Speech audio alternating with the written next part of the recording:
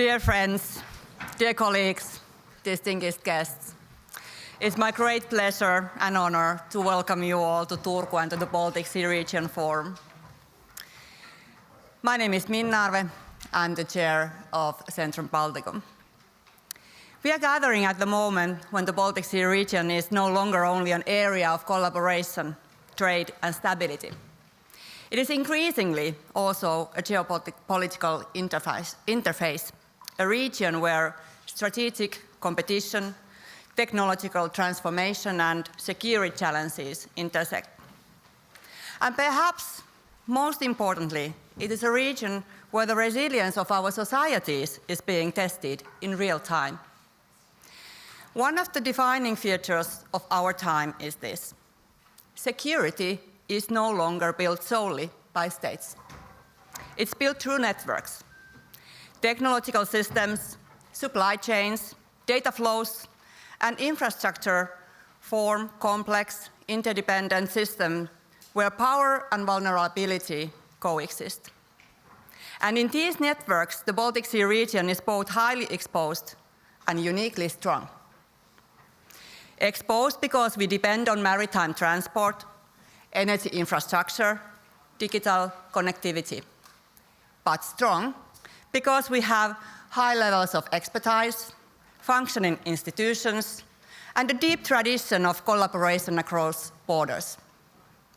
Allow me to highlight three perspectives that I believe are central to today's discussions. First, security of supply has fundamentally changed. It's no longer primarily about stockpiles or redundancy. Today, it's about the ability to maintain and restore critical functions in a context where disruption can be rapid, targeted, and often invisible. So the key question is no longer only can the system withstand disruption, the real question is how quickly can it recover? How quickly we can repair a damaged subsea cable, restore port operations, bring digital systems back online after cyber attack.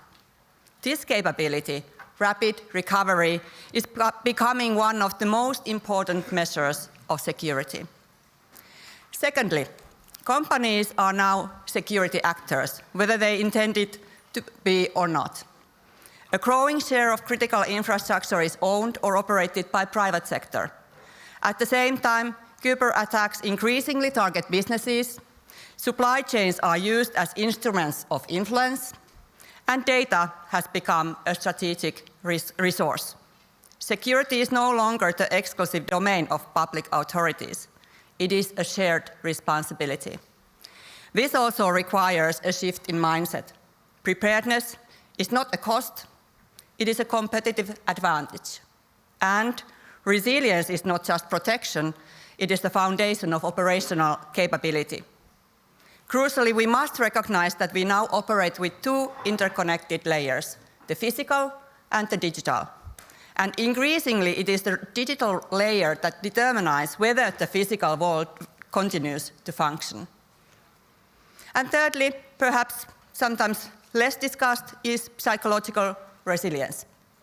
We can build robust systems, we can protect infrastructure, we can develop advanced technologies. But in times of crisis, what ultimately matters is how people respond. Psychological resilience exists in three levels: the individual, the community, and the society as a whole. And it's reflected in very concrete ways. Do we maintain our ability to act? Do we trust each other? Can we make decisions under uncertainty? And in crisis, the goal is not to create heroes, it is to protect ordinary life. That is the principle worth remembering, also at a strategic level. Distinguished participants, as we look at the Baltic Sea region today, one message stands out clearly. Resilience is not built in isolation. It is built through collaboration, through shared situational awareness, through trust, and through the ability to act together, quickly. This applies to governments, public authorities, but also businesses. And that is precisely why forums like this matter. They are not just spaces for discussion, they are part of our collective preparedness. Let me conclude with one final thought. The competition of the future will not be decided solely by resources. It will be decided by who can adapt the fastest, who can recover the most efficiently, and who can maintain functionality under uncertainty. In other words, resilience is not only about security. It is a form of strategic strength. I wish you a very insightful and inspiring day of discussions. Thank you very much.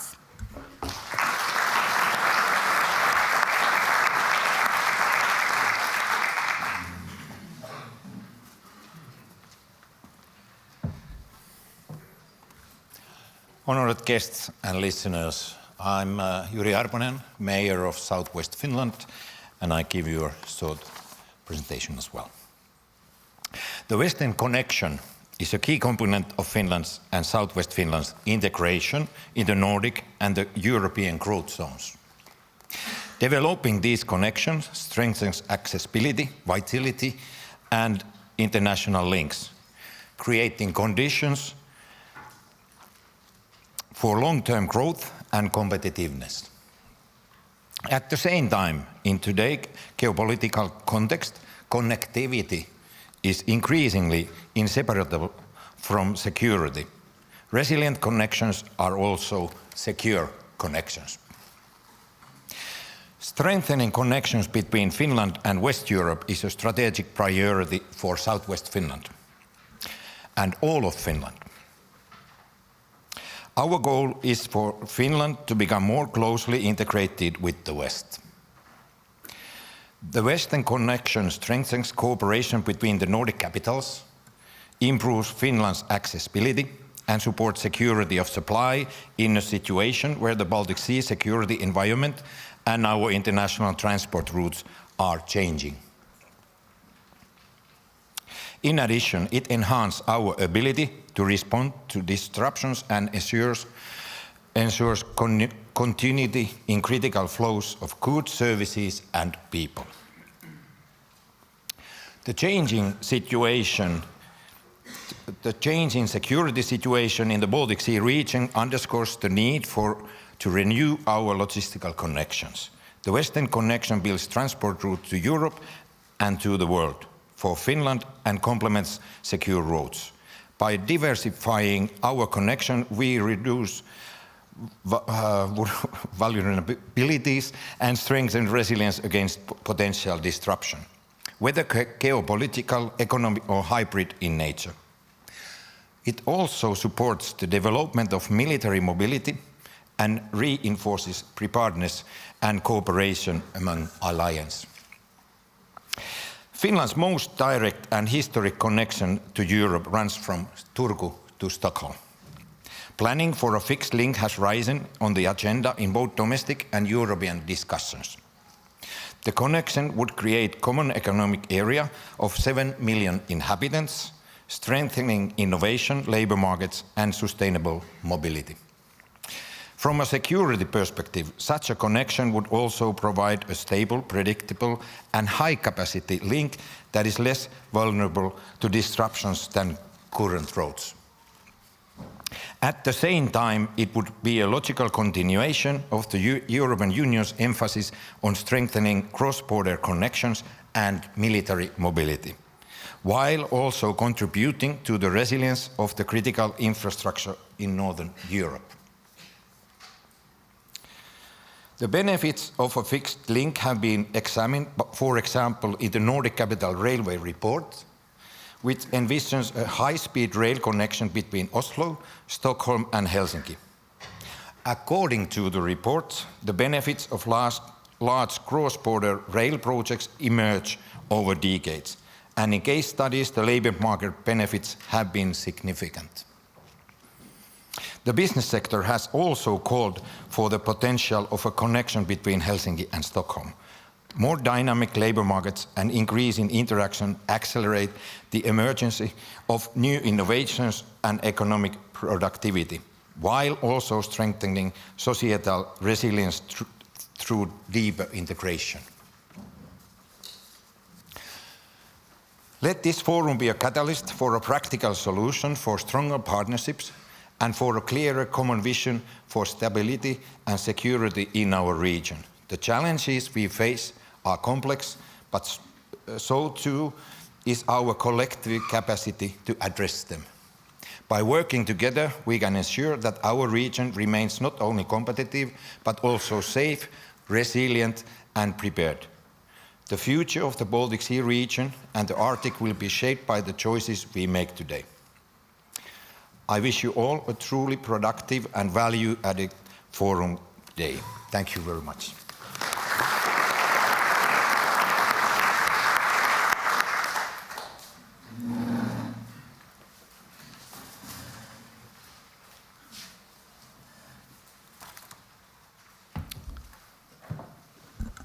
Your Excellencies, Chief of Defence General Jaakkola, distinguished professors, Professor Liuhto, members of the armed forces, colleagues and friends.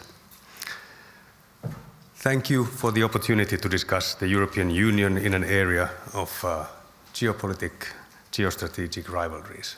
And it truly is an era of geopolitical, not mayhem, but disorder.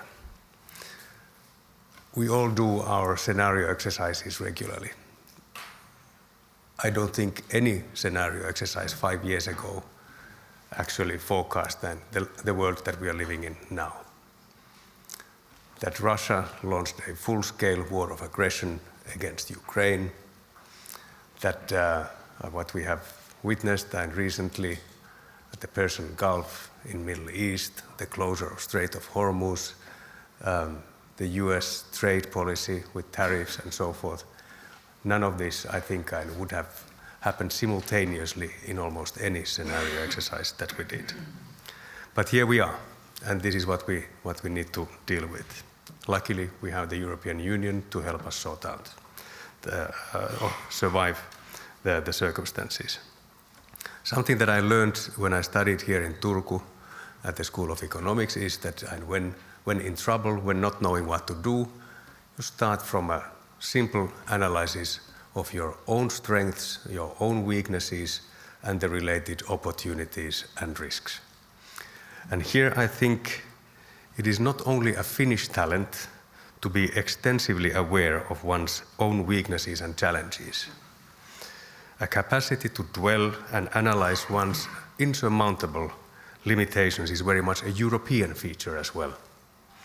There's no shortage of the awareness of what Europe should be but is not, what it should do but doesn't. I will focus my intervention today on the strengths of the European Union. I have no doubt there will be sufficient attention to our weaknesses and a long to-do list later on in the program. Sometimes in my modest experience of about 30 years of EU external relations and economic policies, I found that Europe and its strengths are much better visible and recognized from the outside than from the inside.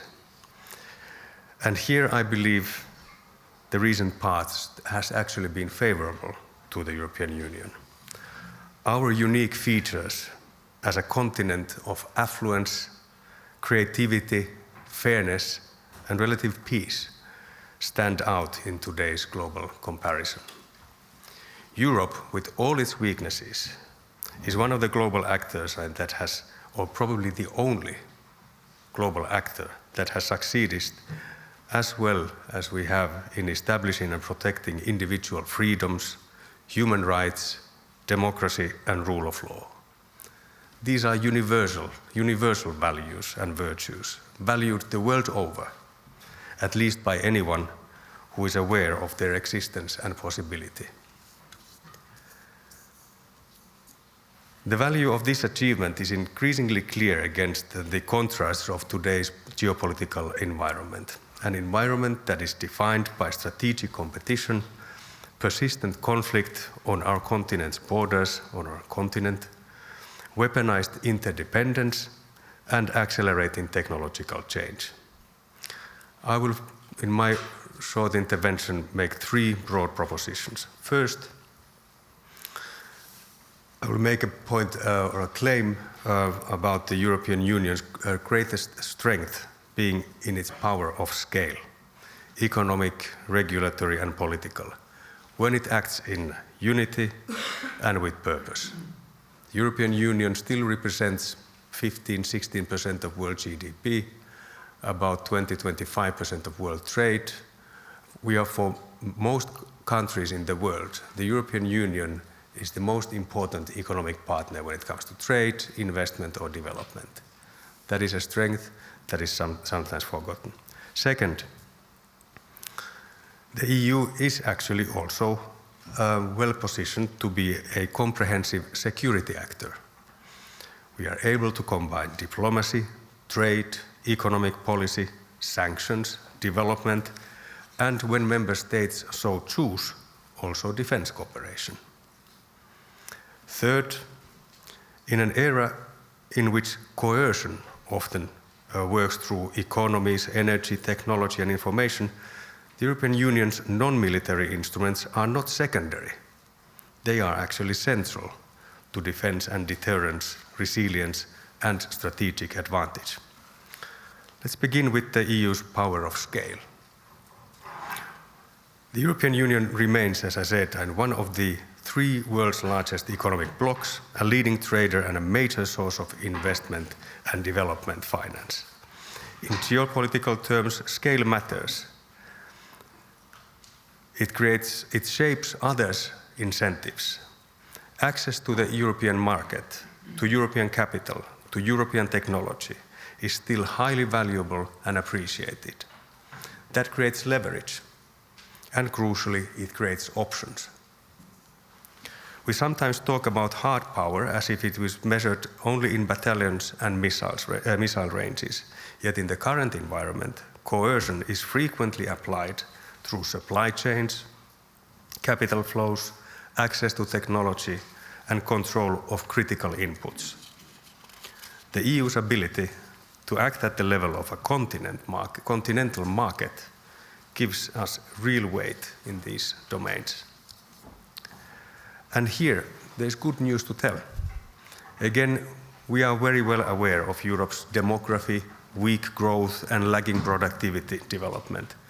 But we should also recognize that there's important potential still existing in the single market. It is not complete and it is not exhausted. It has been only recently again presented and demonstrated in the Draghi report, in the Letta report, as well as in the IMF analysis presented by Kristalina Georgieva, that the reduction to barriers to trade, services and capital to similar levels with the US, for example, which is not impossible, it would increase EU productivity by 20%, and it would increase EU potential for growth with several percentage points. And this would only require the adoption and implementation of regulatory initiatives that have largely already been presented. Yes, the notorious EU regulation. It is not only a burden, this EU regulation, it is the basis of our functioning single market. It can be a great asset. And I'm not saying that there are no mistakes, that it could not be improved. Of course it can. But the regulatory basis, and that is what creates the single market and also creates the leverage that we have internationally. The single market is actually cheap to establish. It doesn't cost much anything. This is just legislation, adopted and applied. So when we are critical about EU regulation, let's be a little bit analytical. What do we criticize, what not? This is the basis of our leverage and strength. The regulatory power that we possess is global, and we have to handle it with care. There's something that we have been able to safely assume that when Europe regulates, the rest of the world follows. This has been the case for a long period in time, but that's not necessarily anymore the case. For partnerships, we also have to listen to our partners. It cannot simply be that we regulate and the rest of the world follows because we want them to. We need to consult, we need to talk, we need to cooperate.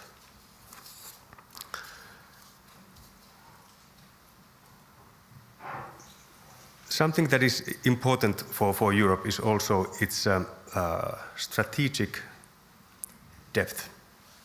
We can absorb shocks and keep going. That endurance is critical because our competitors, our rivals, they often bet on fatigue, on inflation, energy prices, domestic polarization, or electoral cycles, reducing the EU's capacity to stay strong. The EU's institutional machinery, our budgetary tools, and our habit of negotiation can, when harnessed, outlast those bets. In deterrence terms, this is a form of strategic credibility. The EU can signal that coercion will not quickly fracture European resolve. Going to my third point, let me mention that the EU also has developed quite serious instruments of economic statecraft. Here, a window of opportunity has opened. At a time when practically all economies globally are facing similar difficulties caused by US protectionism and tariff policies that disrupt established trade relationships, or the voluminous imports of goods manufactured by Chinese industrial overcapacities, everyone is seeking reliable, rule-based alternatives in an increasingly fragmented global economy. Here we have shared interests with most of the countries in the world. And as a result, we have witnessed over the few past months and quite important historic developments. The European Union has concluded trade agreements with the Mercosur countries, with India, with Indonesia, with Australia, Malaysia, Philippines.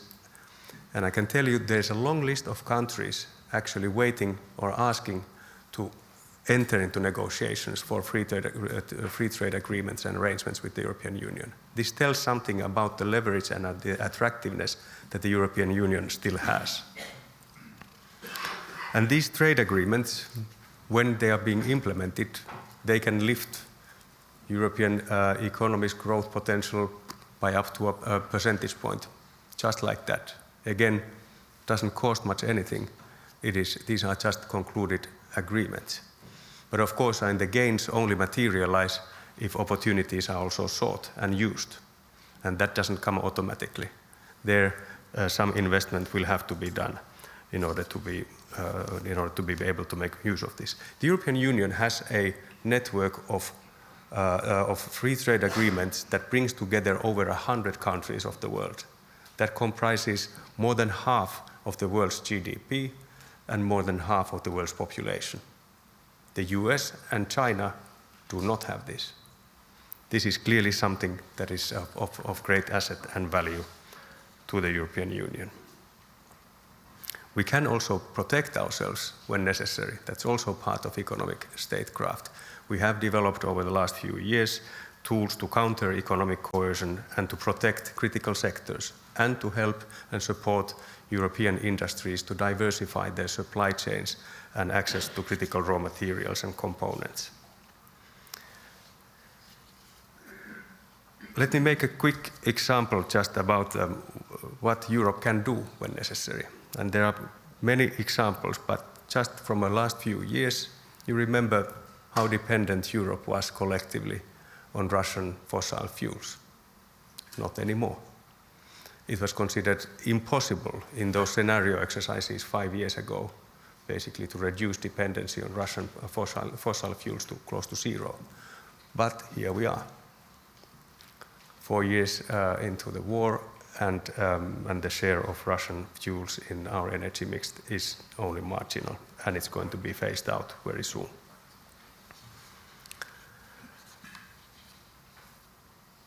This is where Europe's strengths and the leverage are. We can shape markets, we can create markets, we can encourage partners, and we can build partnerships. We can diversify and thereby reduce our risks.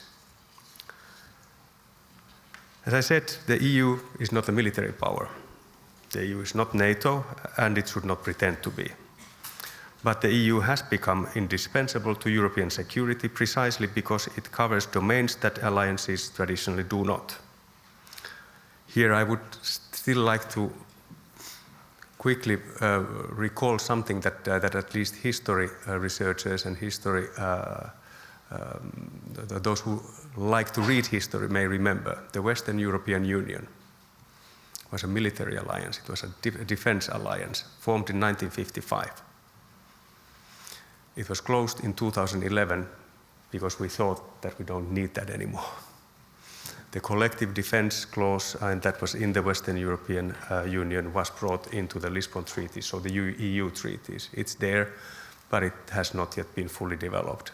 Maybe it will in the near future. But these, the considerations on defense and military defense, they have been there always, but it has decided to rather leave them out of the European Union.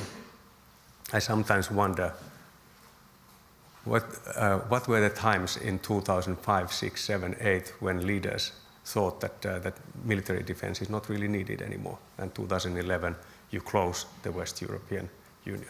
I've been wondering every now and then whether it wouldn't be useful to have it in place now, but I will not want to dwell into something that I'm not more knowledgeable of. Anyways, on security, let me make a couple of points. And the security of ports, customs, aviation, rail networks, satellites, undersea cables, 5G networks, cloud infrastructure, our health systems, food supply, these are all parts of contemporary security and defense. The EU has strengths here because we can legislate, we can also to some extent even fund, we can coordinate and enforce our rules across borders. We can set requirements for cybersecurity, supply chain risk management, infrastructure resilience, and so forth. Again, EU regulation, burdensome, but probably better solution as 27 regulation sets separately.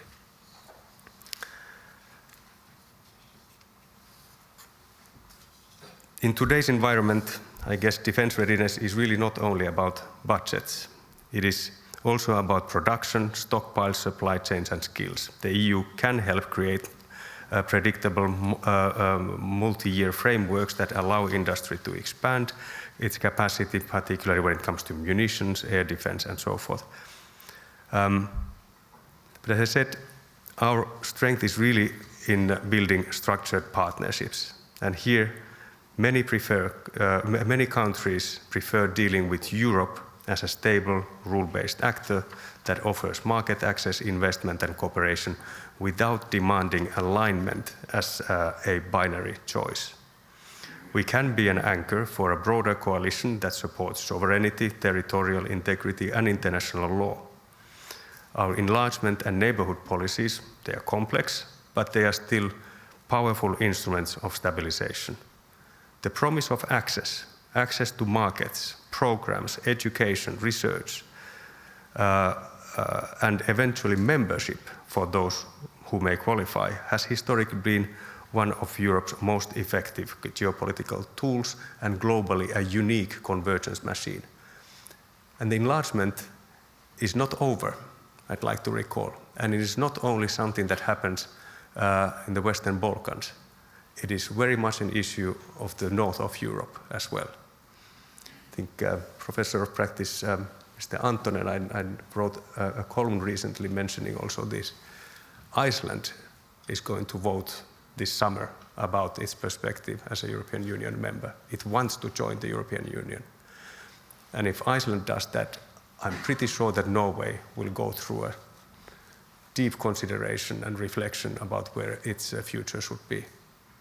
There is great perspective for the north of Europe. Imagine the 5 Nordic countries as members not only of NATO, but of the European Union. That would strengthen the European Union and that would strengthen the north. Something to be kept in mind and to pay attention to. Geopolitics is increasingly technology-driven. AI, quantum, cyber operations, autonomous systems, and space-based capabilities. Our strength is not simply in innovation. We have world-class research institutions, but it is in our capacity to govern technology at scale. We can create common requirements, share threat information, we can raise baseline security across member states. We can reduce strategic dependencies through targeted investment and screening, for example, of foreign investment that comes to Europe. In space, we have European capabilities from navigation to Earth observation. These are critical for both civilian resilience and for military situational awareness. Maintaining and securing these assets is part of strategic autonomy in the very practical sense, the ability to act without being paralyzed by denial of service from others. Finally, let me return back to very basics, to values as strategic assets: trust, governance, and the rule of law. It is fashionable to say that values are a luxury in hard times. I would argue the opposite.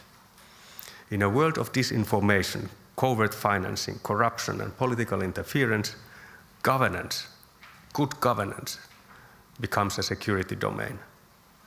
And our commitment, it's imperfect, but it is real, to rule of law, transparency, and accountability make us more resilient. It makes cooperation with Europe more trustworthy and predictable. It makes European commitments more credible to partners. And it reduces the attack surface for hostile influence. Our legal and institutional frameworks, including judicial cooperation and anti-money laundering measures, form part of Europe's defensive and security perimeter. Let me close with this. The geopolitical area we are in rewards those who can integrate instruments of power, military, economic, technological, and diplomatic, and sustain them over time. The EU's greatest strength is precisely that it is built for integration. It can connect markets to strategy, standards to security, and resilience to deterrence. The EU is a union of sovereign states, each with its own history and instincts. That makes decisive action sometimes harder and slow. But it also means that when Europe does act, it does so with a depth of legitimacy and breadth of capability that few other actors globally can match. The EU is not a marginal player in the current geopolitical situation. It is one of the central strategic actors with its own unique strengths. Thank you very much.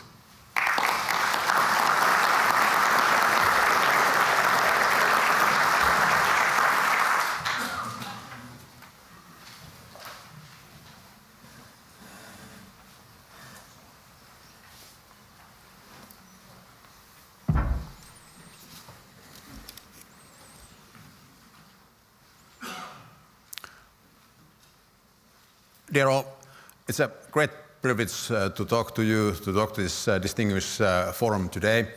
Thank you for the previous speakers about the interventions, and it's very easy to continue from this. And if you allow me to, I will lead you to my lane, which is of course the military and the military strategic assessment of the situation, current and perhaps some future thoughts about the future developments in the Baltic, Arctic areas. And my key theme, I would argue, is how do these two areas, the Baltics and the Arctic, how do they link? So what is the linkage between these two strategic areas? I will start with the big picture. And of course, we can easily say that we are living the new era in geostrategy and geopolitics. But what does it mean in practical terms for common people like myself? 3 questions for myself. The first one would be, are threats of the current situation and the future scenarios, are they predictable? Are they shared? Do we share the same assessment of the possible threats for the future?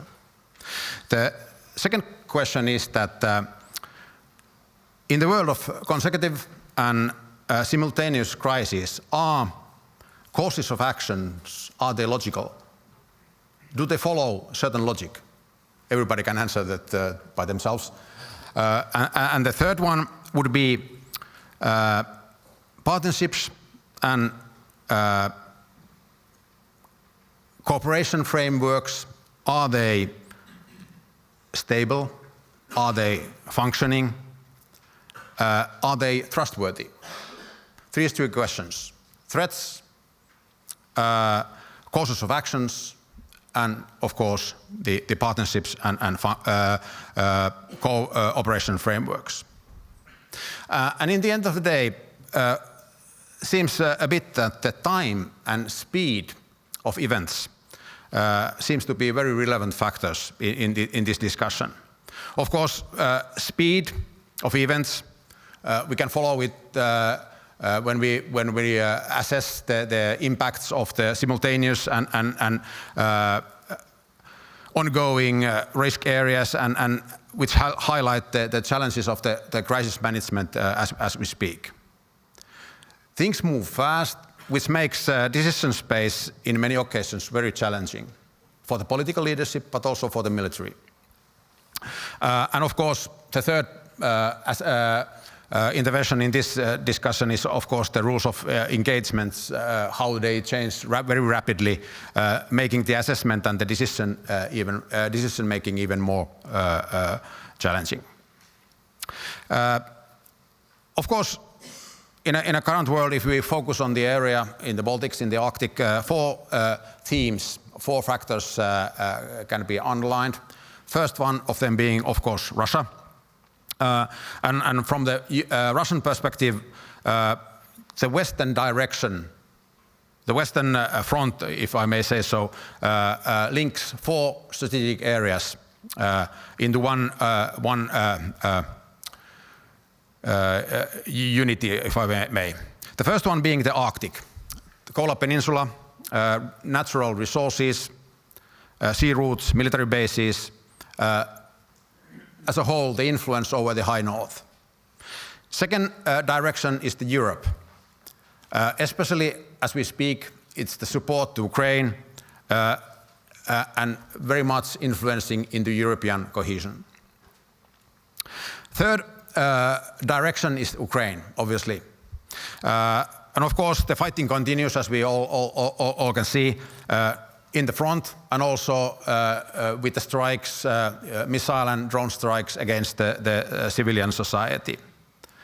What is the readiness, the Russian real readiness for the ceasefire or the peace is one question.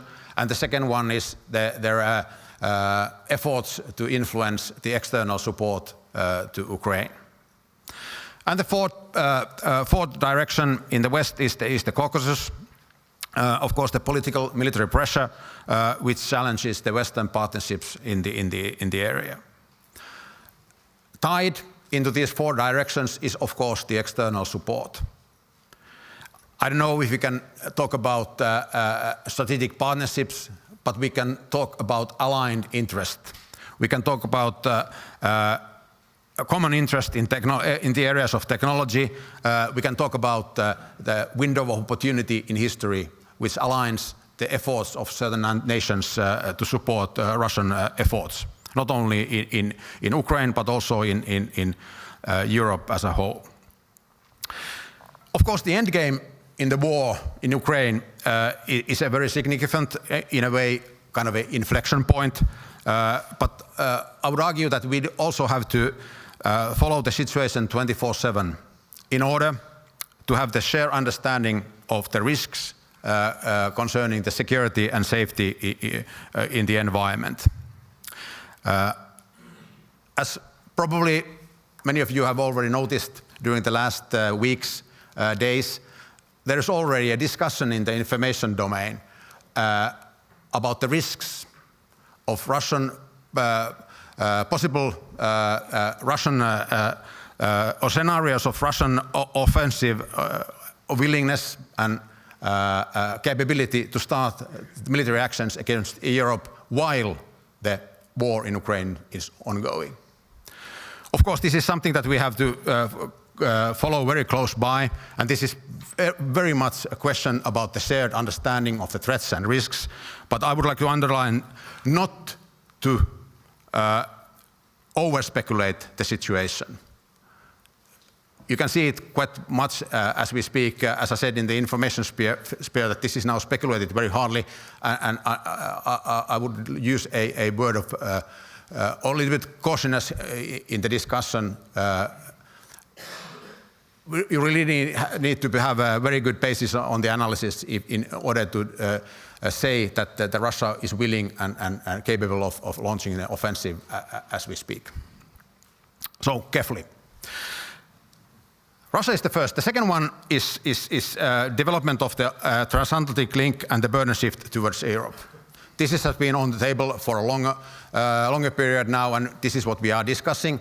And during the weekend, we of course witnessed the announcement from the US administration to reduce the numbers of soldiers in Germany by 5,000.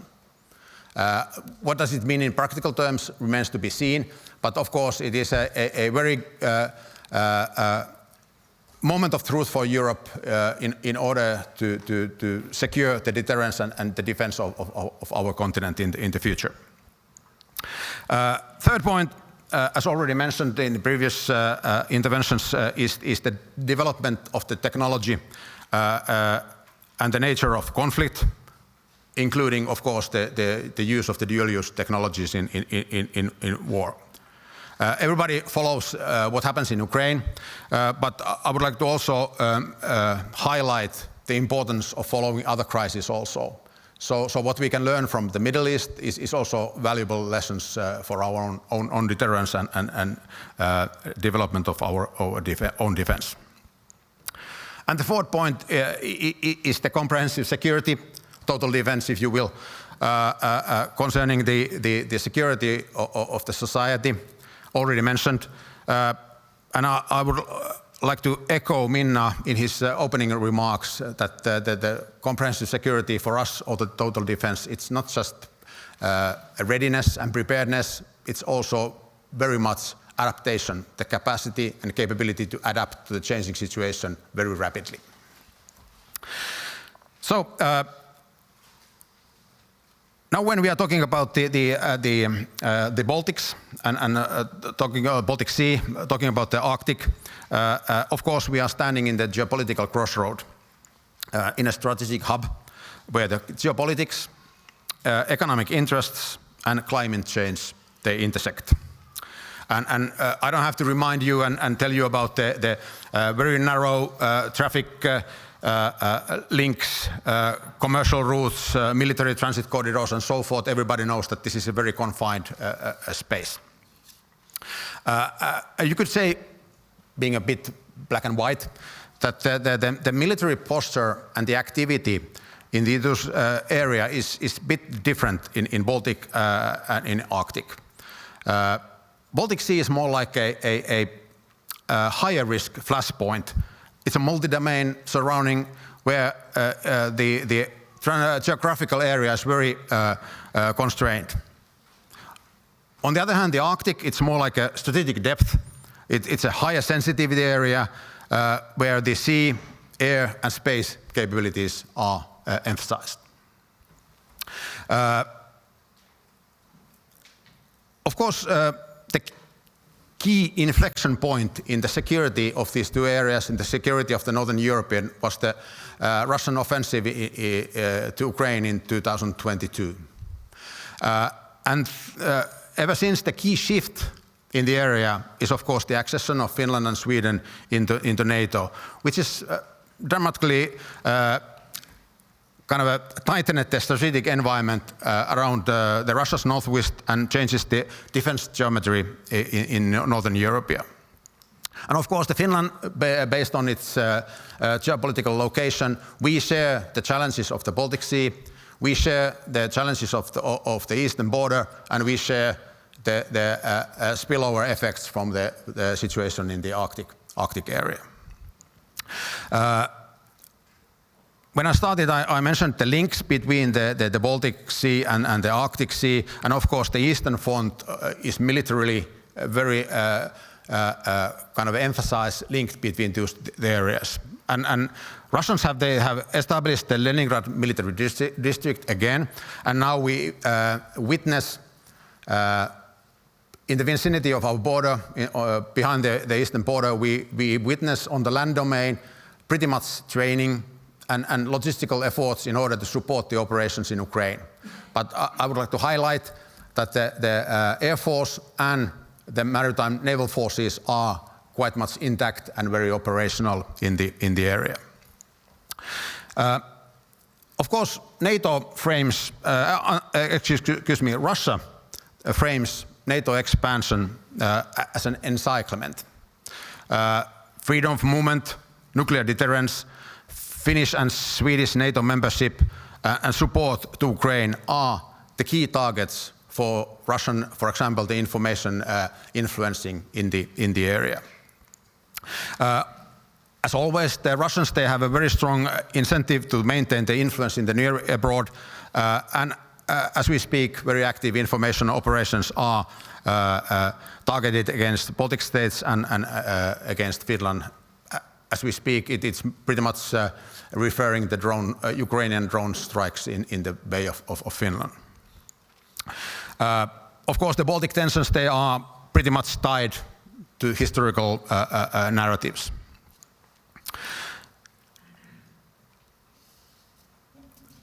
As a baseline assessment, you could easily say that NATO members, they are quite strong in the Baltic Sea and increasing their presence and activity in the Arctic.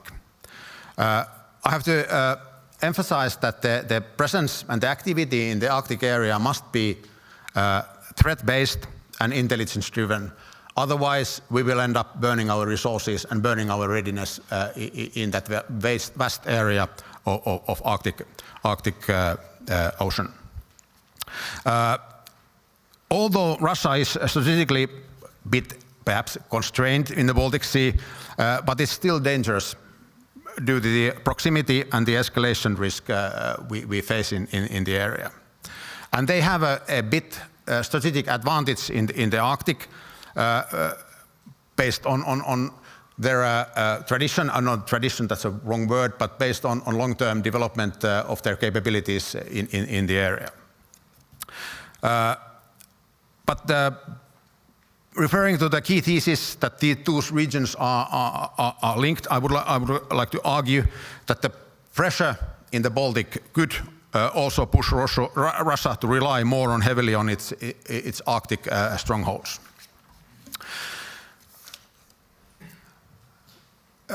For the soldier, for the military, it's quite easy to exclude all of those assessment tools like political, economic, information, diplomatic, and so forth out of the equation and just stay on my lane. And I will be staying on my lane and discussing these three, using three core dimensions of military planning, which are space, force, and time. Space meaning in this connection geography. If we start with the Baltic Sea and the geography, of course, it's, as we know, 2,000 vessels a day in harbors or at sea. It's heavily monitored. It has its geographical choke points, Danish Straits, Bay of Finland, and so forth.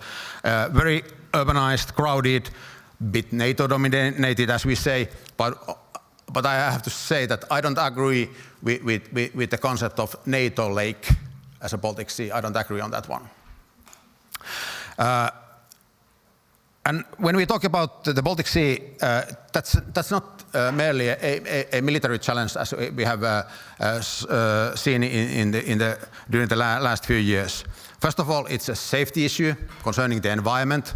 Secondly, it's a security issue concerning the rule of law and shadow fleet, especially in this occasion. And then you have also the defense side of the challenge. Baltic infrastructure is, of course, very vulnerable to disruption, and because of our reliance on security of supply and functioning logistics and connections, it is a critical question for all of those nations. But I would like to also emphasize the meaning of the Baltic Sea also for the Russian side. as a transit route, as a kind of a lifeline for the economy and logistics of Russia. And for Russians, of course, the Russian enclave in Kaliningrad is a always emphasized question, heavily militarized but isolated. When we are talking about the forces or the military presence in the area, one could easily claim that the heavy surveillance reduces surprise, but also increases tension, shrinking the time. Of course, Russia deploys military capacity and capabilities to the area in Kaliningrad concerning the anti-access and air denial systems, Baltic Fleet, which is escorting the Shadow Fleet, and so forth. NATO has its advantages like air, naval assets, and also short reinforcement times across the member states. When we are discussing about the force requirements for the Baltic Sea and for the Arctic, I think they differ a bit. In the Baltic Sea, you could say that in the future, certain requirements and certain capability areas are emphasized. First being the unmanned systems and counter-unmanned systems. Second, being the intelligence, surveillance, and reconnaissance capability and capacity to detect especially small, low-level flying objects and underwater activity. Sea mine warfare, where our defense forces and navy is very advanced, as a bit of a raising our own tail. Long-range precision weapons, and lastly but not leastly is the tight cooperation between national and international authorities other than military. And of course, when we come to the third element and dimension, which is the time, because of the very compressed decision timelines, it's the decision making, the actions and counter actions, the timetable can be very rapid, reactive, requiring very short reaction and decision times. And of course, this creates a higher escalation tempo where the risk for the miscalculations is significant. And in the case of drone activities, we can witness this very, very clearly. When we are talking about the Arctic, of course, again, the geographic different than the Baltic Sea force. Of course, the Russia is the largest Arctic military presence globally. They dominate the icebreaker fleet with the icebreaker fleet, and the Northern Fleet is essential for the Russian second strike nuclear capacity in West. NATO presence in the area is growing, but still less concentrated. There's no conflict as we speak, but there is a rising competition in the high. We used to say that it was a high north, low tension. But what is the new wording for this one? Is it high sensitivity, high risk, or something similar? But I would argue that in the future it's not anymore high north, low tension. Although everybody would like to have that kind of a situation, but I'm afraid that that's not going to be the reality. Again, when we are talking about the force and the capability requirements for the future in the Arctic area, of course, the basis is the training and the basic equipment for the force. You really need to know how to operate in the Arctic conditions in order to be not a burden, but a provider of the capacities. Of course, requirements include the icebreaking capacity, satellite communications and C4I command and control systems, ISR capacity is especially the heavy requirement is to space-based assets, submarines. They are back on the game, if I may. Again, long-range precision weapons, and in the Arctic area, the cooperation between the international authorities, like rescue services, environmental issues, and research and development is essential. Concerning the time, perhaps in Arctic area, the development of the situation might be slower, but I would argue that it is a bit more strategic due to the meaning of the nuclear deterrence in the area. Climate change, it's extending the operational windows, and infrastructure build-up in the future gives Russia perhaps faster local response times. I would say that the Arctic, for the Russia, it's not not a flank; it's a strategic stronghold.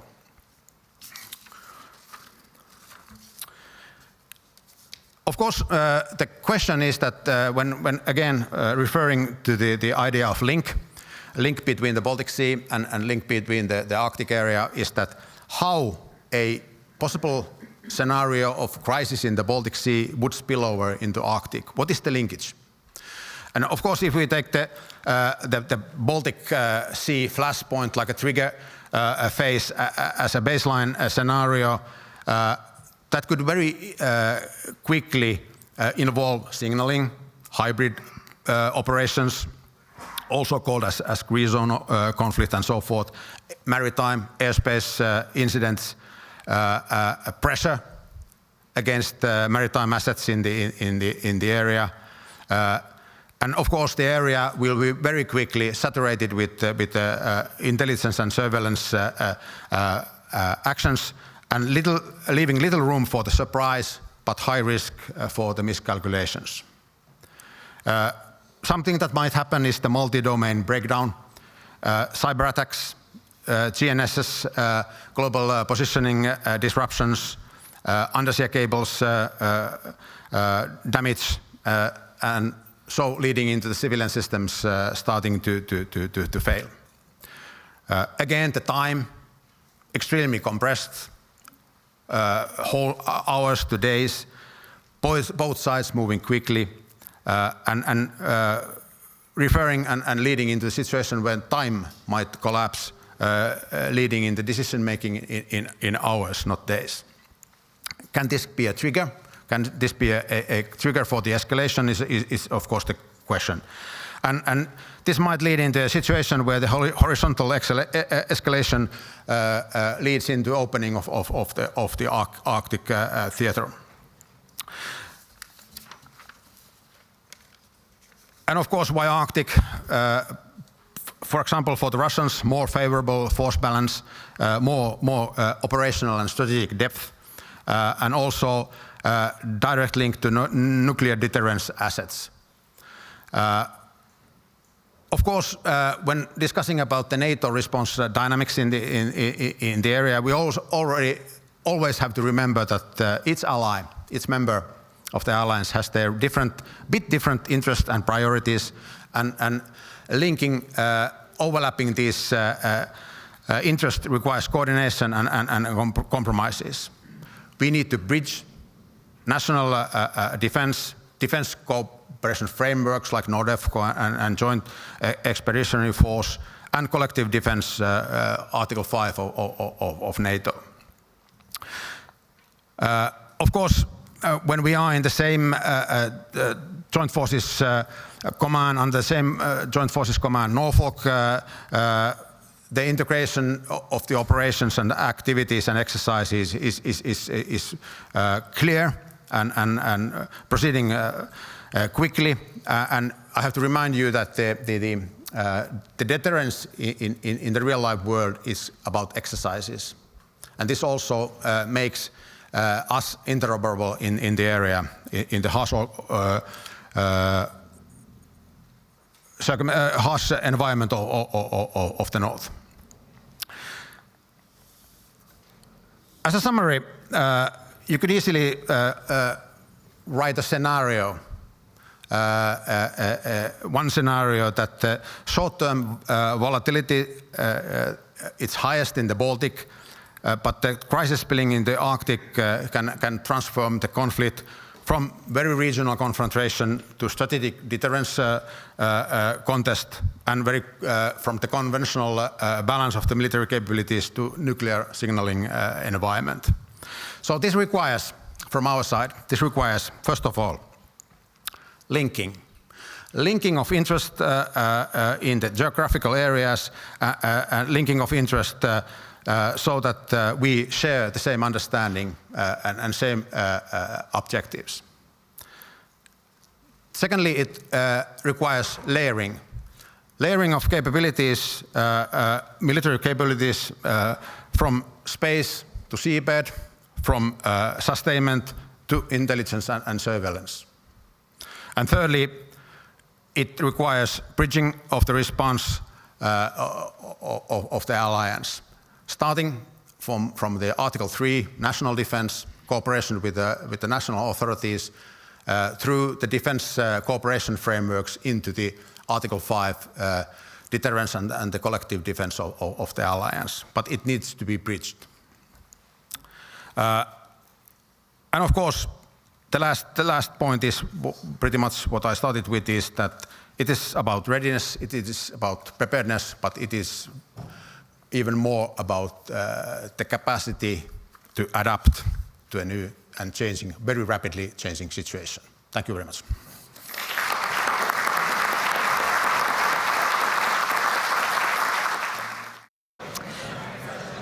Okay.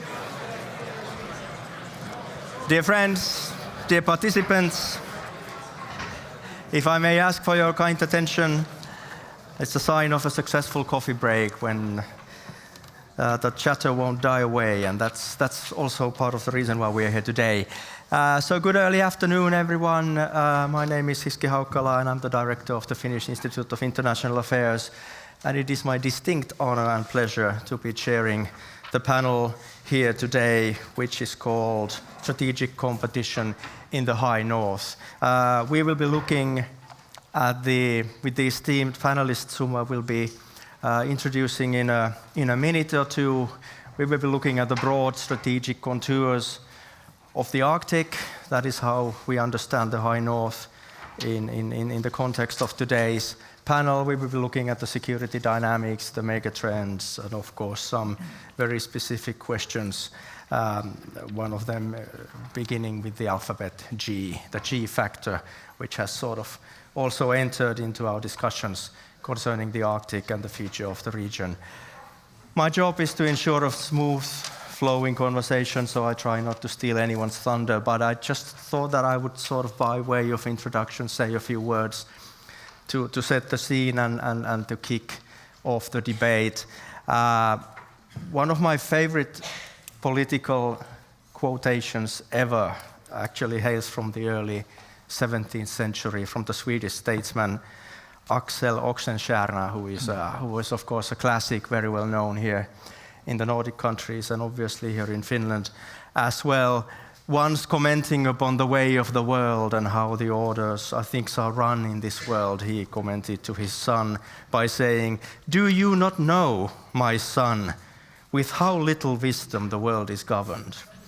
And he, of course, had plenty of first-hand experience of governing and following the decision-making and the game of politics in his native country, Sweden, of which, of course, Finland was also very much a part of.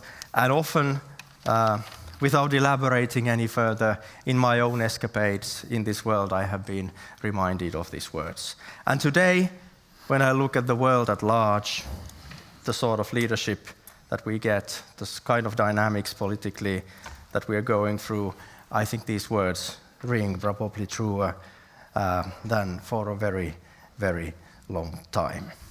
And these words were ringing in my head when I was driving here and thinking about the topic of our panel, strategic competition in the High North, because to a certain extent, I would take the word strategic with a pinch of salt, perhaps. I'm not sure how strategic the competition is if we are really ambitious with the word strategic. But as the commander of the Finnish Armed Forces just noted, the competitive pressures are clearly on the rise, and therefore, of course, this question and this theme merits to be debated here today. And also, one should have no doubt that the stakes when it comes to the region are indeed strategic. We are talking about security, we are talking about wider stability, the prosperity and well-being of the peoples. And more than that, I would argue, and this is also a point I want to raise in the debate at the end of the conversation, the sustainability of the region and indeed the wider world and the way humanity goes about its business and the way we approach also the Arctic as a sort of a stage upon which we can play our great power games and with relatively little consideration currently for the increasing pressures in terms of climate, in terms of sustainability, and so on and so forth when it comes to the High North. I think I have abused the power of the chair more than that is perhaps even appropriate. I would like to introduce the amazing groups of experts we have here today. Really happy and pleased that you accepted the invitation and we can have this conversation. Starting from my right, which is to your left, if I understand directions still correctly, is Alexander Gabuyev, the director of Carnegie Russia-Eurasia Center in Berlin, Germany, and one of the absolutely preeminent experts when it comes to Russia and Russia-Chinese relations as well. You're too kind, obviously. Don't look so. As a Finn. Thanks. Yeah. Then to his right, yes, to my left, or the other way around, is Robert Hamilton, president of Delphi Global Research Center, United States, a man with an impeccable background in terms of strategic studies and also the security dynamics in the region. I'm really, really very happy that you have accepted our invitation as well. Thank you. Today. Thank you. Then I don't talk about, I'll just start showing hands because the directions seem to be a bit complicated for me. Mika Hentunen, one of the leading journalists in Finland, currently a Russia correspondent working for the Finnish broadcasting company. It's always called YLE for some reason in English. And of course, previously also a correspondent, if I don't recall erroneously, also to China and Washington. So particularly well placed to talk about the grand strategic picture here today as well. Warm welcome. Thanks.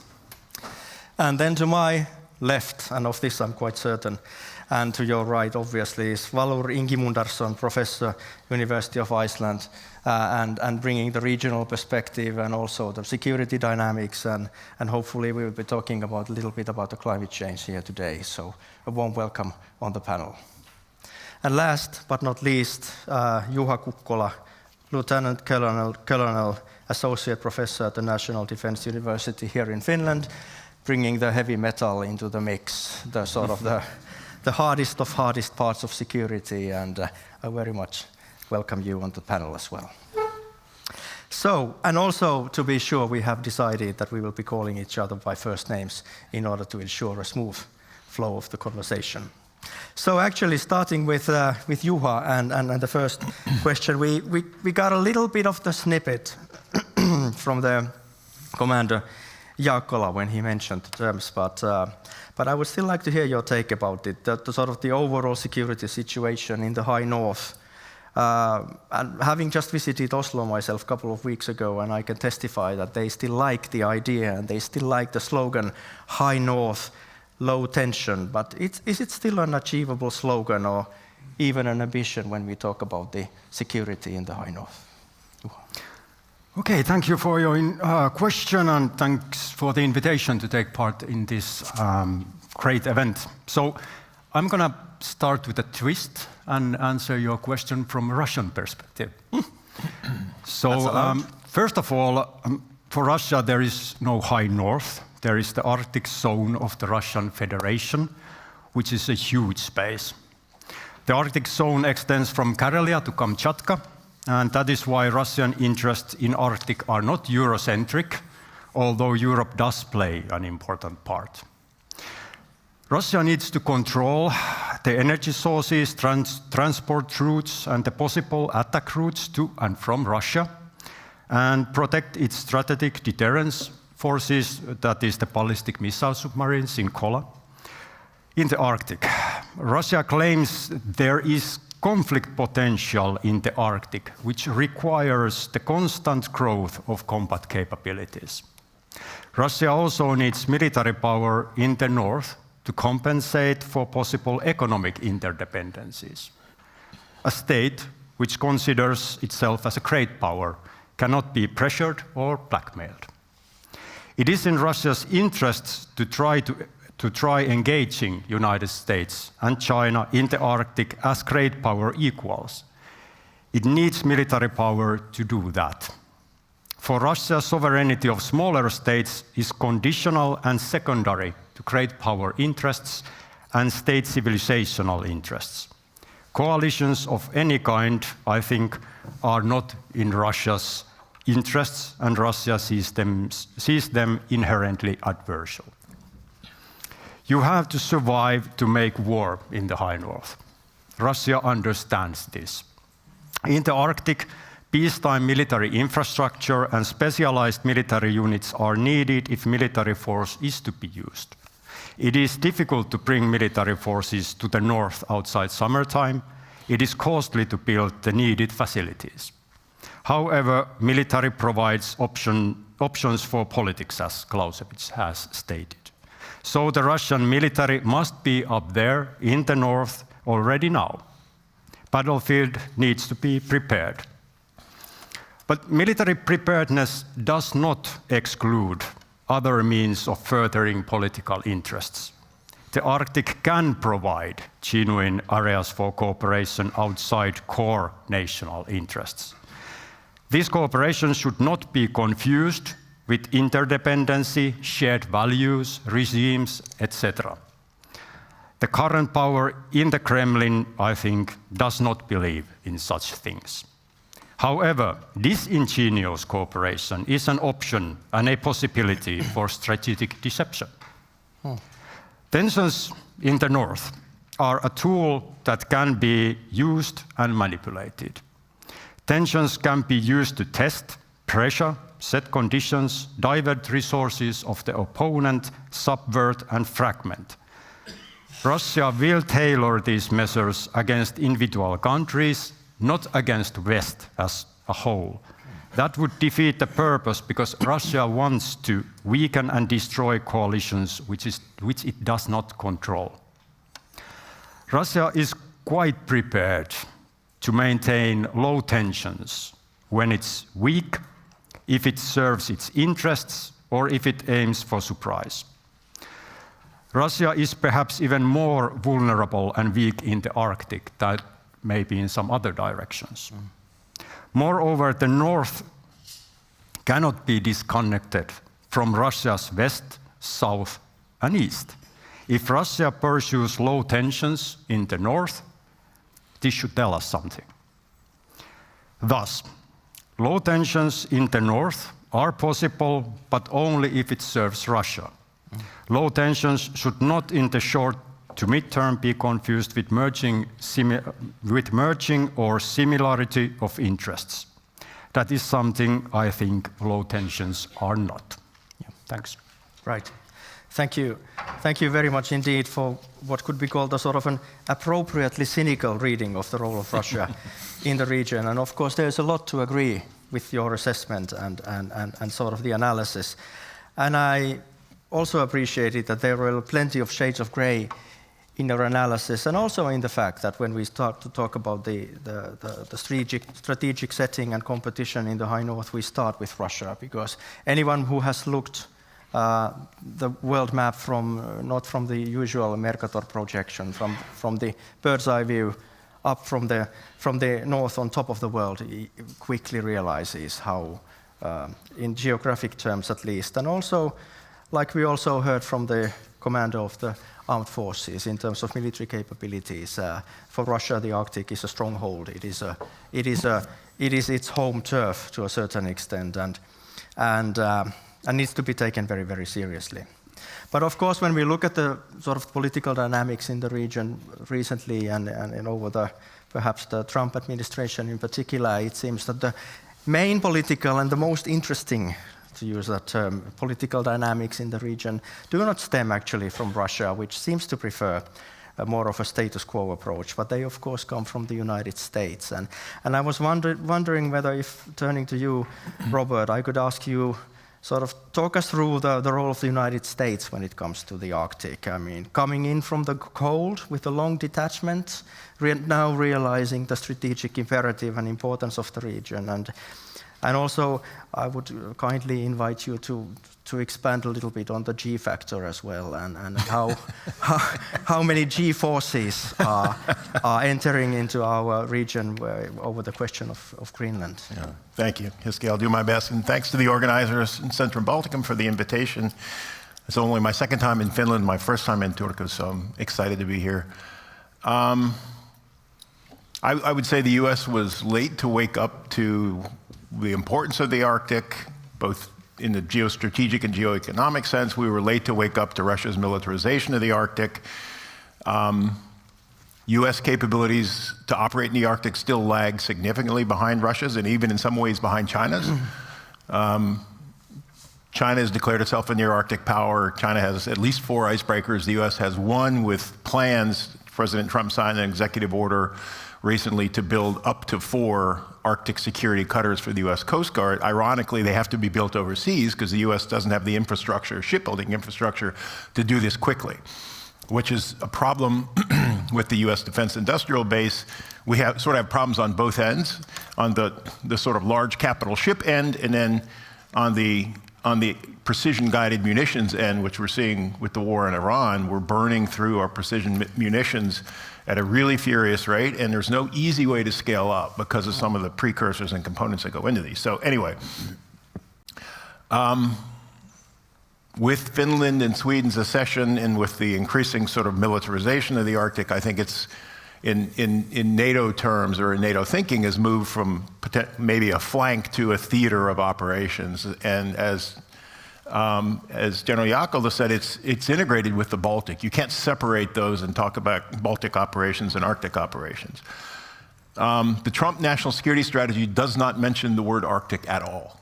Does not appear in the document, which I think is unfortunate and also instructive, is how the Trump administration sees the Arctic. I think it sees it largely in economic terms. I think Trump sees the world largely in economic terms. And the Trump administration has taken steps to open the U.S. Arctic territory up to expanded oil and gas drilling and rare earth mineral mining. But we have not done much, if anything, to address the capability shortfalls we have. We have shortfalls in naval mobility, ice-capable logistics, permafrost-capable vehicles, UAVs, drones that can operate in Arctic conditions, C4ISR, so command and control and intelligence, surveillance, reconnaissance. These are all shortcomings in the U.S. military ability to operate in the Arctic. If the US and NATO operating together would have a decisive advantage over Russia or any competitor in the Arctic. Really, 7 of the 8 Arctic Council members are NATO members. If they work together, the problem is US policy under Trump has made that difficult by sort of lumping the Arctic in with the Western Hemisphere, and the national security strategy declares the US a Western Hemispheric power, reasserts the Monroe Doctrine, adds the Trump corollary to the, very proudly, adds the Trump corollary to the Monroe Doctrine, which seeks, I'm quoting here now from the national security strategy, to deny non-hemispheric competitors the ability to position forces or other threatening capabilities or to own or control strategically vital assets in our hemisphere. My entire adult life and my entire career, sort of the U.S. prided itself on not seeing the world through the prism of zones of interest, and we sort of, this was a major bone of contention in the relationship with Russia. Is we denied the idea that Russia had a zone of privileged interest, and now we've asserted one ourselves, which I think is a massive strategic error. We'll be paying for this for years or decades. On Greenland, I think we need to differentiate between Trump's thinking about Greenland and the U.S. strategic thinking about Greenland, because I hope the former is a temporary phenomenon and I think the latter will persist. I don't mean to be sort of flip here. I don't think it's unfair to say Trump wants Greenland because it's a big piece of land, and he thinks it's got a bunch of rare earth minerals and oil and gas under the surface, which it might, but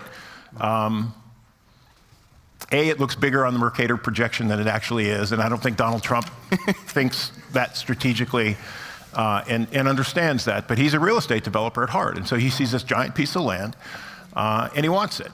And again, that's a little simplistic and a little flip, but when I've been consistently disappointed in trying to apply long-term strategic logic to Donald Trump's thinking, and so I think that explanation makes as much sense as any long-term strategic explanation.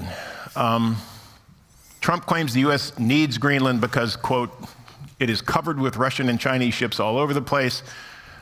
There have been 0 verified Chinese or Russian military patrols near Greenland in the last 5 years. None that have been verified. There have been 45 to 80 in the same period of time around Alaska. And so, in other words, the U.S. does have a problem with the Arctic and the high north. It's not in Greenland. It's on the other coast. It's in Alaska. And this is U.S. territory. And when you have 45 to 80 patrols and intercepts per year for 5 years, clearly that is where, if we're worried about Russian and Chinese incursion, that's where we should be worried. Long-term U.S. strategic thinking, the U.S. can and has gotten everything it needs in terms of national security presence in Greenland without threatening allies or trying to own the land. Greenland does matter. It's the early warning for missile launches. It's the shortest point over the pole between Russia and the U.S. The U.S. has had basing rights in Greenland for decades. Drew our presence down from 17,000 at the height of the Cold War to about 150 now. There's nothing that prevents the U.S. from reasserting those basing rights. Of course, it's less likely now because of threatening a NATO ally. Had the Trump administration just entered into a conversation with Greenland and Denmark about the strategic value of Greenland, the remilitarization of the Arctic, and the need to help protect not only Greenland but Canada and the United States, it would have been an easy conversation. It's going to be a much harder conversation now. So the problem I think we're facing now, and I'll end with this, and again, not to be flip, but I think this is more true than not, is we have an unserious person making deadly serious decisions on behalf of the United States. Right. Thank you. Thank you for this sort of a strong and principled analysis and stance concerning the issue and what is at stake, but also talking us and walking us through the sort of the genuine strategic concerns that the Americans have when it comes to the region, high north at large, and perhaps to a lesser extent when it comes to Greenland and the vexing problem of entering a bit late into the game and to a certain extent lagging behind. If I may ask a further question from you, because that seems to be now the main refrain in the transatlantic relations. Is this American or Trumpian understanding that the Europeans never rise to the metal, they never sort of come through in terms of assistance and solutions. So how would you assess the European response when it comes to these Arctic concerns on the part of the Americans? And have we played our perhaps relatively weak hand badly or well?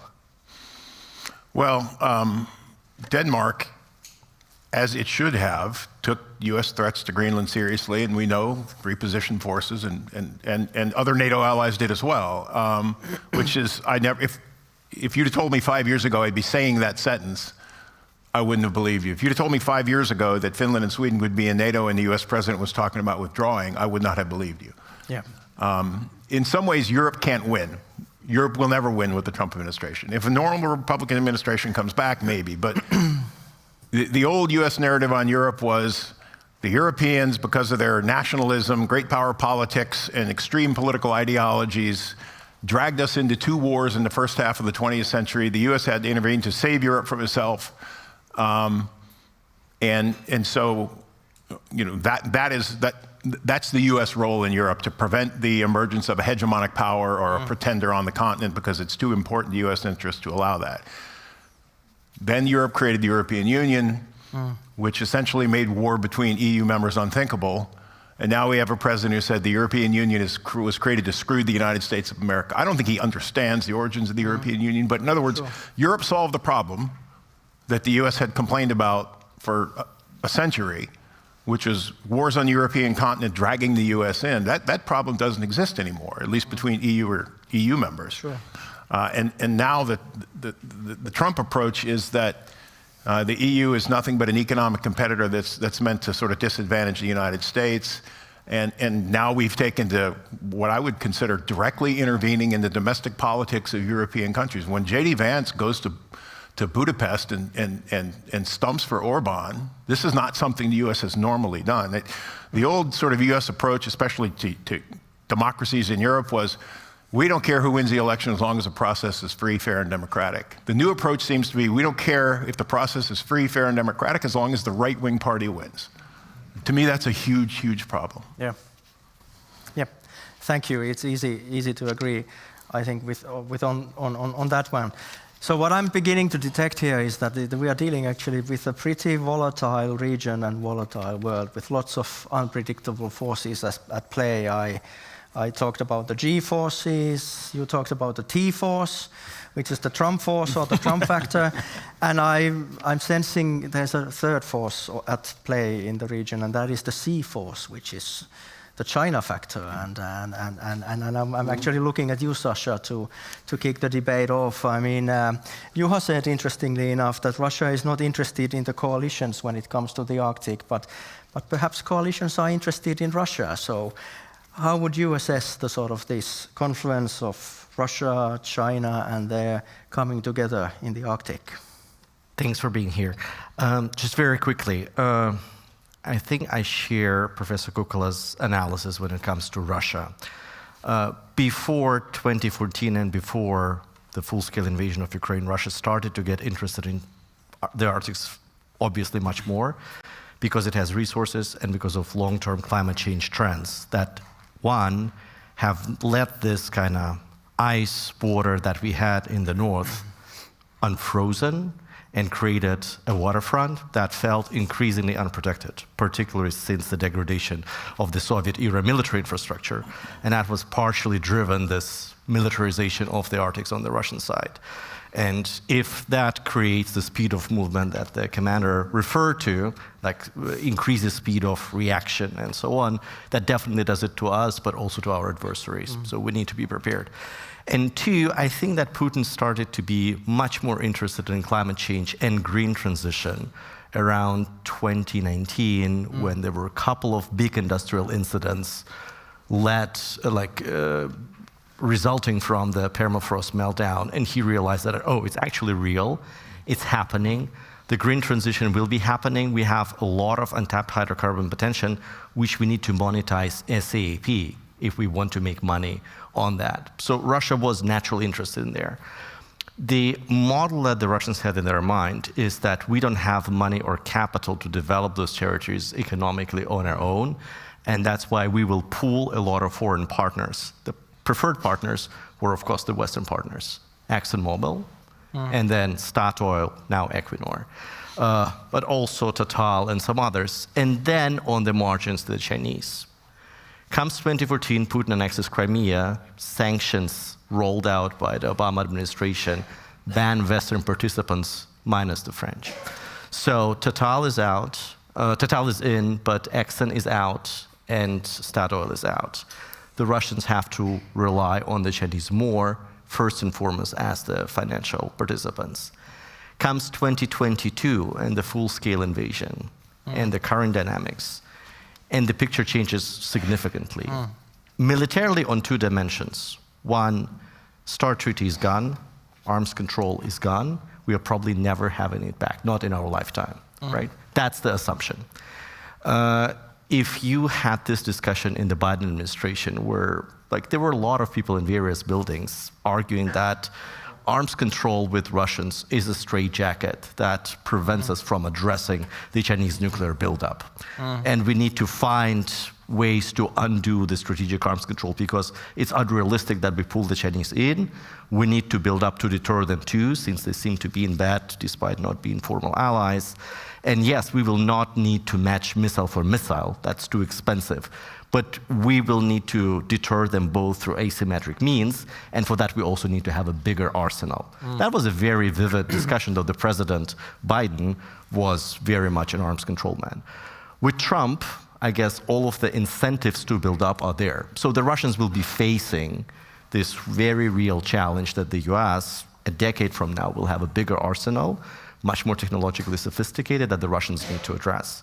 And then the second part of the dimension which we discussed is the Kola Peninsula, entrance on Finland and Sweden and NATO, all of the assets that they bring to the table and all the assets that can be located in these countries with a very rapid tech modernization of which Russia is, well, not entirely part of, right?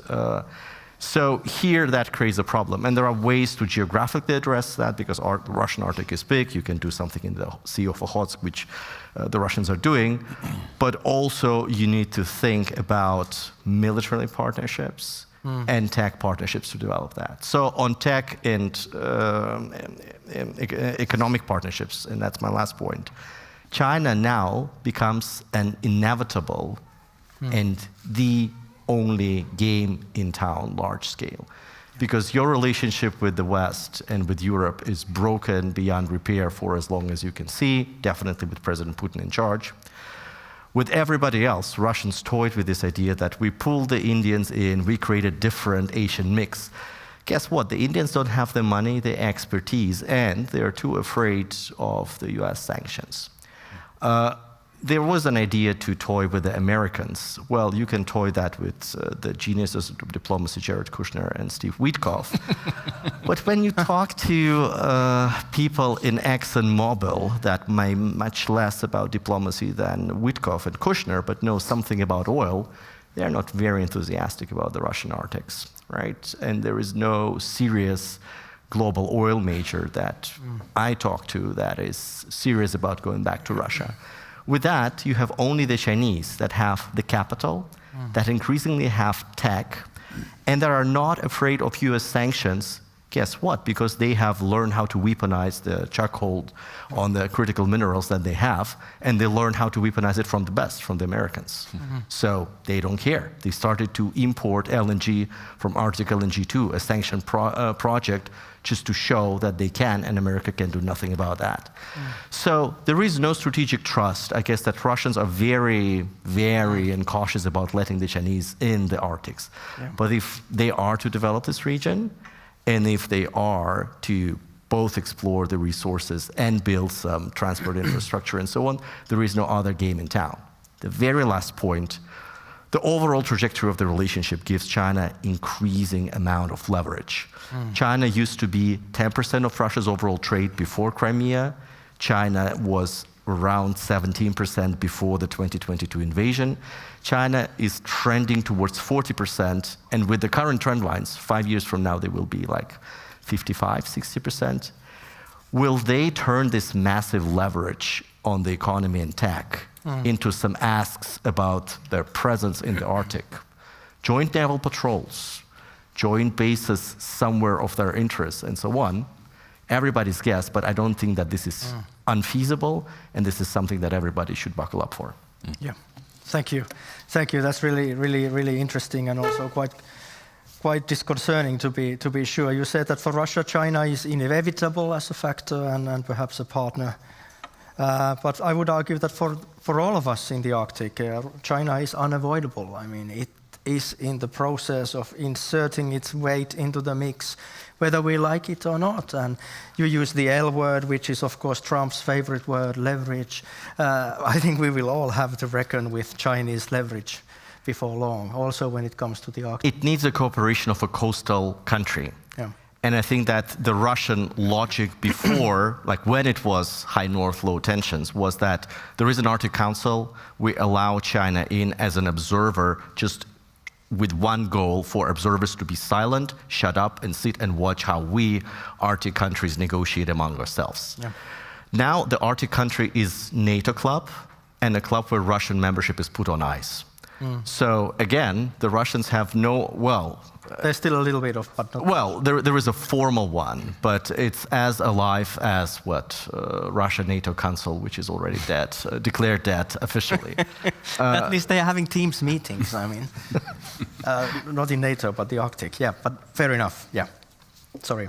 Yeah, so that gives China a very good opening. Yeah. And again, it's not the course that the Russians have preferred originally, but because of the whole strategic mistake of invading Ukraine and so on, they're increasingly dragging themselves in the Chinese pocket on Chinese terms. And Chinese can be very polite and patient when landing these asks exactly at the time when the Russians cannot refuse them. Yeah.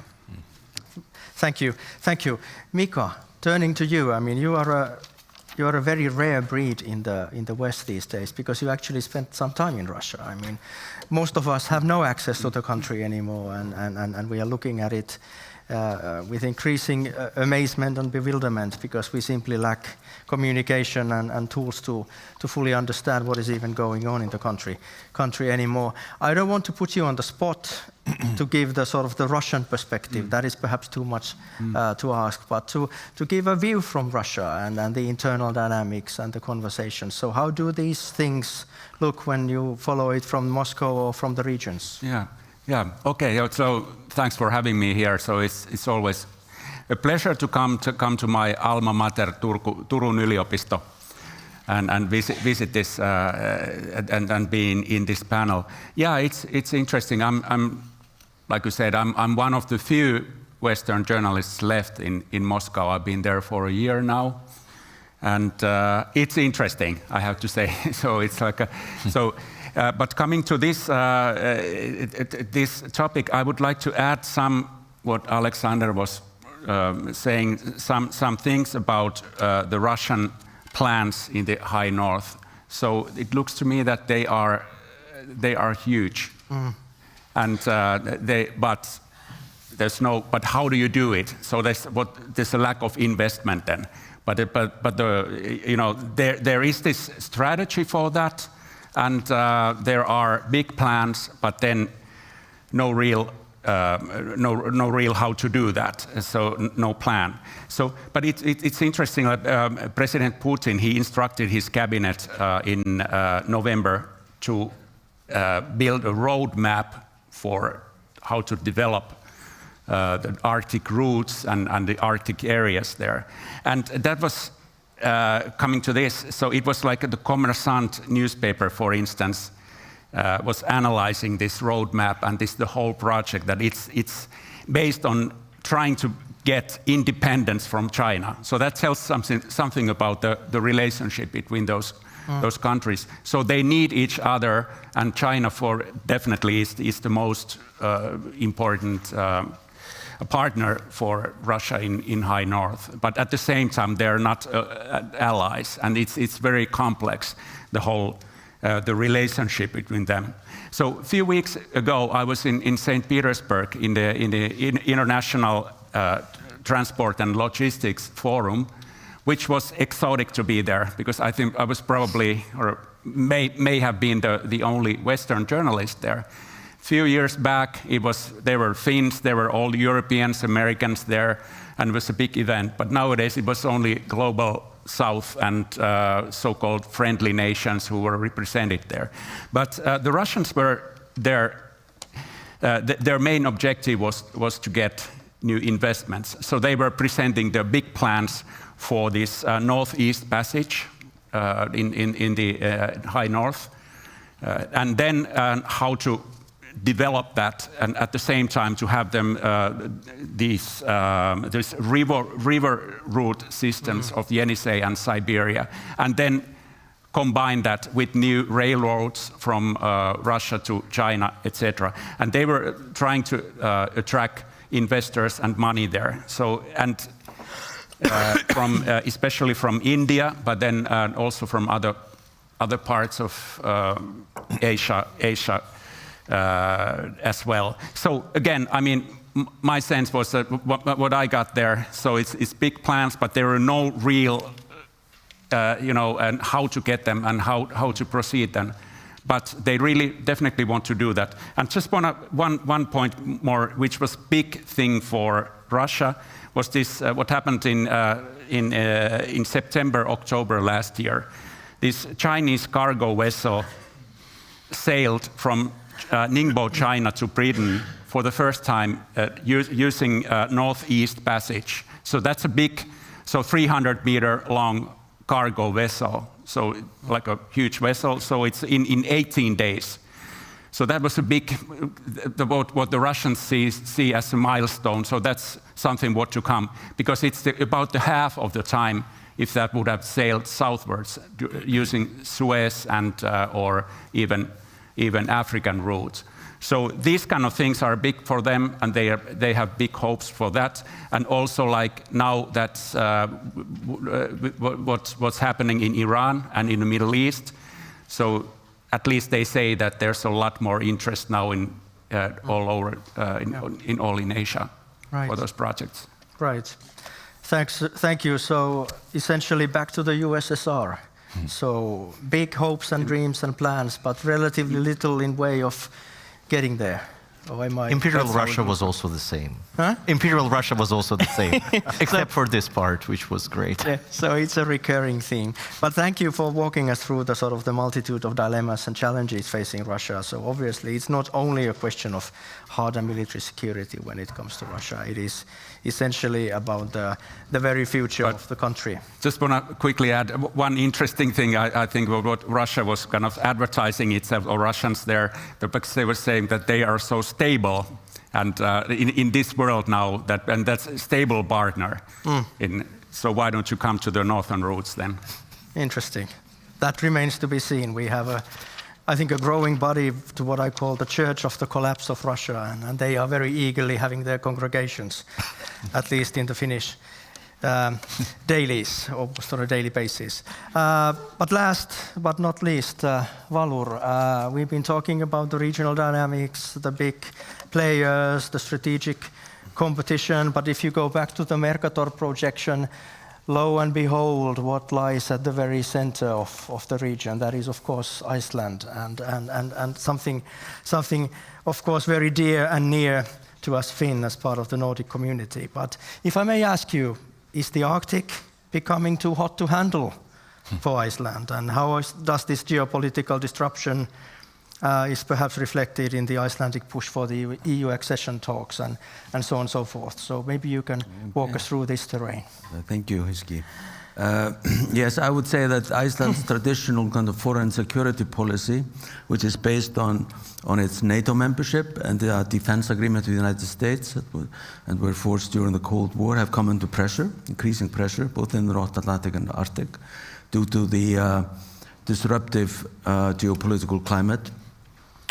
I would say that the center-left government that's now in power has been since late 2024, has adopted a strategy of de-risking or kind of calculated ambiguity to respond to potential US disengagement from Europe, as well as its accommodation of Russia and its territorial threats against Greenland.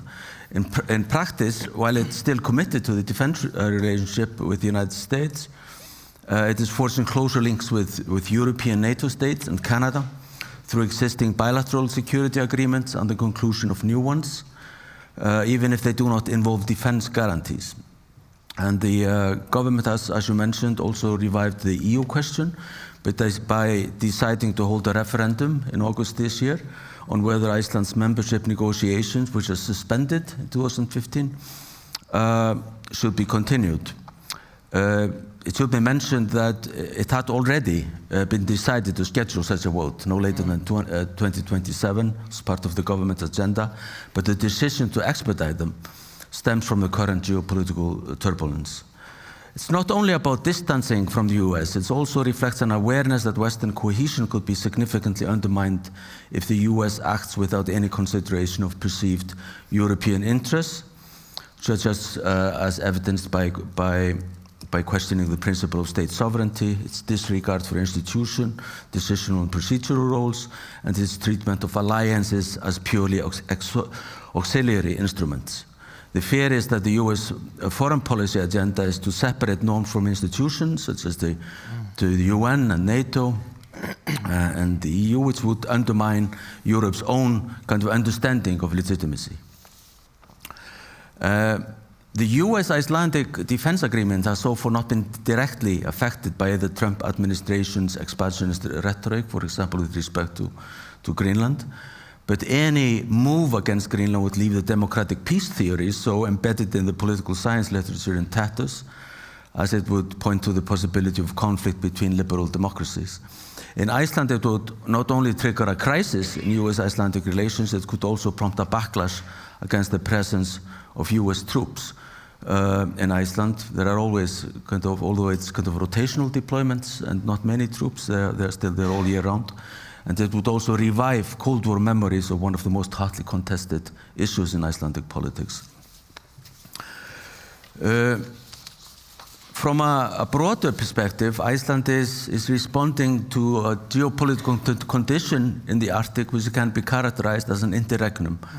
After Ukraine and Greenland, the order previously rationalized by a post-Cold War exceptionalist narrative of peace and cooperation is, in paraphrasing Antonio Gramsci, dying, with morbid symptoms appearing while a new one cannot be born. The hegemony of the Arctic 8 states is in crisis, apart from the dysfunctional state of the Arctic Council, which still does not meet in person.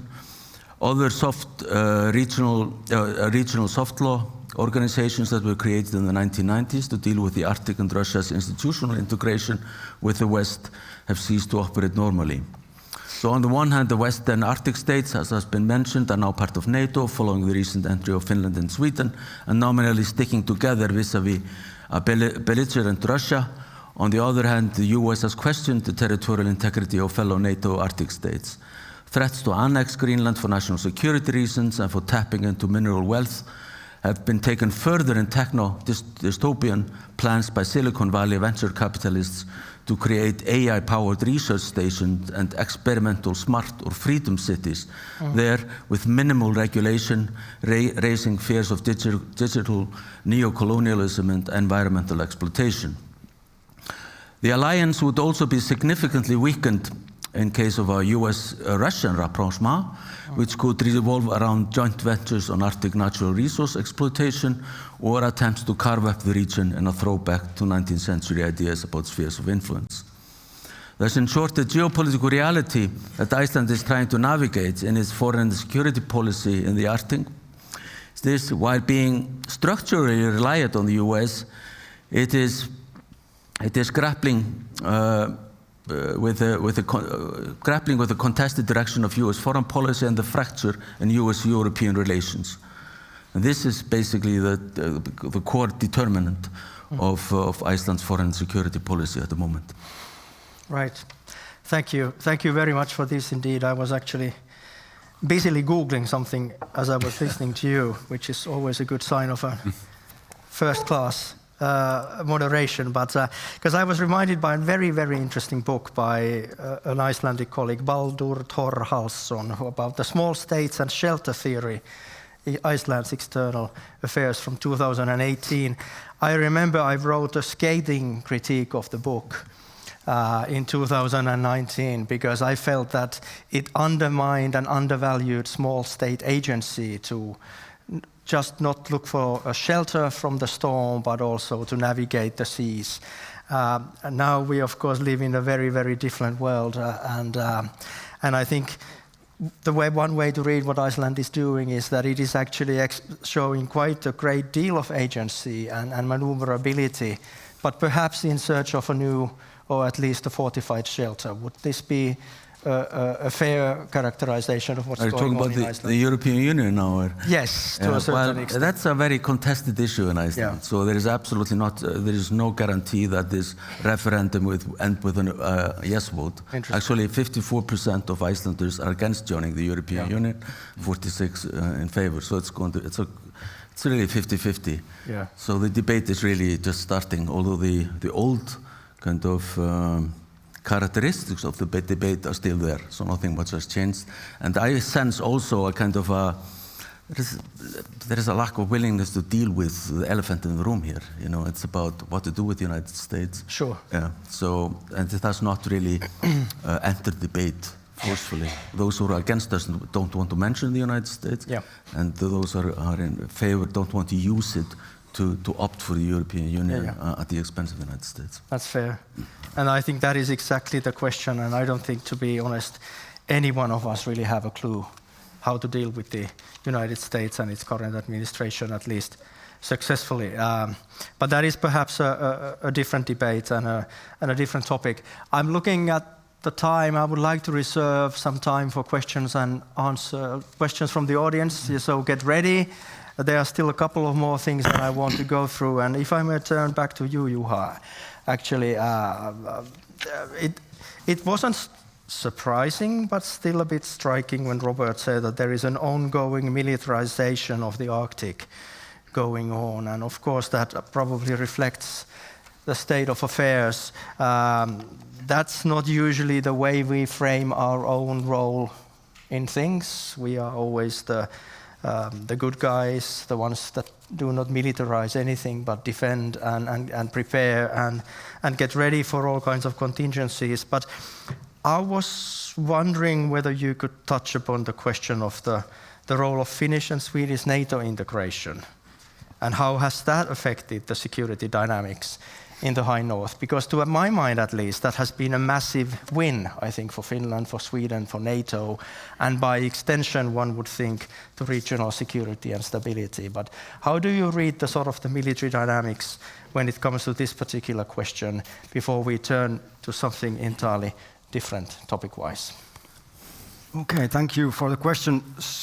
From a military point of view and from military mathematical point of view, 32 countries together, it's more military power than individual small countries. And this is something that everybody who functions and works in the Arctic has to take into account, especially Russia.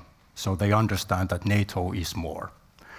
And what we have seen at this point is, of course, this exercise activity on the NATO side, but also on the Russian side. But Russians are constrained at the moment. They have these aspirational and aspirational programs to build a bigger navy. They have declared that more military units will be established along the Finnish border and other places. But the war in Ukraine ties this whole dynamic to south. So this ongoing war and the way it draws in Russia's finances, economic strength, military power, it affects the way in which Russia can answer to this changing military dynamics in the north. And at the moment we are seeing these kind of intentional proclamations, but we have to see what happens in the future. So the dynamics, to put it shortly, it's in a flux. It's moving, and the war in Ukraine its end resolution will pretty much define the way it will go in the future. Yeah, thank you. Robert, do you want to jump in, or I was trying to read your mind while I was turning my back? Actually, I had a question for Alexander, sort of rhetorical, but you said Putin believes in climate change and green energy. Trump clearly believes everything that comes out of Putin's mouth, so can you have Putin tell Trump that this is a real thing? I cannot. Okay. Worth a shot. He will not Putin will not believe a convicted criminal who lives in exile, so unfortunately that opportunity is lost. Okay. Yeah. Actually, thank you so much for that, Robert. I can't believe my luck, because that was a perfect segue for the final theme that I want to touch upon, which is indeed climate change, which is indeed the eco, sort of the disruption in the sort of the environmental sustainability in the north, which increasingly is an afterthought that no one ever even talks about. We are so hot and bothered with this geopolitical competition and military dynamics that we don't even mention the C word. In this respect, I would actually like to applaud the commander of the armed forces who did mention the term climate change, and obviously in conjunction with the operational ramifications for the militaries, because he was staying on his lane. But I think it tells something, that it takes a soldier to remind us of the climate change and its continued importance in the region. And for that, in that respect, I would like to ask anyone who takes an interest on the panel to comment a little bit about the climate change. And has it been completely lost in the ozone? Have we, because it's still ongoing, it's 4 times the global average, the ramifications are being felt, it's not going to go anywhere, and yet we pretend as if it does not exist. Yeah. Yeah, so I can say that from Russian vantage point, so it seems like it's not in the vocabulary anymore. So in this current situation, so it's like they're talking of, and of course that's alarming. There, so it's like they're just talking about the development of the High North and the transit routes, and then these. Whatever you have, raw material, what you can have at disposable there. So I just want to add one thing. When Russia want to have the investments there, what are they attracting with? So it's raw materials. So it's the existing, I mean, the oil and gas, but everybody's talking about rare earth now, rare metals, so also Russia. So that's a big hope for them. So apparently they have big resources there. So it's like the confirmed resources are like 3.8 million tons of rare earth. But they're saying, the Ministry of Natural Resources is saying that it might be something like closer to 30 million. So that's the way they are trying to attract investors. Fair enough. But I will kindly press in this direction, if I may, and turn to the colleague from Iceland. So Valur, if I'm not completely mistaken, Iceland has actually framed the question of the future of AMOC, which is this great oscillator in the North Atlantic, which is basically keeping our climate temperate. Its decline and potential disruption by the turn of the century as a national security threat and of the most gravest concern. Do I recall correctly? And is this a theme that animates people in Iceland, at least? No, I wouldn't say so. There's not been much in the debate. And although the government has raised kind of alarm about this, it is not really, so far, it has not been taken seriously enough, in my view, in the debate. So, no, I wouldn't say that. Kind of. But of course, as has been mentioned here, the focus now is so much on natural extraction, not preservation, and that also, when we speak of, that has really been the case since the first Trump administration, actually, and then, okay, with Biden things changed again, but still, it is really, and with Russia, Russia has never been into this, into kind of buying into this climate change, kind of, although it has. Publicly, it does not deny it. It has never made a policy instrument of it. Thank you. Thank you for this, and of course, fair enough. There is only so much bandwidth that people and institutions and organizations have, and clearly our bandwidth is taken up with the seemingly more urgent and pressing questions. However, that said, I would like to propose a new national holiday in Finland. 4th of May, from now on, we will celebrate it as the day when a moderator tried for the very last time to raise the issue of climate into our debates. I hope I'm in the wrong and that we will get back to this business, because it is very, very serious indeed. But I will drop the matter here to open the room and space for questions and comments. If you can raise your hand. I guess we have microphones here somewhere. We do. If you would be kind enough to introduce yourself, be relatively brief in your questions and comments, so no long lectures, even about climate, and the sir over there. Yeah. Hello, my name is Jan Omikos. I'm the director of the Research Institute for European and American Studies, based in Athens, Greece. Last week, I attended, the Serbian Intelligence Forum and the Bucharest Intelligence Forum, and I'm so happy to be here. I have a question, to Mr. Alexander, and the question is very, very, very short. Do you believe, Alexander, that because of the Ukraine and the Russian war, Russia will destabilize through espionage, which is very active right now in the Balkans, also in the Eastern Mediterranean, and they destabilize, the Baltic and the Balkan state.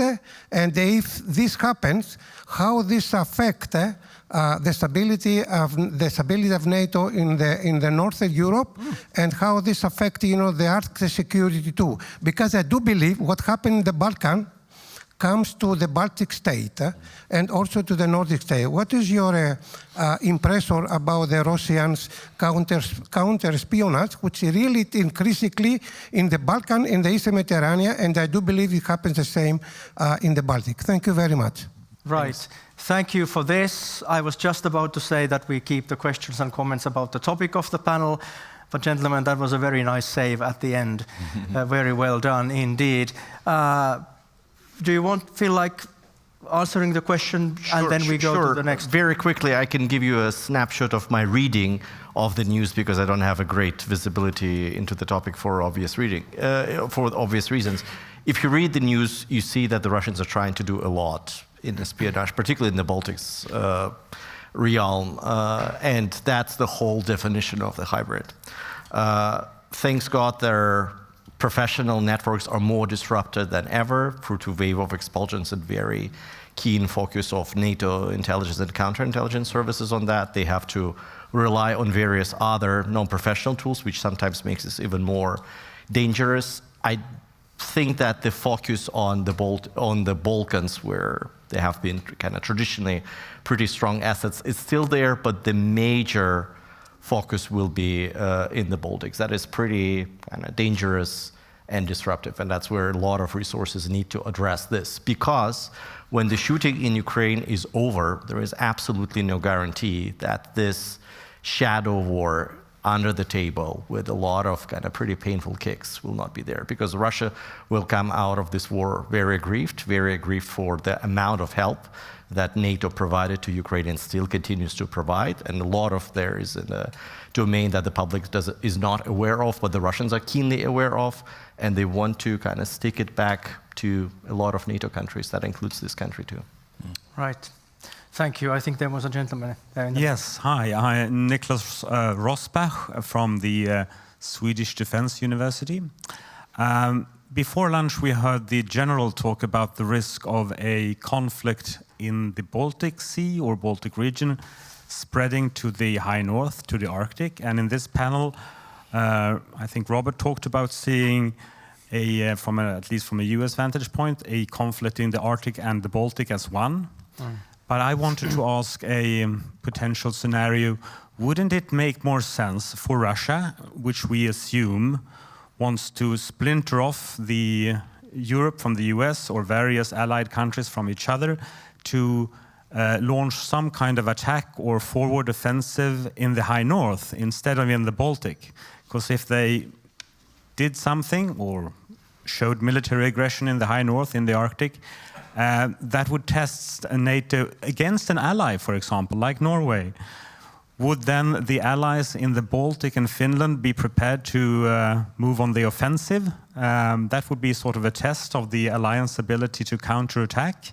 So could Russia be more offensive in the Arctic? And would then NATO prove too careful to actually mobilize and launch a counterattack on another theater of operations? And also, would that also be a test of the alliance in the sense that if Russia showed itself to be as dangerous as President Trump has claimed in the Arctic, would that also be an added argument for Vance and Trump and their like to say that NATO is defunct, it has to be abandoned, and we would be on our own in Europe? So that's a scenario.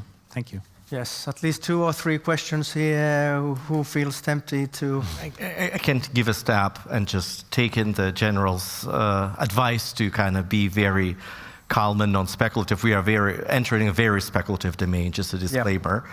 I guess that if you want to test the proposition of NATO war, the basic assumption would be that US will not show up, which is a risky one, but again, we don't have a crystal ball to read Mr. Putin's mind. he launched a large offensive against a 30+ million populated country with a lot of resources with an expeditionary force of 200,000 people. So the risk appetite can be different. We need to be accounting for that. But like, if you are to pick NATO allies individually, you need to go for small ones that don't have that many teeth. That's one. I guess Norway and others have pretty much teeth. So that's one limiting factor. The other limiting factor, you need to form a pretext to protect something. Just, grab a territory. Even I cannot imagine Mr. Putin doing that necessarily. The fact that somebody blocked the transit roads to Kaliningrad and people are starving, and that's why you are doing something to one veritable ally in the Baltic and so on. Also a very, very low risk, but I think higher probability than the scenario that you described. Right. Anyone else wants to? No, thank you. Yes, I mean, point taken. I'm not a huge fan of these scenarios myself, for the obvious reasons that we are doing, I think, the information war on behalf of the Russians and making us feel insecure when perhaps there are no reasons to be that insecure in this current point in time. And also, I think, very important point taken by Sasha, that quite often in these scenarios, the thing that is missing is the Russia's risk acceptance and appetite, and that is an X factor. That is probably the key in terms of thinking about these scenarios. Very, very difficult to assess. But I would at least like to think that it's their risk acceptance or their risk appetite is perhaps a bit lower than many assume, and they are not as reckless actors as many fear. I hope I'm not being proven. But you cannot bank on that. Yeah. Huh?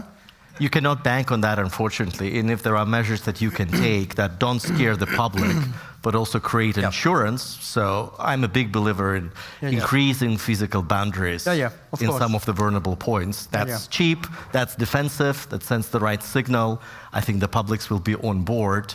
And the Russians took a couple of months to build the Surovikin line and help them to absorb the Ukrainian counteroffensive. That was a smart investment of their time. Fully agreed. I wasn't saying that we need not take this seriously, but not perhaps as hysterically as some of us in the current atmosphere do. More questions, more comments? A lady here in the front.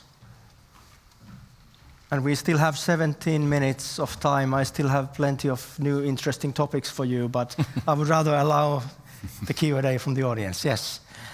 Thank you. And to the chair, today is apparently an International Day of Star Wars, so taken. So we are more on the topic. A question I'm not actually sure that who wants to pick it, but what Robert was saying and talking about Alaska actually being the bigger problem than Greenland. And that's kind of struck me to really ask, okay, what are actually the forums where the Arctic questions are really discussed, even among exactly among the 8 NATO members? Because what the general was talking about, this shared understanding of the threats and situations, what are actually the places where these are really discussed and sharing the intelligence and analysis in the Arctic region? And thank you. Yeah, so where do we form the shared situational awareness? I think NATO's the obvious answer, right? I mean, the U.S. is part of the Five Eyes program, which includes the UK as a NATO member. I know we have, through NORAD, significant intelligence sharing with Canada. The problem is we've antagonized all the countries that we need for Arctic security. Canada, Trump keeps calling it the 51st state. He's called 2 consecutive prime ministers, governor, threatening Greenland, all these things. So it's undermining our ability to share information and intelligence about what's happening in the Arctic because there's a lack of trust.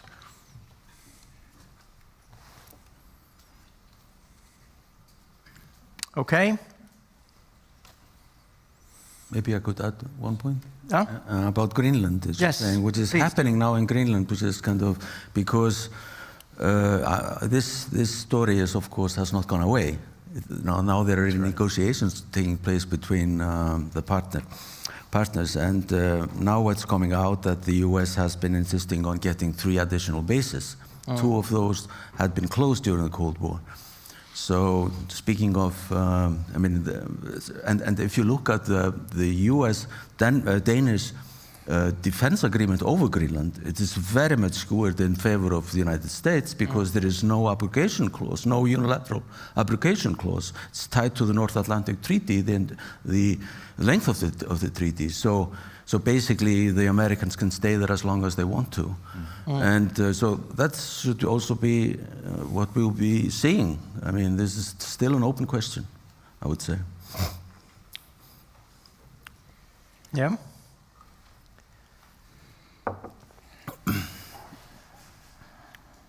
Questions from the audience. Now is your chance. The problem with the panels is that the audience bit is an afterthought and you don't have your opportunity. Now is your chance.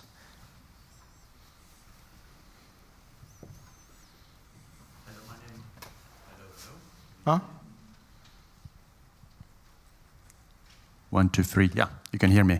Hi, my name is Ruslanas Iržikevičius. I'm from Lithuania, Lithuanian Media Support Fund.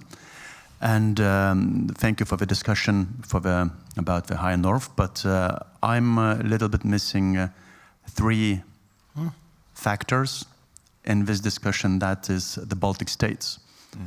Where are they? Do you see the Baltic states in this High North security architecture? I know that we have to think about our defense, but maybe we can contribute with something. Thank you. Thank you.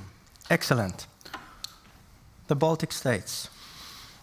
I would just say, I think the way NATO sees it, and I think the way the US military sees it, is the Baltics are the linchpin between the Baltic Sea region and Central Europe, right? If you look at after the Russian annexation of Crimea, the initial NATO deployments, the enhanced forward presence deployments were to the 3 Baltics and Poland. And so every US military planner who's worked in European Commander NATO knows the Suwalki Gap problem, understands that that's the linkage. So, and especially with Finland and Sweden's NATO accession, then again, the High North becomes a theater of operations, not a flank. But the Baltics, the 3 Baltic republics are how that theater then connects to the Central European theater, right? The Polish theater. And then I think in a lot of ways, the Baltics have been, the 3 Baltic republics have been models in terms of, NATO calls it comprehensive defense or total defense, resistance, resilience. So small countries that understand that they can't fight a symmetrical or conventional war against an aggressor and have developed other asymmetric capabilities to resist. Where I think NATO, in the hybrid war discussion, where I think NATO is a little lacking is we don't play offense, we only play defense. You can only be so resilient.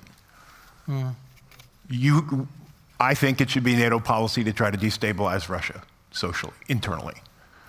The US did that, and not through illegal means, not the way the Russians do it, but the US did that fairly effectively in the Cold War with information. With Radio Free Europe, Radio Liberty, Voice of America, all these things that Soviet citizens could tune into by just projecting the truth inside of Russia. We don't do much of that anymore, and I think we should. Yeah. That's an interesting thought. Except for NATO does, but not sufficiently, and maybe not the smartest way they could. That's true. Yeah, but if one uses a little bit of imagination, one could actually make the argument that the most threatening destabilization program directed against Russia has been the European Union and its association programs with the common neighborhood.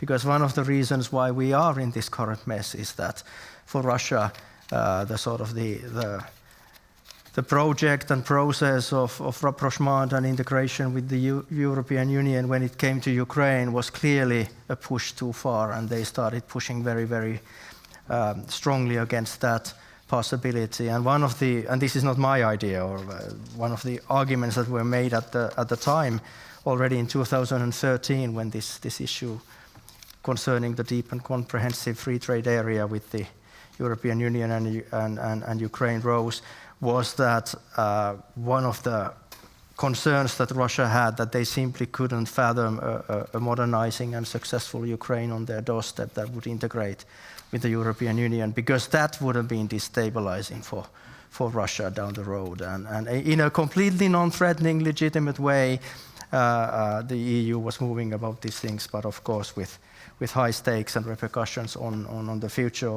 of Russia and obviously the current plight of Ukraine. So I don't know if you buy this interpretation, but at least there is.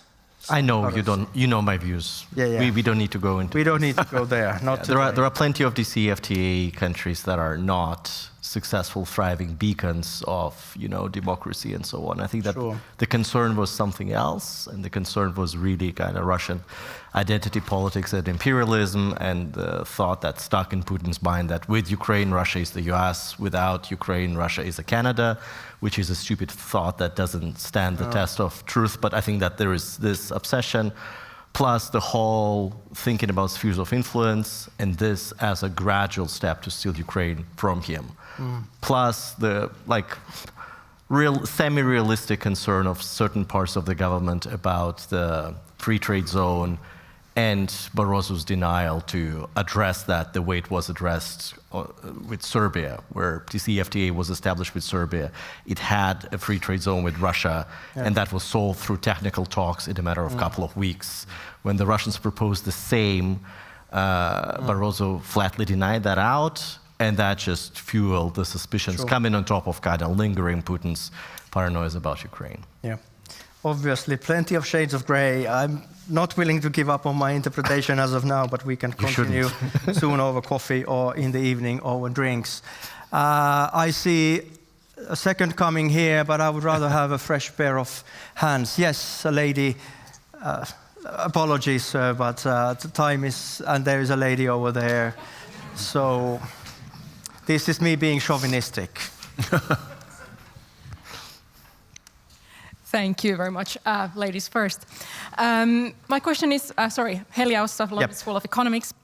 My question is for anyone who wants to take it. How do you see the role of non-Arctic countries, for example, Germany or the United Kingdom, in the high north, and what kind of input they might have in the strategic competition in the area? Or if we look further from Europe, how about countries like India, who are increasingly interested in the Arctic region?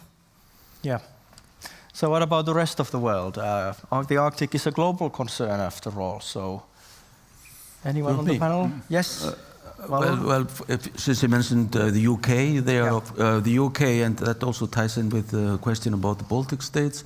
They lead this regional forum, GEF, that's kind of with the Nordic countries and the Baltics. So they want to, and they are also, for example, since I'm from Iceland, they have kind of they have bomber planes come there for monitoring purposes and stuff like that. So they want to show the flag in this area definitely, and then in terms of course research, Germany has also and has been also active and has, since I'm mentioning Iceland, has also done kind of an agreement, a soft security agreement with Iceland after what has been happening for the past year. So it's obviously also showing some presence. As for India, I don't know, is there much is India very much engaged in the Arctic these days?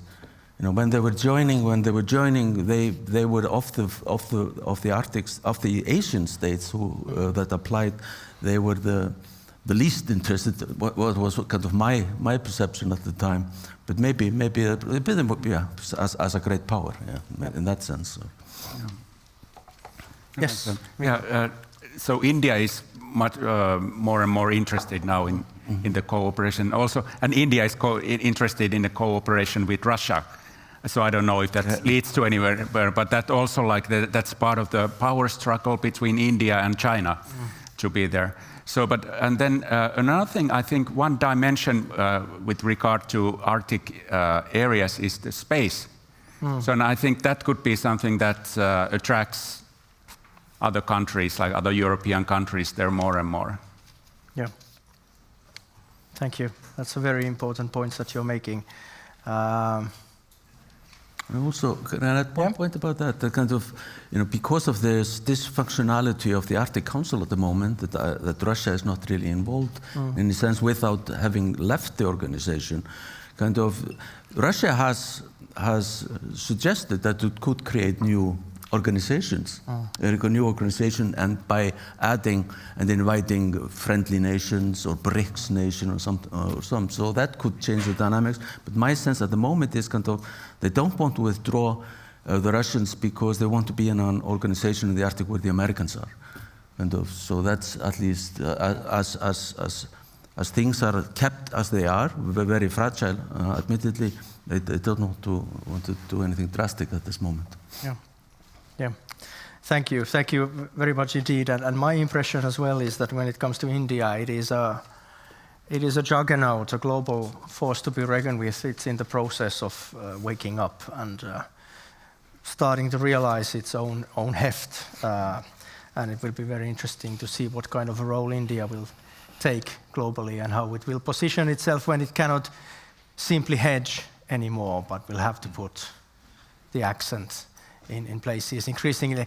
I see now 2 hands, but because I almost think I promised, so we take the 2 questions in succession and then we will call it a day. Yes, my question follows on the previous one. I wanted to talk about a country that takes the green transition seriously, but we don't talk about enough in terms of the Arctic, namely China, which is of course keen on exporting solar panels and windmills,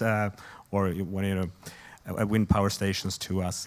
But they do have an interest in the Arctic, and could we use their interest in the Arctic and in increased container traffic through the Northeast Passage and their need of ports and railway infrastructure in the high north to mitigate Russian influence and say, well, these military and security issues are important, but please, Russia, follow the money, China is coming, and it might be for mutual advantage for us. So should we use the Belt and Road and Silk Road initiative to our benefit? So that's it. Yeah. Follow the money. Yeah. That's always a good advice. And the final question. Mr. Chairman, distinguished panelists.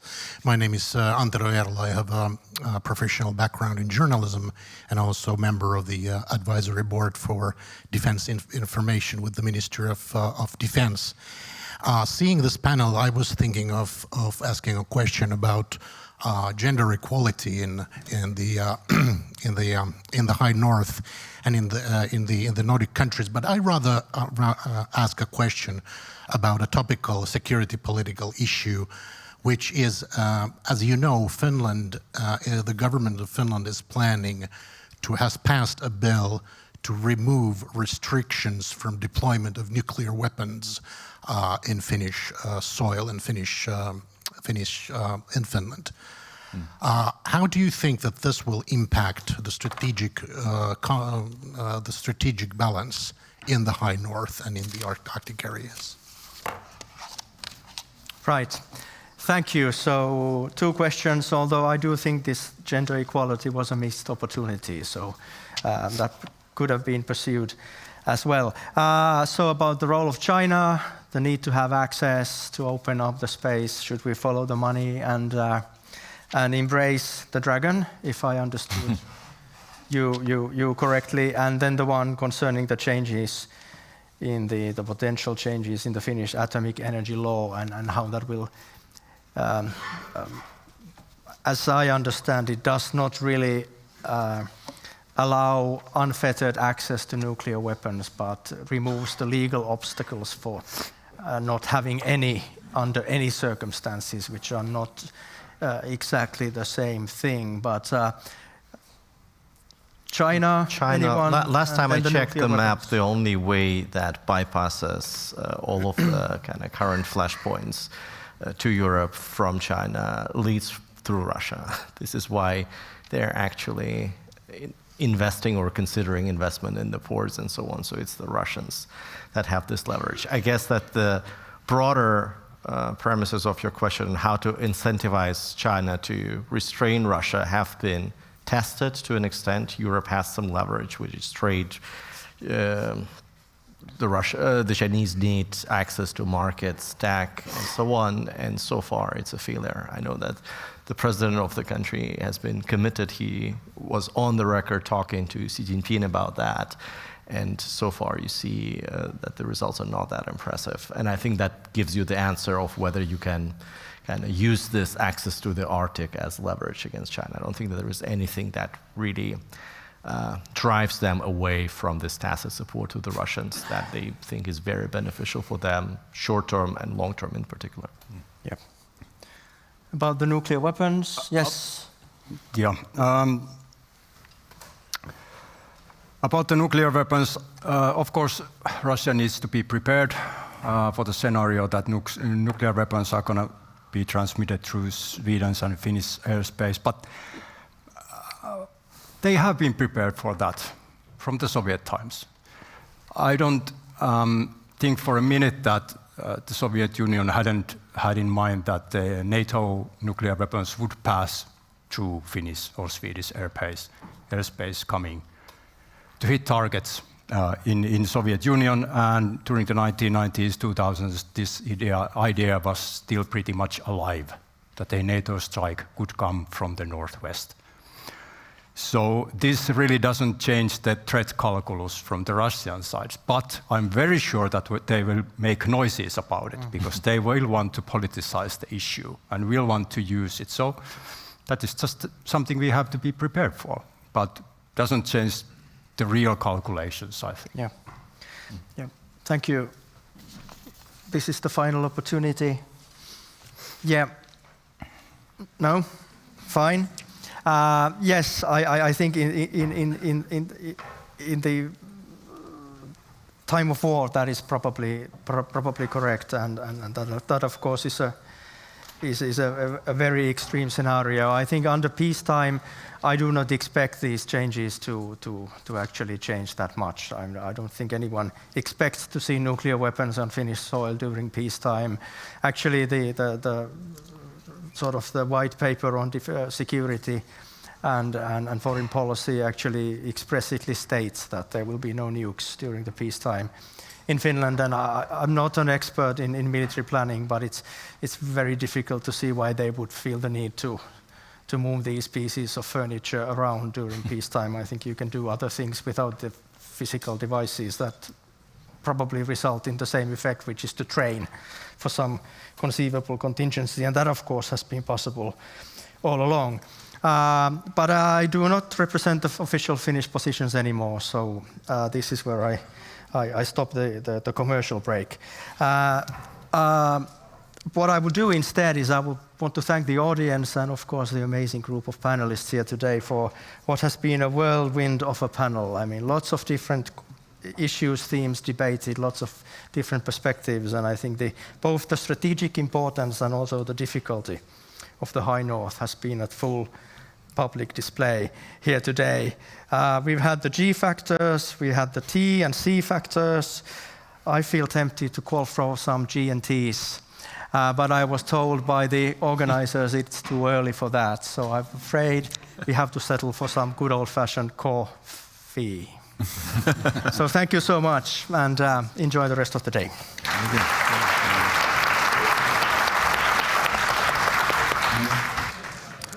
So, ladies and gentlemen, please try and take your seats. We're about to begin. We're actually a minute over the time already. So, welcome to our next panel concerning strategic intelligence inter-region. My name is Kasper Summanen, and I'll be chairing the panel. I'm the editor-in-chief of online news site Verkkouutised.fi and a quarterly magazine on politics called Nykypäivä. I also run our publishing company called Kansalliskustannus. We're owned by the National Coalition Party of Finland, but we're still journalistically very much independent, even though we're aligned with the party. But just as a disclaimer, I have to tell you that. We'll focus on three things today. Number one, how's intelligence activity, operations, the sphere, how is it evolving in our area? How are we responding to these changes, especially the gray zone operations we've been hearing about, the so-called hybrid war? And are these responses adequate? Should we be more aggressive or not? And what should we think about the threat of escalation there? And then finally, whether intelligence itself and how we communicate to the public is changing, and what are the risks and rewards there. I'll introduce our panelists first here, and I'm going to try and do this better than Heski, so from my right and from your left. So first we have Björn Gröning, who's the Deputy Research Director of NORIS, so the Norwegian Intelligence School. Next we have Kira Fristrøm, did I get that right? She's an Associate Professor at the University of Southern Denmark.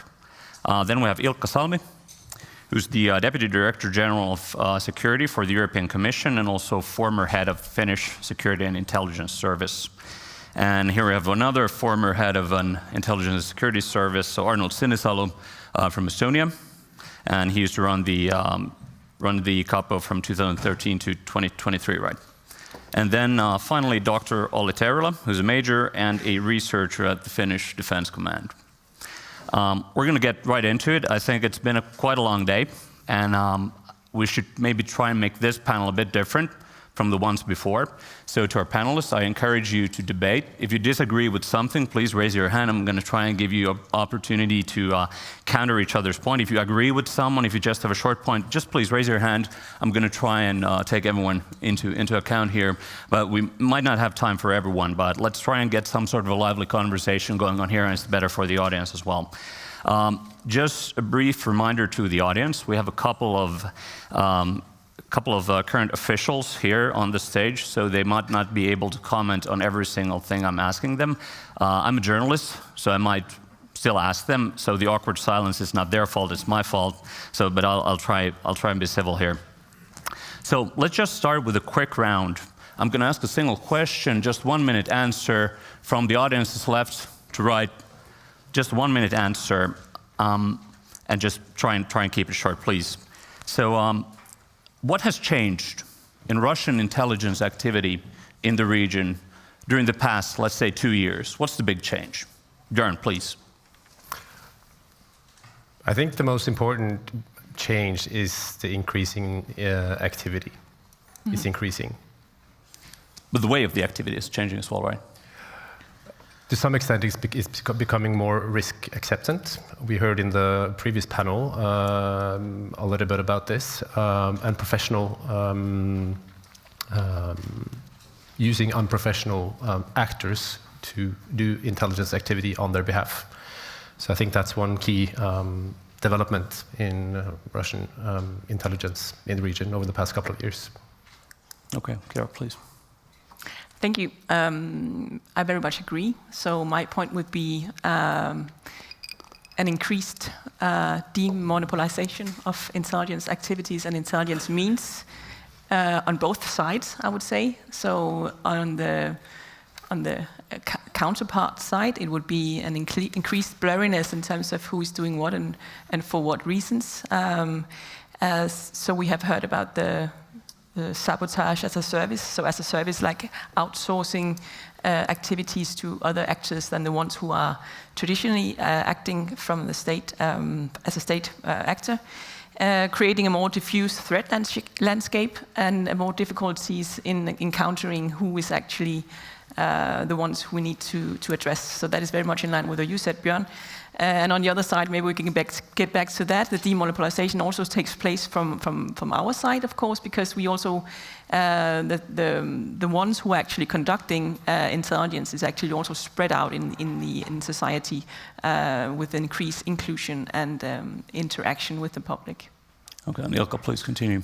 Actually, it's quite easy to agree with everything that my fellow panelists have already said, and I would say that this sort of an crime or intelligence, perhaps, as a service, has definitely something which is a relatively new phenomenon, not only from the Russian angle, but also more widely. But perhaps one thing that I would like to raise here is also the fact how the targets might have changed. And of course, I see that on a daily basis from the European Commission point of view as such, that, you know, the technocratic entity has become really more of a geopolitical player. As Mr. Taneli Lahti, my dear friend, mentioned this morning, I mean, many of those fields are of quite interest, and that's of course also reflected in sort of a more operational and tactical level from our point of view, countering the intelligence activities of our adversaries, whoever they may be. So that's definitely a change. Yeah, thank you. And then Arnold, please. Yeah, so first of all, thank you, Professor Liuto, inviting me. But I would say that nothing has changed. Much hasn't changed. So maybe number one thing is that it's become more violent. And second thing, that aim probably is there, that Russia tries to create some kind of chaos, that we would deal more in internal issues and that don't think about Ukraine and deal with your internal issues. That's it. Oh, thank you. And finally, Olle, please. Okay, thank you first of all for the invitation, and to continue, and especially to continue what Kasperi was requesting, to counter a bit with Arnold's first comment, that I see the biggest change is actually in the security environment. So the already mentioned before today, the militarization of international relations is something that sets new challenges for all involved intelligence communities in the area, and that's my... Arnold, do you agree with Olle here? Mm-hmm. Yes and no, because from seeing that from Estonian perspective, you know, it's all has been. Even one can argue that when Estonia regained independence, it all started right away, what we call now hybrid warfare. So that's why I'm saying that nothing is new. And it's been almost 20 years from the Bronze Warrior thing. And, all right, so that's the Estonian perspective. So Ilkka, from the EU perspective, are we seeing the Russians getting more violent, getting more risk-taking? Whether it's more violent or definitely taking more risks, I mean, that's probably something what we have seen. It's probably more widespread. I mean, if we look outside the EU, I mean, the UK has, of course, also concerns related to this, so the European in a wider context. But I actually also agree with Arnold in that sense, that actually many of those, let's say, tradecraft and modus operandi that is used has not really, I mean, that's not really new, but I mean, it might be more visible these days. And also, you mentioned that in the end of the panel, we might discuss a bit more about how do we communicate with the general public and what have you. I think that has also changed, and that might, for the general public especially, might be reflected as something that would have changed, or the activities have gone up, which they probably have. So if I'm understanding all the analysis here and also in previous panels correctly, so we have sabotage, we have these deniable, disruptive actions, and a lot of the theory, to my understanding, please correct me if I'm wrong, you're the experts here, and one of the functions, this is one of the functions of the fact that we've dismantled the traditional intelligence networks they used to have here. So are we all in agreement on that? So Björn, can you elaborate on that a little bit? No. No. All right, that's a fair answer. So no comment on that. So is this kind of a return to the old active measures from the Soviet era? How do you view this, Kara? Well, difficult to reply to, I think. Yeah. Maybe the others would like to reply to that. Arnold, an Estonian perspective? I guess maybe I would comment something else. Previous panel, there was a lot of talk about Baltic states. You know, in Estonia, we have arrested and prosecuted since 2008 more than 40 people collaborating with Russia. But I really doubt that Estonia is somehow very special to Russia. They do the same tradecraft everywhere. And of course, every state has own traditions, legislation, and so on.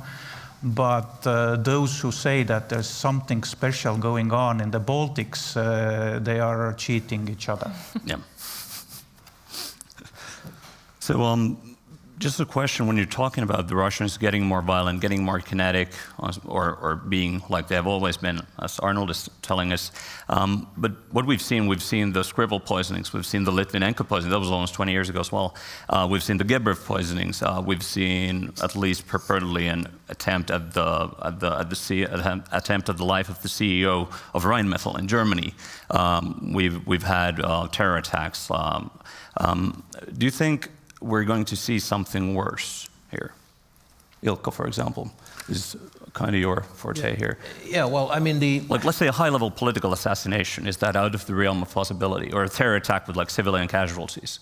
Well, actually, I think it was the Finnish, now I have missed the Turvallisuuskomitea. Yeah, the famous Security Committee report, yeah. Exactly, already stated some years ago that this might be, but then, Yeah, but back then, a few years ago, it caused a huge uproar, and everyone was telling them that they're idiots, that this is not going to happen. True, it did. But then again, I mean, that assessment must have been based on something, and I do believe that we still have to look into all the options. At least in our line of business, it would be sort of a naive and blue-eyed if we don't take into account all the options. How likely that is, that's probably a question that we would need to ask the colleagues who are still, let's say, active in the business. I can always hide behind the fact that I left Supo already 15 years ago, but definitely an issue that we have to look into. So if this is the threat environment we're facing, I understand, Kira, you've been studying the interface between intelligence and the society at large. Are we prepared for this? That's a good question. I think it very much depends also who you ask and which society you ask. I think there's a lot of... For your analysis here, is there something we could do better? Like let's look at the Nordic countries or the Baltic countries or the region as a whole. There's definitely something to learn from each other. And I think that the Baltics might be more alert than we are, for example, in Denmark and maybe also other Scandinavian countries.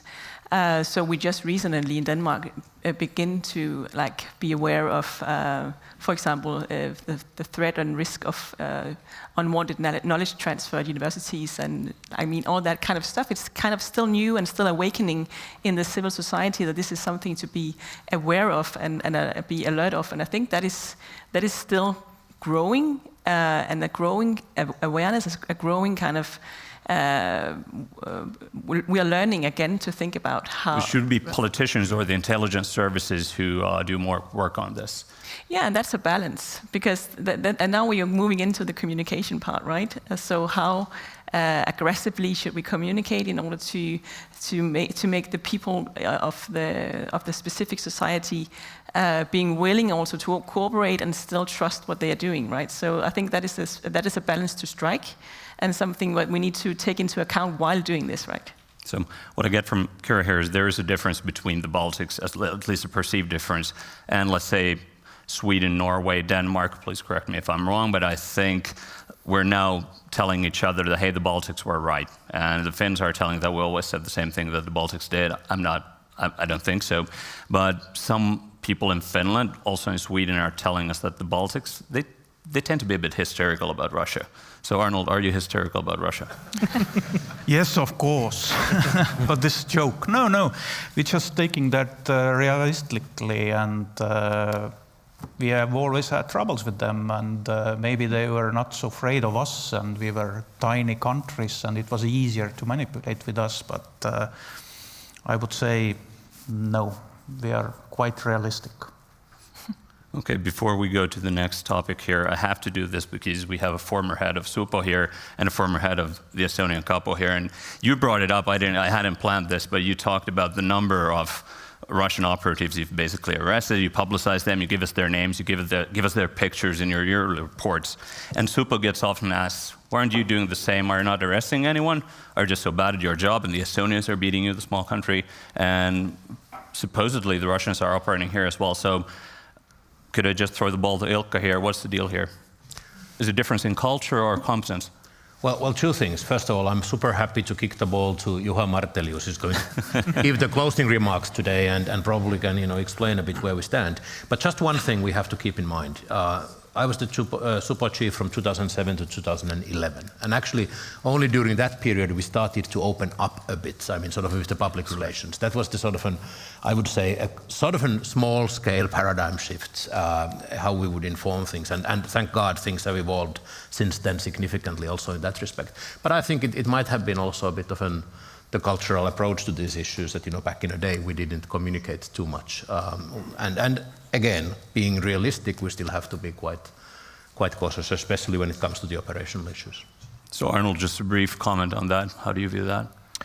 What kind of a cultural difference was there, if there isn't one now? Yeah, I guess we have been struggling more with the Soviet, or as we say in Estonia, occupational past. And because the Soviet influence was much higher, we had nothing else to do, and I believe that maybe Finland has been more successful with preventing those crimes.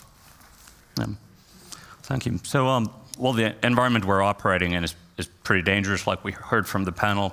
And you want to comment on this topic, right? No, it's just because if we talk about communication there and opening up, there are various... I think we're going to go to communications at the end. But if you want to give a short comment on there. No, one thing is being open. Another thing is how you're open. Yeah, and of course, that makes the difference. Yeah. And what you're open about. Yeah, of course.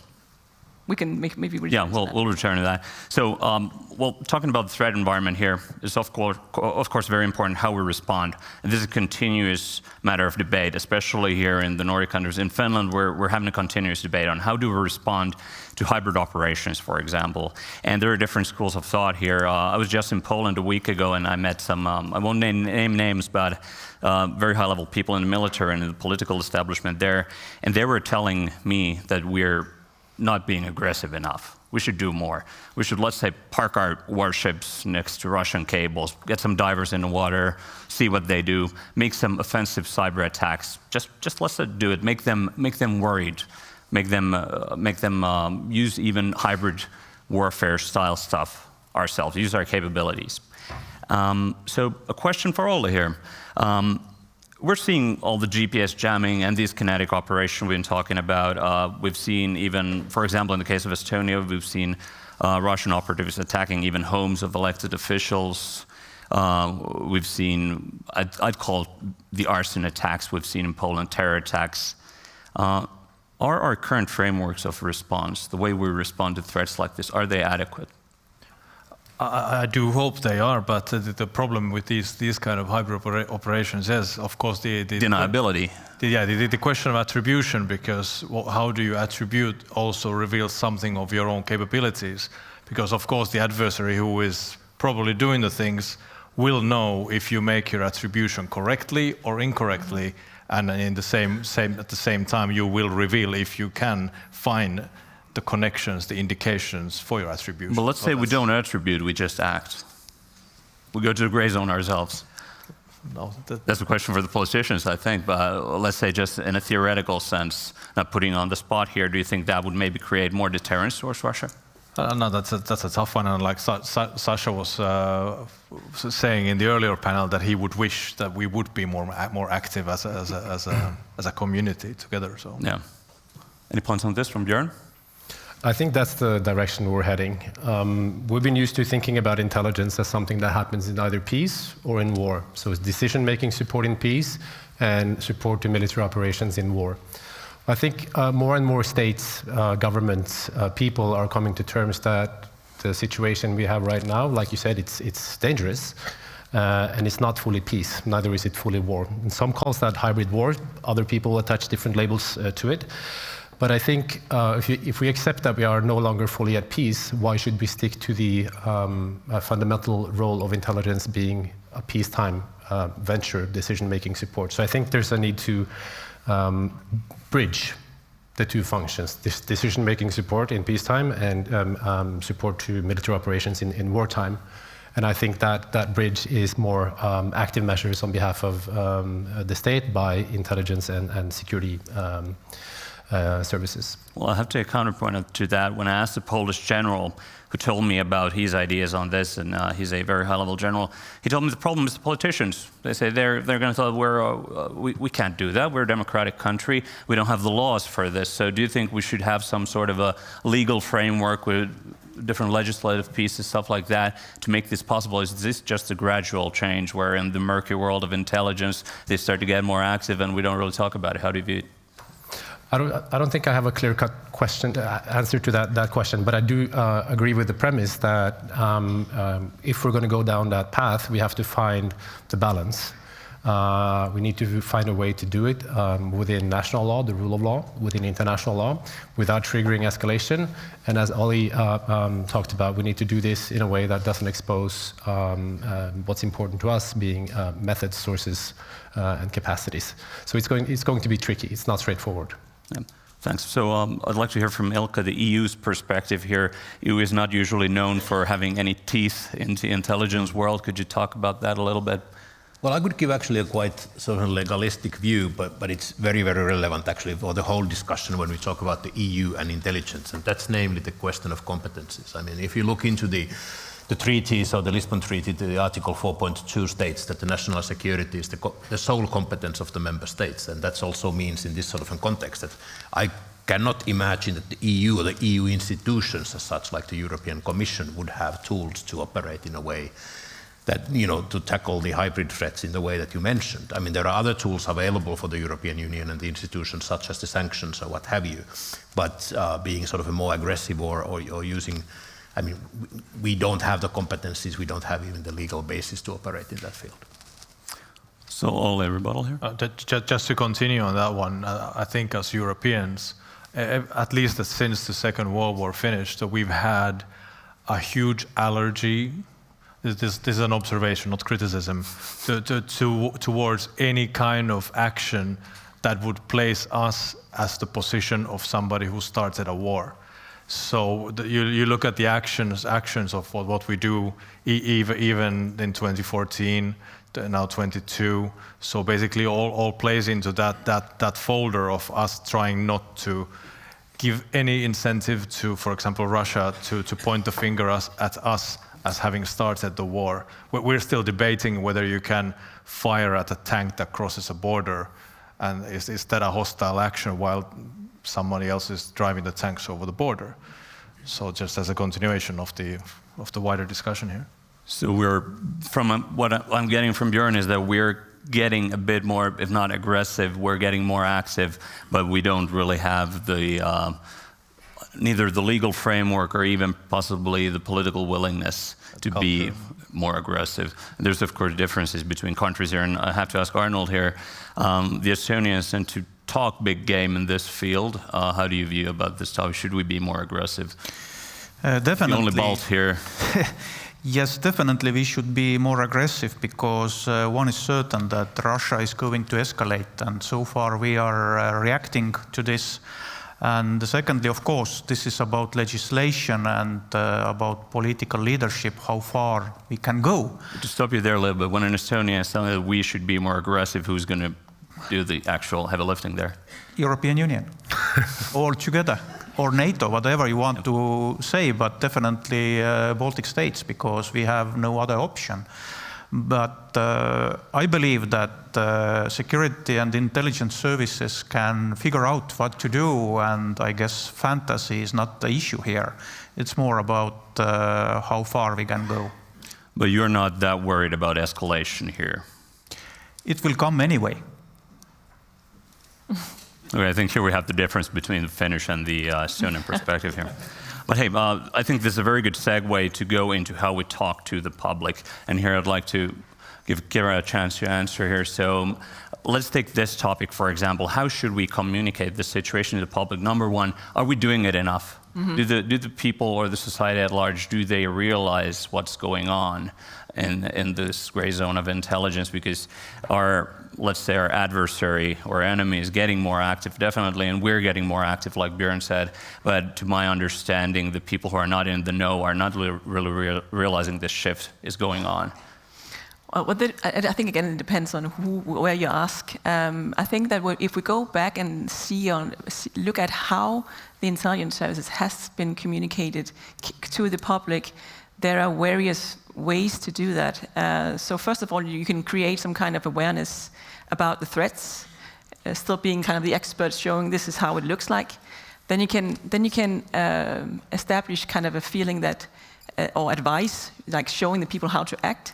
And then in the end, you can also invite people to co-produce intelligence with them. So that is a very active way of envisioning the public in your communication. Because that's something we used to have during the Cold War. We had these campaigns that keep your ears and eyes open. Exactly. So I have a colleague who did a study of how did the Danish, compared to the UK, compared to the US, communicate threats and risk from terrorism after 9/11.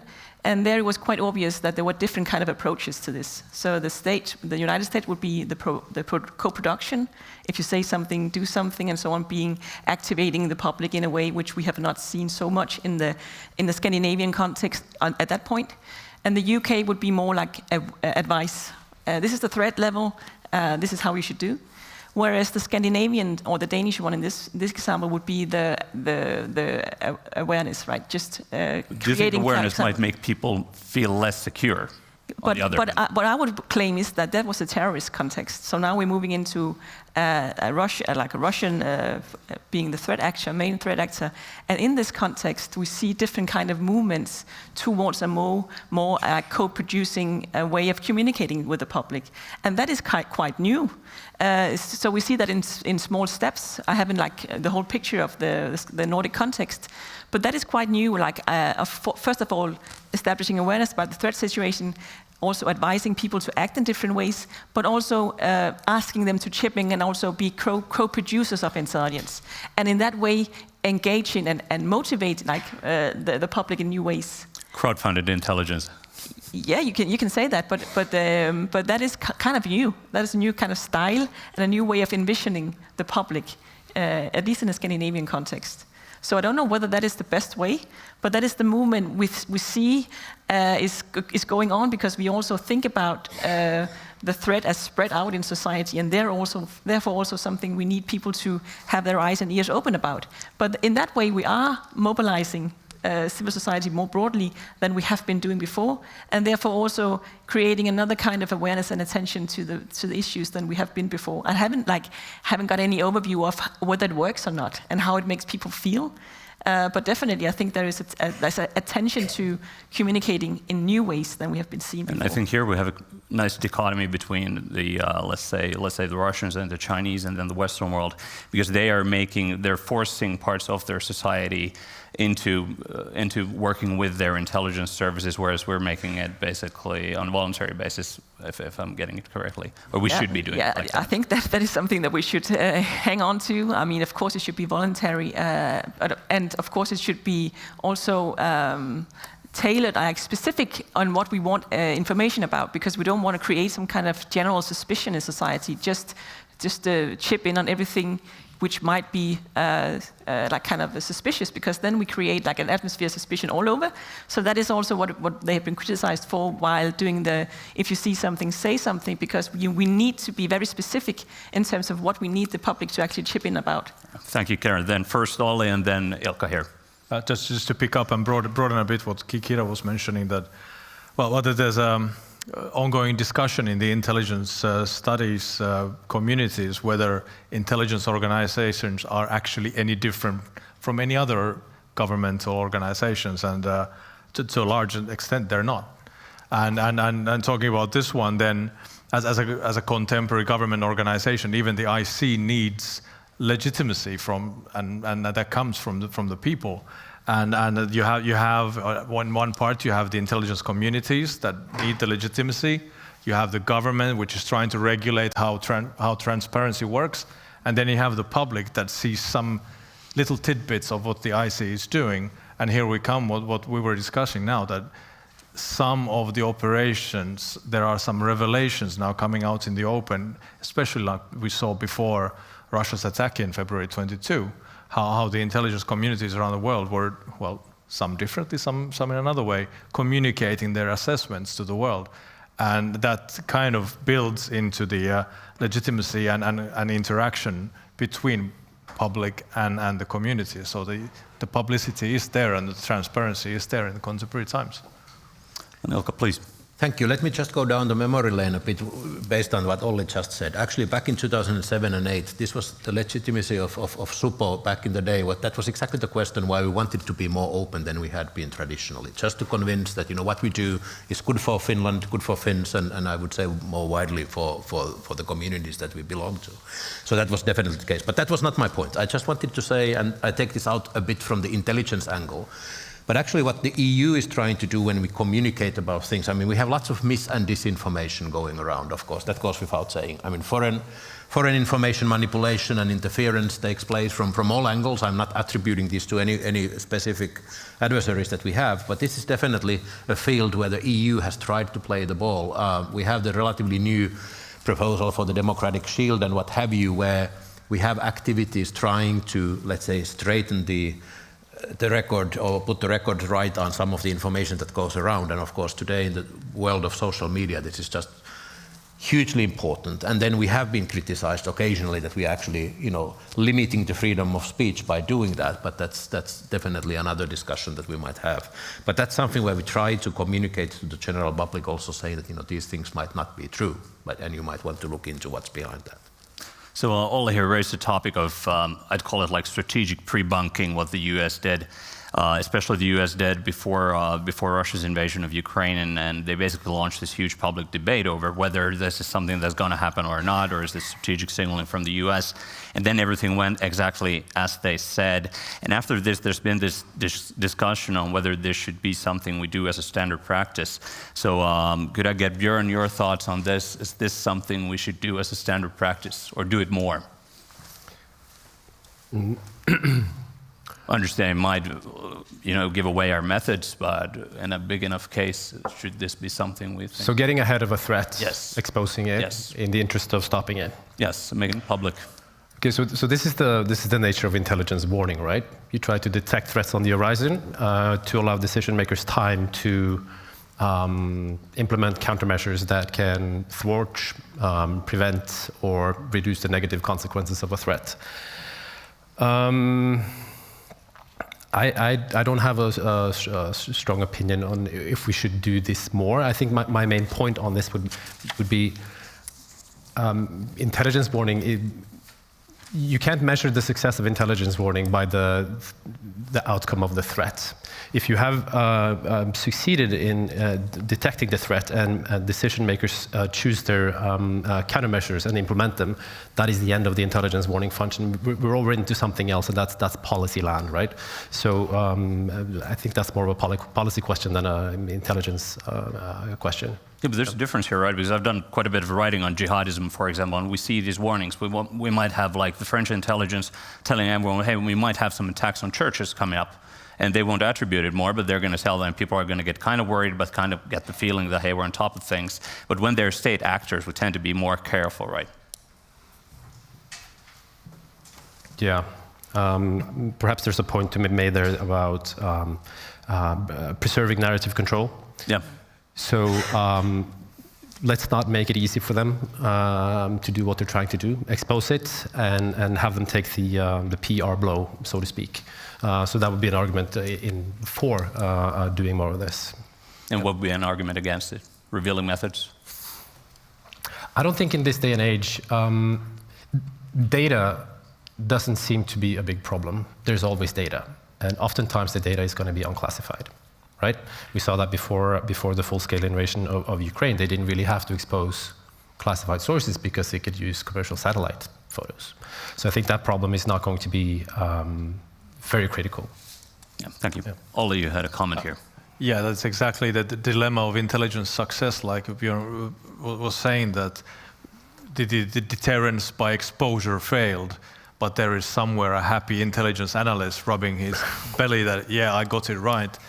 But in the end, it was a policy failure then, or the challenger in this case did not change its course of action, even though its courses of actions were exposed beforehand. So, Arnold, a comment? Yeah, maybe I would add a bit different angle.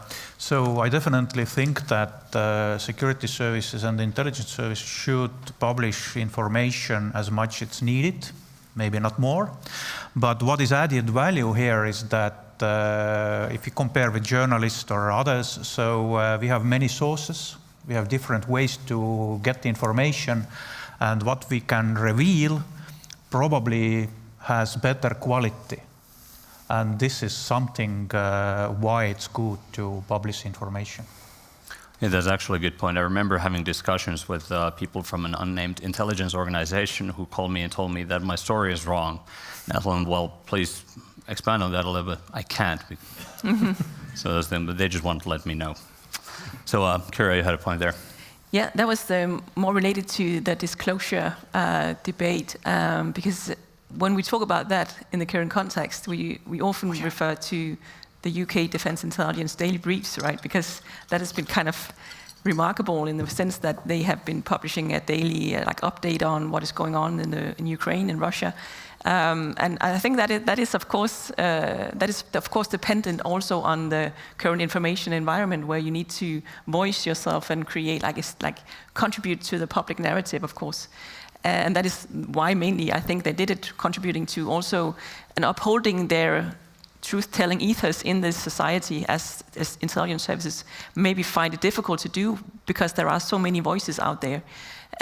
But it's also a way of establishing or maybe maintaining self-legitimacy, right? Because they are also putting themselves on the map and putting themselves on the map as relevant intelligence actors by doing that.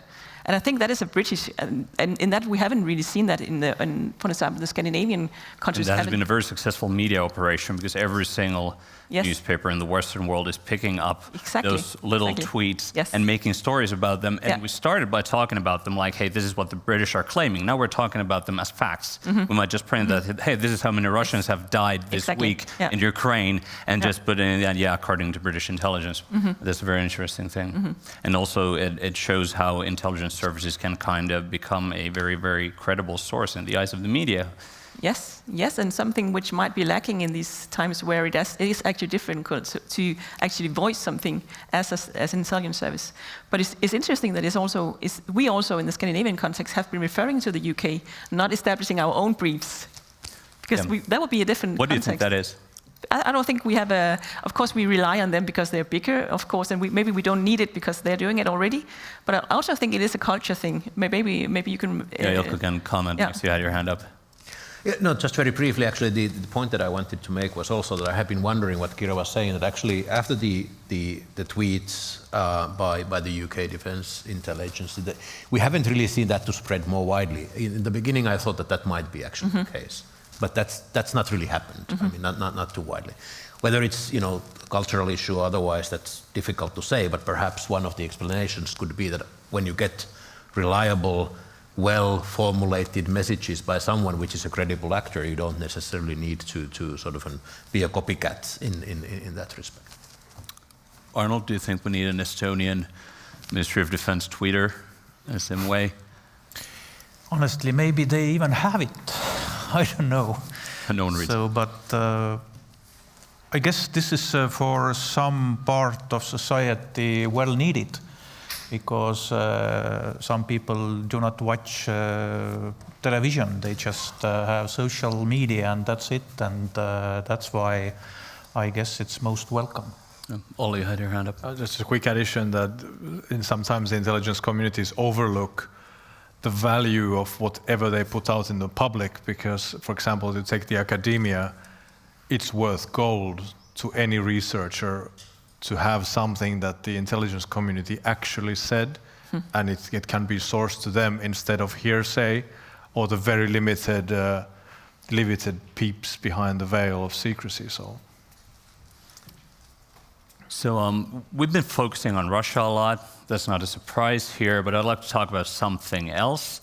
So China. It's something that we see pop up more and more in every single report from every single intelligence service or agency or military intelligence side in the area. But I'd like to hear from our panelists here. What are they actually doing? What are they interested in? What interesting have we been observing? Is there something we perhaps missed? So could you start there, Björn? I don't have anything for you on that, sorry. Okay. This was the active duty thing. I kind of knew that, but I had to. So I'm not an expert on China anyway, but I think it's a long-term threat, of course, and we need to take that into account, especially in terms of technology and how we are reliant and dependent on technologies. So that is also a debate we're discussing currently, of course, in Europe, also with the US, and talking about tech independence and digital sovereignty. And I think that is also very much reliant and dependent on how we view China in this landscape. Okay, I use the same disclaimer as Björn. Yeah, well, it figures. Arnold, please don't use any disclaimers. I'm not a China expert, definitely. What I can say is that the main problem here is that they have communist rule. And for the communists, democratic society is a threat, and that says everything. And all the means, what they have, technology or whatever, is that's why that they want to get rid of democracy in the world, and that's the whole case. So I'm just going to be very theoretical here. To take your imagination and think of great power intelligence actions in the world, add 20% to your imagination and then you might have a scope of what the great powers actually do in this world with their IC. Okay, well, I'll try and ask another question. Maybe you can or cannot answer. Are we being too open with China? No answers from the active duty people here. So no answers on China. Yeah, no problem. The next very uncomfortable question is regards the U.S. So our cooperation with the United States at the moment, there is some distrust. Here, if we look at polls, for example, with the European countries or even the countries in the region here, we see the public's perception of the United States and their present leadership especially deteriorating from the people on the ground, from what I hear from, let's say intelligence service to intelligence service cooperation or military cooperation, still working pretty good. But is there something here we're missing? How's the view from I think Björn will opt out for this question as well. Am I right? Yep. So, Kira, what do you think about it? I mean, Denmark has been mentioned a lot in the last panel, and of course it's something which is very relevant and highly debated in the Danish context at the moment. The threat assessment, risk assessment from the Danish Defense Intelligence Services from December 2025 mentioned US as a threat actor for the first time. And that, of course, is something which is really radical and for us very not necessarily surprising, but something which is a statement. And that has, of course, changed the way in which we regard the US on a political level and also in terms of cooperation. Of course, there is then, of course, some EU states has also mentioned that these aggressions have changed the way in which they will share intelligence and cooperate with the states, and that is something which was especially the Dutch that was out in the media. But then again, there's a recent piece by a colleague, Ashia Ben Yafel, in The Conversation, where she actually addressed the future of US-EU intelligence cooperation, where she states that one thing is on the political level, what is going on there, but we can also regard intelligence communities as communities of practices where they actually also, something is still, that is her claim at least, I don't know what is actually going on, but sharing is still going on because we have another logic going on the organizational levels where sharing can still be done and cooperation can still be done, even though the political level is not really functioning in that sense. So I don't know whether that is the case. I don't know whether there's a case with Denmark still, because it's very sensitive, of course. Because there is fundamental distrust there right now between the... There is fundamental distrust, of course, and also strategic reasons for not sharing things, of course. But if we look at a broader level on EU-US cooperation, it might be less affected than what we think, but that's just also speculation and just following her analysis of it. Thank you. Ilkka, any comments here? Or? Well, basically, I mean, Taneli this morning was also referring to the EU's role as a sort of an actor on the geopolitical front on many issues like trade deals and what have you. We still have an agreement with the US on a political level, so I wouldn't comment anything politically. Then the question is that what happens on a sort of an intelligence exchange and all that. From the practical point of view, that's something that I'm not aware of. We in the European Commission mainly deal with the EU member states and their respective agencies. But I sincerely hope that there is a pragmatic approach. We still have lots of common challenges, be it about terrorism or you were referring to jihadism and what have you. They are still issues which are definitely of interest to all parties. Well, let's formulate this in a different way. Let's say that the transatlantic link gets a bit weaker. Does this make EU a bigger player in this sphere? It might, at least. I think one of the issues with what we have seen is that the EU has to be sort of perhaps a more autonomous on some of these issues, and that's what we are looking for. Do you need any more legislation or something like that, more tools? I mean, if we would bring all these questions to, let's say, the intelligence as such, if that would be the theme, then we would definitely need that. We would actually need a change in the treaties, and that's not very likely to happen. Yeah. But I mean, the question is, how do we cooperate? President Niinistö actually drafted a report last year, as many of you definitely know, and actually that calls for, let's say, enhanced intelligence sharing among the European partners and what have you. And that's definitely, by the way, something which went relatively unnoticed here in Finland. Or I would say that even there was quite many critical voices here in Finland about the report, while in Brussels it's definitely the hook that many of the strategies are now sort of attached to, and it's kept in a very great value. I hope that would be a sort of a guiding document for the future as well. So Arnold, the Estonians here, let's say the Americans have always been, or for a couple of years here, or a couple of decades, been the cavalry for you guys. So how do you view this? But I guess U.S. government is not a problem just us or for the Europeans, but the whole world is feeling uncomfortable. But I understand from my former colleagues that practical level work is going on and there's not such a big issues. But in larger scale, I guess we will see after this government is changed, is that Trumpian government exception? Or is it that kind of final move in the Republican Party? And if that's a final move in a way, then we will have big troubles. So we'll see after next American president what will be the life. So Olli, any comments on this? Yeah, just to comment on that, like a strategic intelligence warnings. Warning is a word that makes us think of threats very heavily. So 99% of the things that, for example, the ICs cover when they talk about intelligence warnings are threats. But we do forget in speeches, for example, that the opportunities are to be warned as well about as well.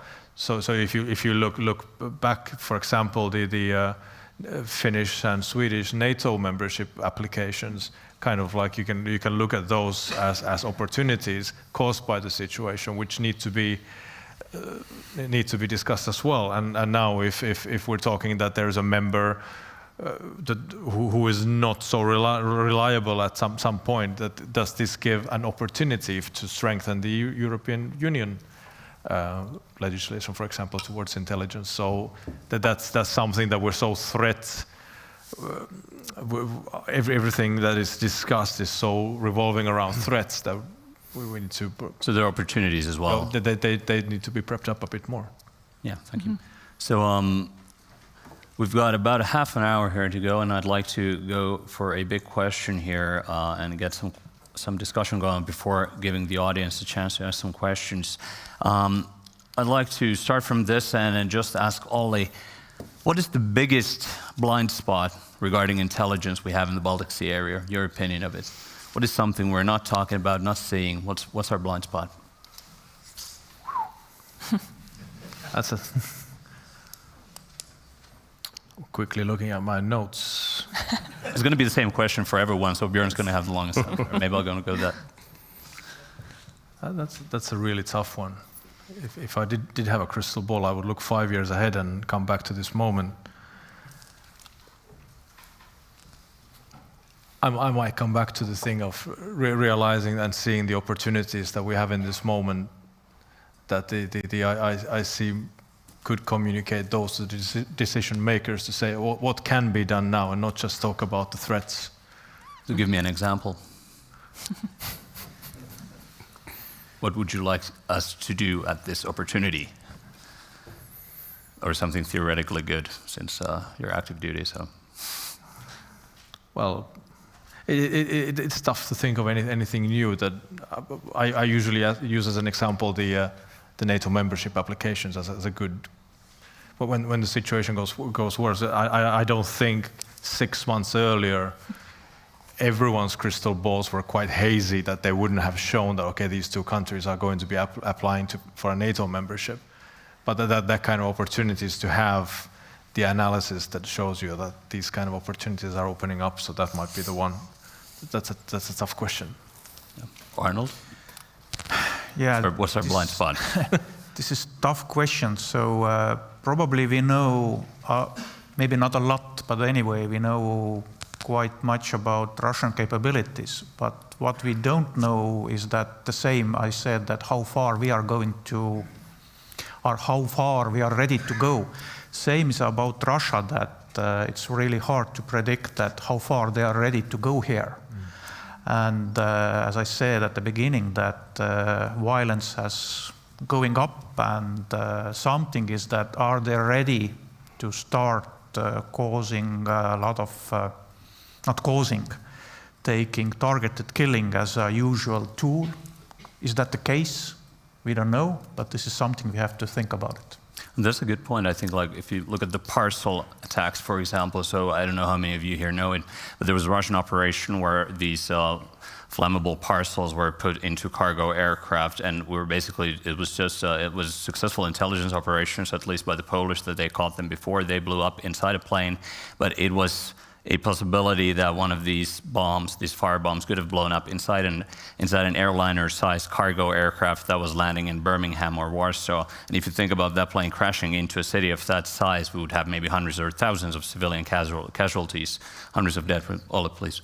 Just to come back to your original question, that what Arnold was saying that if you look at the capabilities, the intentions, and the windows of opportunity to do things, take course of action, capabilities are quite easy. You can go and have your cocoa and count the tanks. Yeah, but the preparedness to do so on the other. Yeah, so those are easy, but the intentions are the most difficult ones to assess. So that's always the blind spot for ICs. So you think our blind spot is basically that we're still not imaginative enough on what they might be prepared for or to do? Yes. Yeah, thank you. So Ilkka, what's our blind spot? Yeah, well, from the EU's perspective, if you can. Yeah, but I mean, I would say in general, the question is definitely about the content or the topics as such. You know, there might be blind spots, but actually I truly believe that we are prepared for quite many different scenarios. And of course, I mean, after the 9/11, there was always a question that did anyone think about this sort of an attack to take place? I think we are, you know, we have evolved. I mean, in general, I'm not talking about the EU necessarily or the EU institutions, to look into the different threats. But as often is the case with the intelligence, and you know, when you talk about the intelligence failures, perhaps, it's about the timing. I mean, you're prepared, the forest fire will happen one day, but you don't exactly know when. And I think this is more of the issue that we might have at hand, that are we definitely capable then, you know, predicting in this very volatile era. I'm absolutely, you know, agreeing with what Olli said. This is probably the most volatile, most unpredictable era that we have seen for a very long time, how things could evolve. And that definitely plays a role. So for me, it's more about timing really than about the content. And it's also the fact that you often see intelligence failures play out in public, but the successes almost never do. Always very true. Yeah. So Kara, what's our blind spot? Thanks. Now I had time to think. So I think in the Danish context at least, we have this mantra saying bye, bye, bye. In the military context, we need to establish a better preparedness, military preparedness. And I think we also agree from this panel and from the previous panel, of course we need some more alertness and maybe also awareness that this is actually a true threat to us. But I also think that what is relevant here is to, especially in the bye, bye, bye debate, of course, step back and think, okay, how can we do it in the most clever way? Also thinking about new alliances in the region. So I think that will be something we need to, of course we focus on that already in this forum as well, but I think we could play each other even stronger if we took these decisions together maybe and cooperated more. And then I think also one thing which might be a blind spot here is also what was also mentioned in this, I would say this morning, but previously in this seminar, is that what we need to hang on to is also what we actually care about, and that is our democratic values, accountability and legality. And I think we need to discuss that as well, and not just panic, because I think that is what we need. And then, of course, while doing that, I think what we could do, at least from the Danish perspective, and maybe also broader, we should mature the public debate, the democratic dialogue on intelligence matters, because I think that is lacking.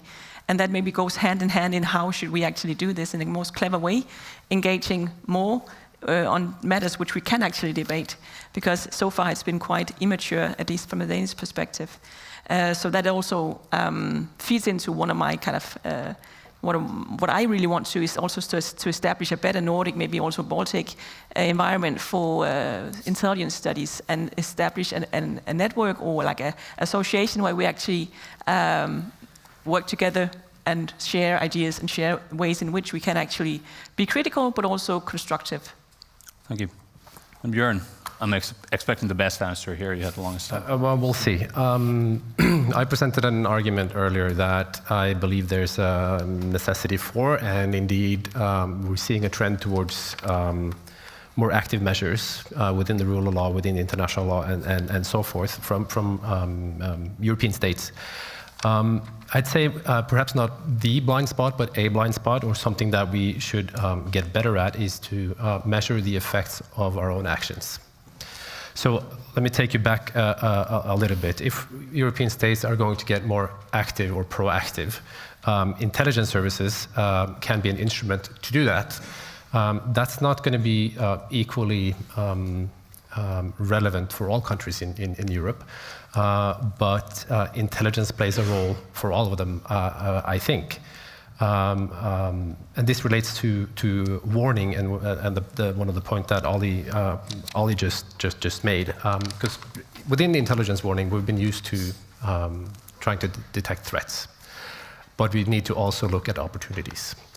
And sometimes intelligence will be the one that exploits the opportunity. Other times it will be other elements of the state who does that.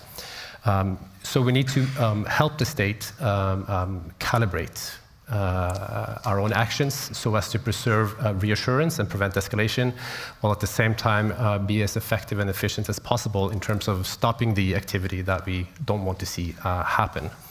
And we also need to get to the point where we can efficiently assess the effect of our own actions when we are trying to stop this activity.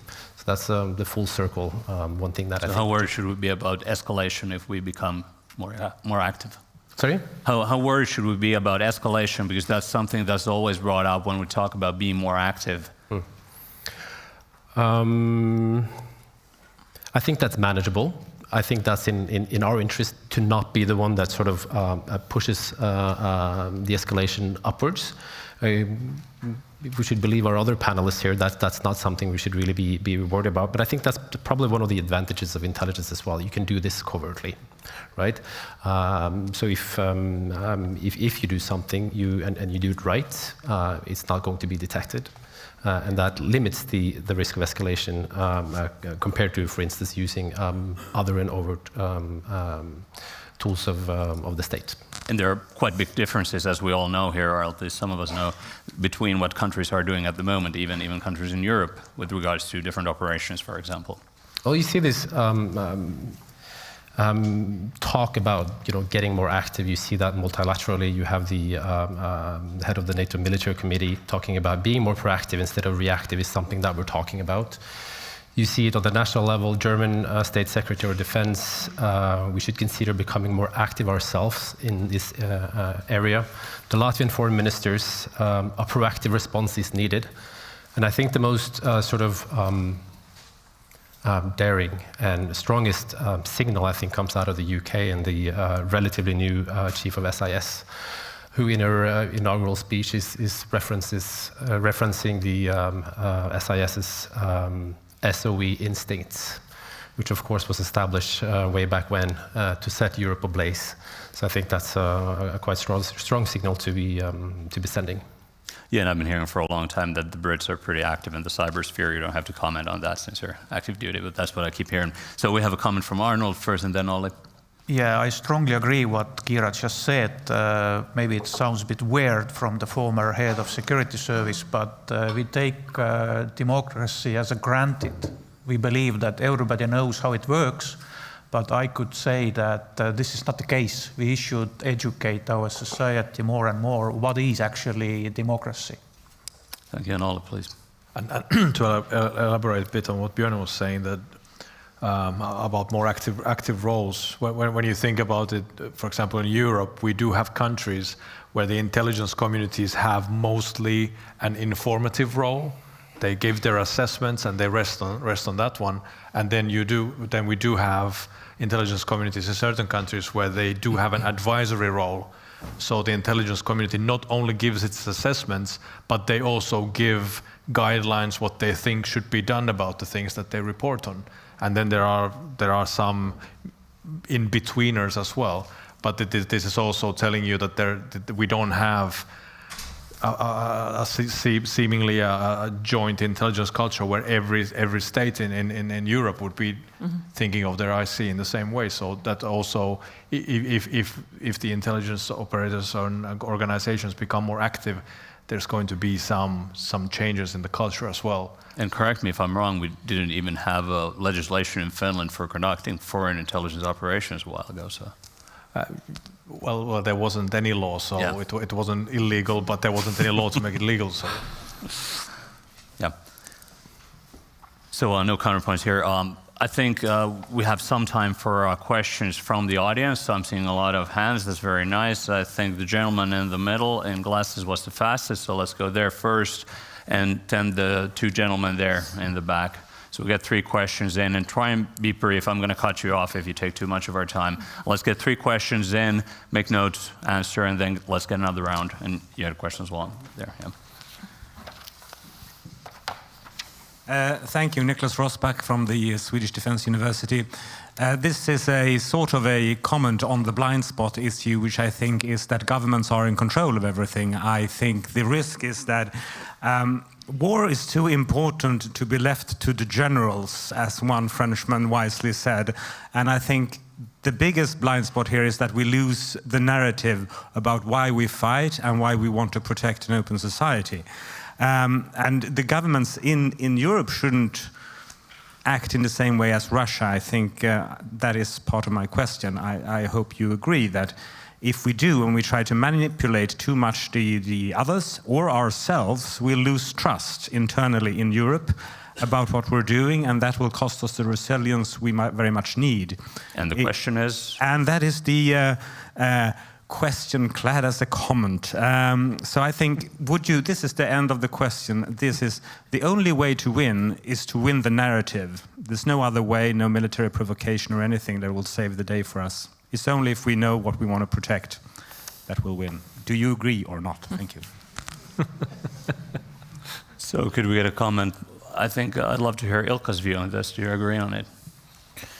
Well, in a way, if you look into the statistics, and there are relatively recent ones, who in the European Union, which nation or which citizens are the most willing to defend their country, and it's the Finns, not surprisingly. And actually, I truly believe that that's something which comes through the system that we have, a sort of a holistic view to the security and also the conscript service that we have had in place always. I mean, I do remember that we were laughed at some 25 years ago that we kept the system alive.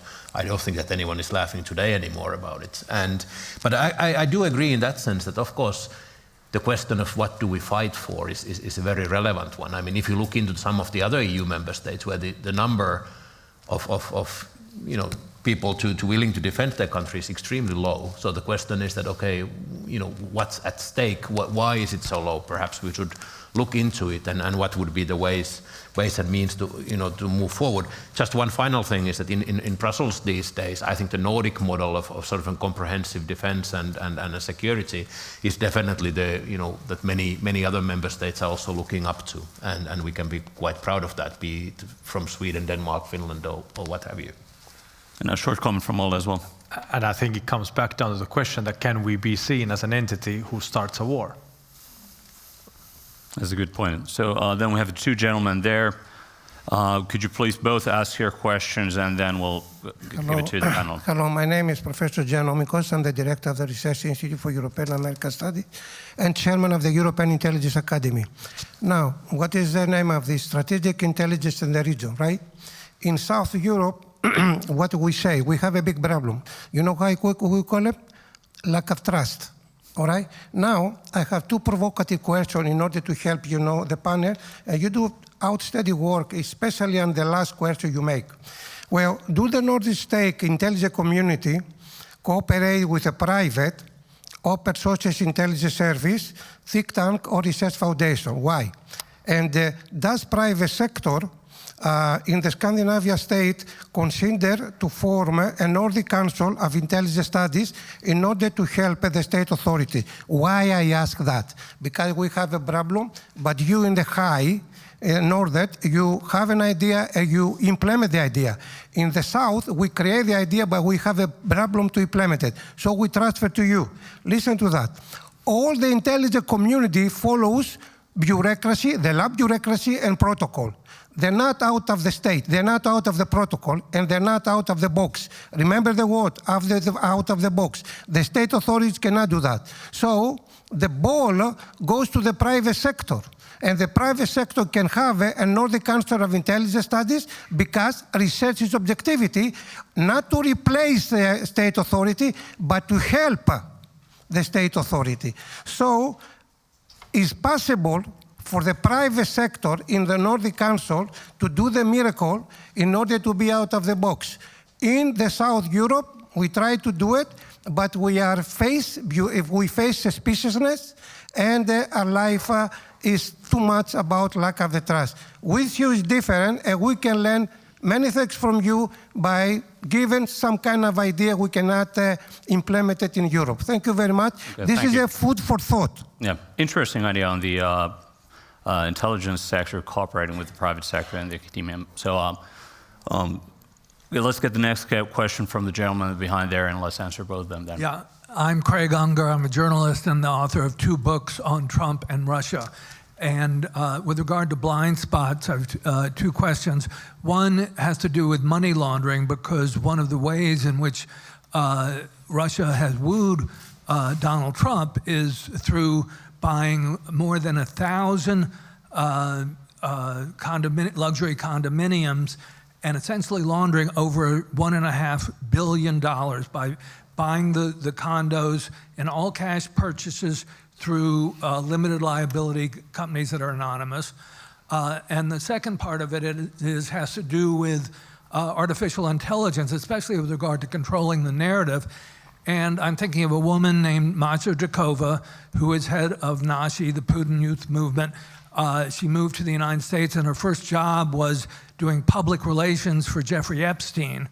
And through him, she got to meet a lot of people in Silicon Valley, and is now working with Sam Altman developing OpenAI. What's the question here? Isn't that a problem in terms of controlling the narrative? Isn't that an intelligence risk? And are there any regulations in the EU regarding either of those? Okay, thanks. So should we start with the cooperation between the private sector and the intelligence sphere? I think this is Kira's forte, so please go ahead. Well, interesting question. Thank you. I think I kind of follow your thought. I think one of the best examples would be in the open source context, because what we've seen there is, of course, a rapid development of technologies and an increased accessibility of data, and therefore also an increased competition when it comes to actually conducting intelligence analysis based on the very large amount of open access data available. And if you look at these actors, they're of course very different, but we have actors, for example, cases like Bellingcat and other kind of organizations who are actually being in a very fast become credible actors in this field, because of the way in which they work. Their methods are like open for everybody to check. And in a way, some would say that this open source intelligence community creates some kind of new competition between state intelligence and private intelligence, or NGOs.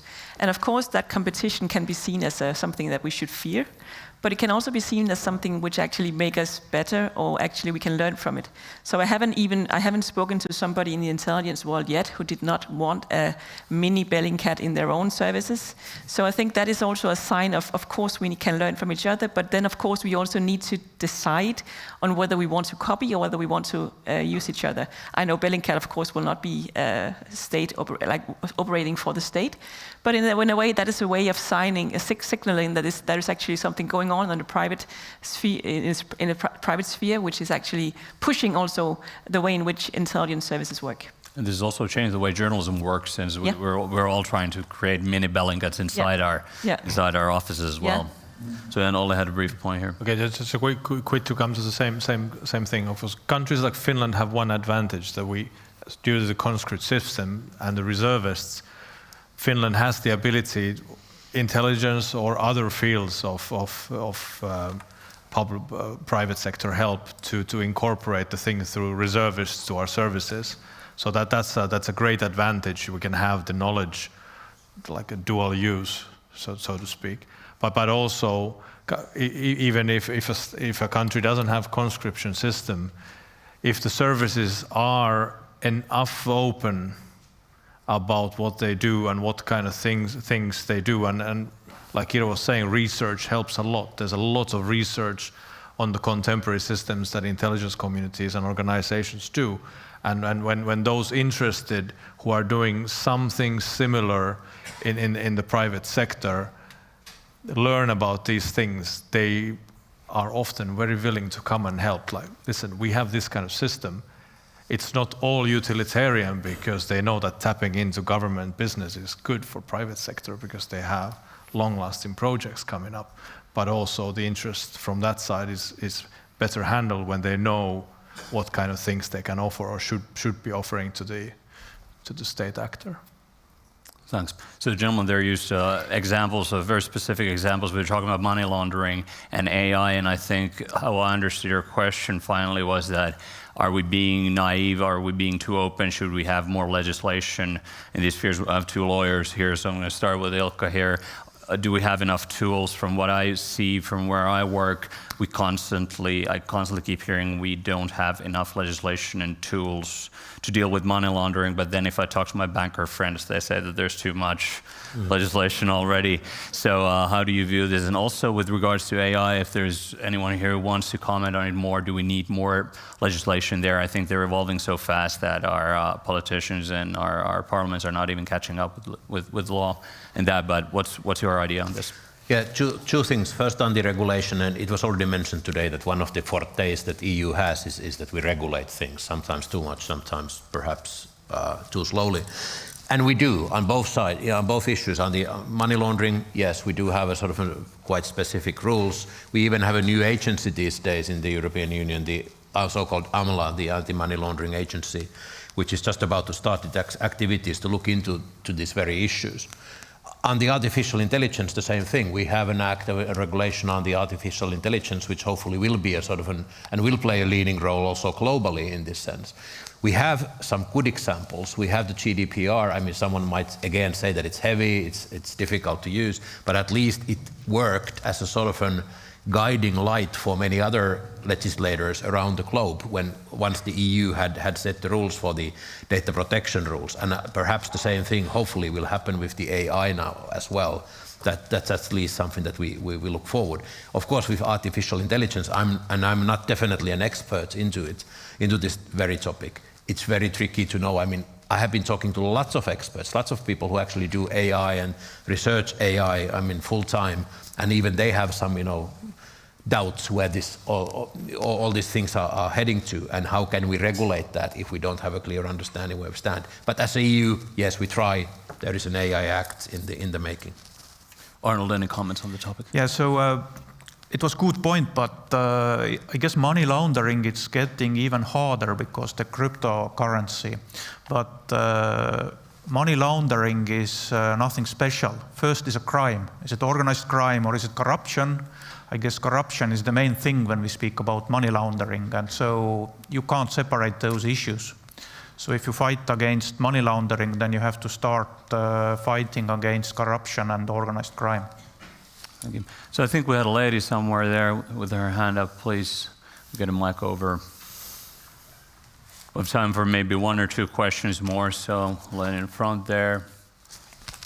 Yes, thank you. My name is Tanya Ufer, and I'm the security manager of a small town just about 100 kilometers north from here, Rauma, which is at the coast.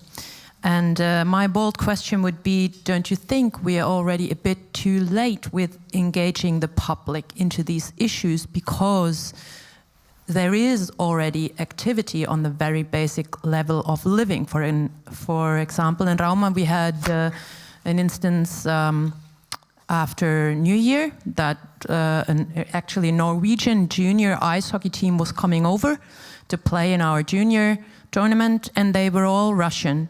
And we were not aware of some of their names even, and we were not allowed to take pictures of them. So this is at the very, we were sure that they would be from Norway, but they were not. So they are coming, we are faced in very in very peculiar ways with these things. Also, companies might get,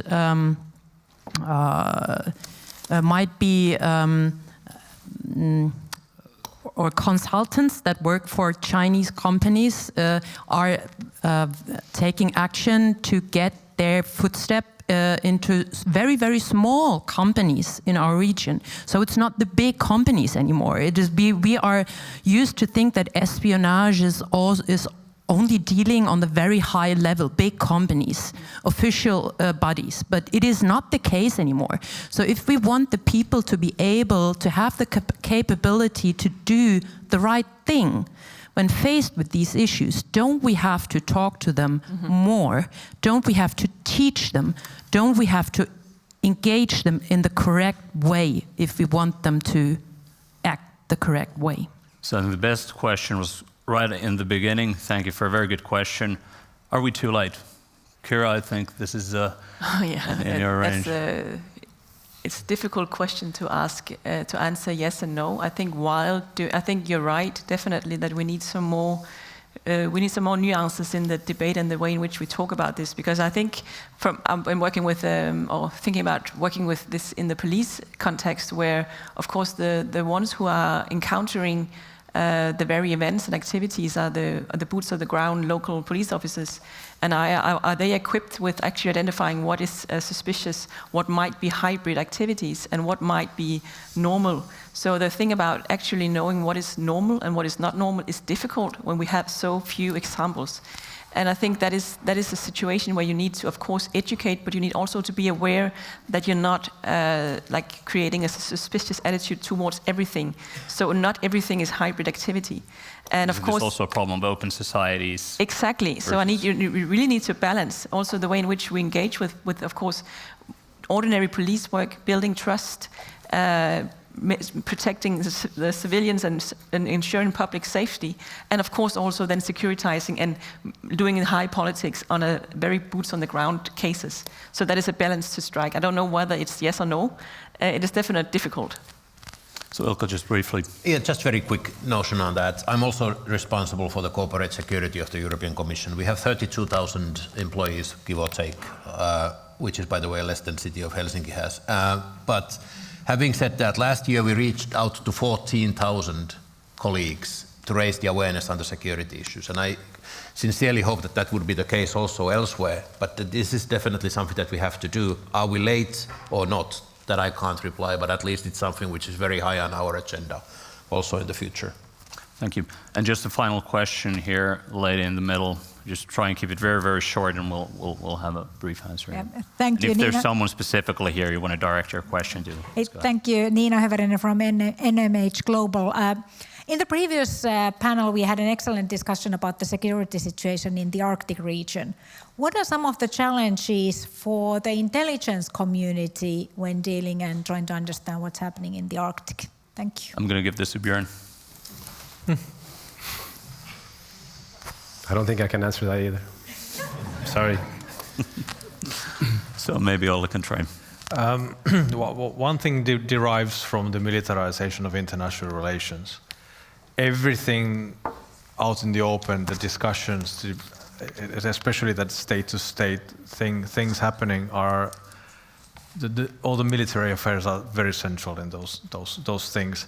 And one danger in this one is, even speaking as an officer, is that the military things become overemphasized, whereas the diplomatic, economic, political intel gets overlooked, or it doesn't get the importance that it should have.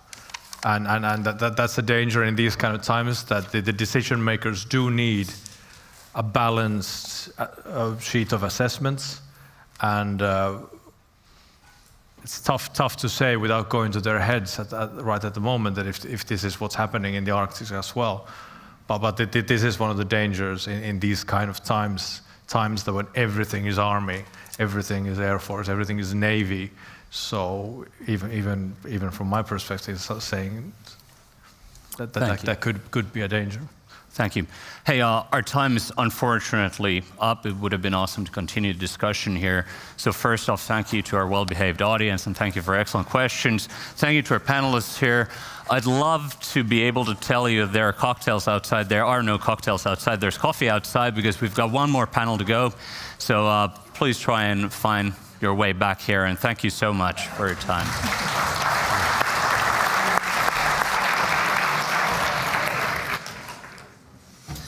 So welcome to today's last panel on critical natural resources and logistical infrastructure. It explores the twin challenges that are central to economic resilience and security in the Baltic Sea region. We will have three main themes today. What kind of role the critical natural resources play in a European economy when competition is hard between Europe, United States, China, India, and some developing countries. And how important are well-functioning logistic chains in using the potential of these resources?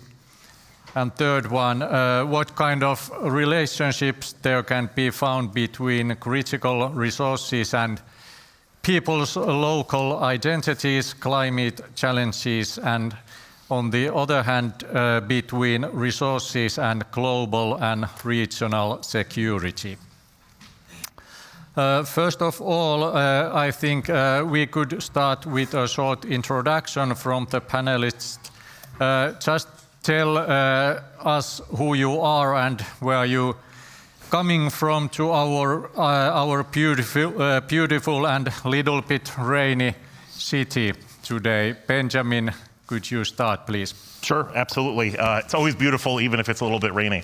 My name is Benjamin Schmidt. I'm a senior fellow at the University of Pennsylvania, where I work at the Kleinman Center for Energy Policy and the Department of Physics and Astronomy, and I'm also the graduate director at Perry Worldhouse, our home for international affairs at Penn. Welcome. And a very good afternoon, ladies and gentlemen. Lauri Ojala is my name. I work here at the University of Turku as a professor of logistics. So obviously the latter part of the title of this session, dealing mostly with logistical infrastructure or transport issues or supply chain, whatever you like, is more on my side rather than the natural resource side. Thank you. Ville. I'm Ville Niinistö. Good evening, everyone. I'm a member of European Parliament, and this is my alma mater university as well. So I'm from Turku originally. Nowadays, unfortunately, I have to live in Espoo because my wife works there, and she thinks that we should live close to her work. And I'm mostly in Brussels and Strasbourg anyway. But it was good to come back home. Well, yeah. Many of you know my background. I'm a former Minister of the Environment, but in the European Parliament currently, I would say I work in the nexus between security, competitiveness, and environment. So I try to combine all of these challenges together in my work. And I would say my main jobs are being the chair of the Russia delegation for the whole Parliament, and then I'm the Greens coordinator in Industry Committee. Nice to have you here. Olli-Matti. Yes, thanks for having me. My name is Olli-Matti Mikkola. I'm also from here, so we are quite many from Turku actually. So this is also my alma mater, and I defended my dissertation in the next hall 12 years ago. At the moment, I'm working at the Natural Research Institute Finland, and my research topic is geopolitics of energy transition, and I had some background also in defense forces before that. Thanks. And Karina. Yeah, Karina Keskitalo. I'm a professor of political science at Umeå University in Sweden. I've also worked in Rovaniemi, which was my alma mater, some 20-something years ago by now. And I mainly worked on environmental and Arctic policy. I've also sat as a member of the group of chief scientific advisors, which provides science advice directly to EU commissioners. Then I was also the previous vice chair of the Swedish Expert Council on Climate Adaptation. So I think I will mainly in this panel try to reply to the question in the first panel about can't anyone say anything about the climate, so I'll try. Yeah. Välkommen till Åbo. Lars. Yes, hi. Lars Jesvik. I'm a senior researcher at the Norwegian Institute of International Affairs. I have no alma mater in Finland, unfortunately. I do work mostly on economic and technological dependencies and how they shape power politics, so geoeconomics writ large. Okay, welcome to everyone. First of all, one targeted warm-up question to everyone. Lars Jesvik, given your research on international security and economic interdependence, how do you see the importance of Baltic Sea regions in critical raw material supply versus other European regions? And what kind of vulnerabilities there can be found? Yeah, thanks. And just stop me when you feel like I've talked for long enough. Take your time. So I want to start a little bit about where we are. And I think the security situation is kind of well known. I think everyone in the room is quite aware of the implications of a more aggressive Russia, of China having arrived, and deep uncertainty about the US. I think also a lot of people in the room is probably acutely aware of the importance of the technology and economy in contemporary power politics, so what is often called geoeconomics, and the weaponization of economic dependencies, how civilian technology is increasingly in the lead, also in terms of dual-use technologies, and how we are having these fast and massive changes at the same time in terms of energy transition, climate change, artificial intelligence. But I think what is slightly less talked about is the legacy of globalization and the fact that we have 3 decades of free trade and globalization behind us. So the complexity of supply chains, I think if you talk about ASML, maybe the most strategically important European company, they have something like 5,000 providers providing something like 30,000 components. So that's not something you make European and secure in a few years. I think there's also a question of infrastructural legacies and how that shapes power politics. I think also for states that involuntarily were a part of the Soviet Union and the Baltic region in general, I don't think I need to explain how those infrastructural legacies continue to constrain and shape politics. And I think we also have to be aware of the fact that we have a lot more actors. So it's easy to sort of revert back to this state and states perspective, but private corporations, sub-state entities, local regions are players in power politics and geopolitics to a much greater extent than they've ever been. So, getting to your question. Raw materials, what can they do? Well, they certainly play into this vision of greater European autonomy and more greater strategic independence for the EU. I think they also speak quite importantly to the role of the Baltic region within Europe in fostering dependencies towards vital European partners. I think it has a lot to do with the leverage word. If you talk about the trade war between China and the US, the strategic minerals was in many ways China's best card to play. And it talks about maybe more parity in terms of dependence across the Atlantic. So I think critical raw materials fits into this bigger picture in a lot of many nuanced ways that I think we'll have more time to. And I think I'll wrap up there and we'll get to the vulnerabilities later on. Yeah, thank you. Karina, your work often focuses on societal adaptations in the Arctic and Nordic contexts.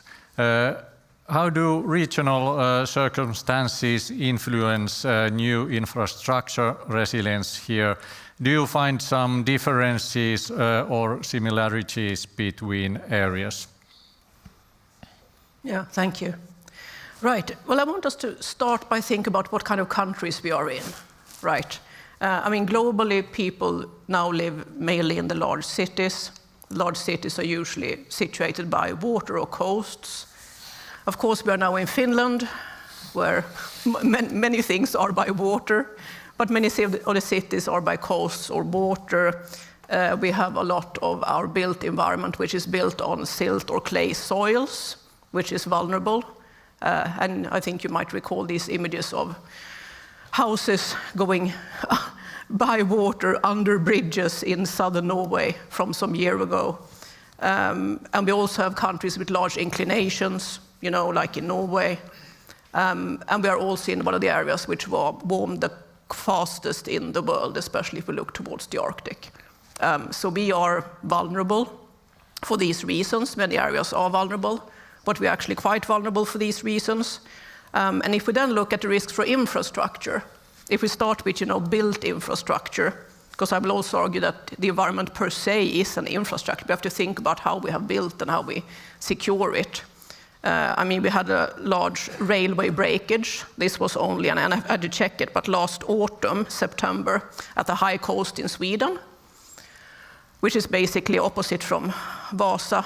And this railway breakage occurred because you had large rains, but also because you had logging just above. Mm-hmm. And there's almost no coordination between how and where you log, so forest planning, and between infrastructure. And this might be something that has to be shifted, you know, as we actually get larger risks. So there's been multiple reports after this incident, but this actually cut off railway communication for a week almost.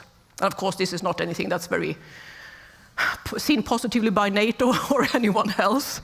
And I mean, we've had large incidents in Åre in Sweden, a very small stream. I was actually there a few weeks before it happened a couple of years ago. And saw this small stream and thought, And you know, a couple of weeks later, this had taken all of Åre center with it. And we also have news from, or news, it's not news, it's a couple of years ago as well, in Gävle, where insurance agencies now say that they want their money back from having paid their claimants because the municipality hasn't done enough. So I think these are just a few examples, and I can do many more. But you know, there's a large awareness, I think, that you know we are actually infrastructure vulnerable. And across the world, people are, because we are built where it's nice to live, it's by the coast, it's by water, you know.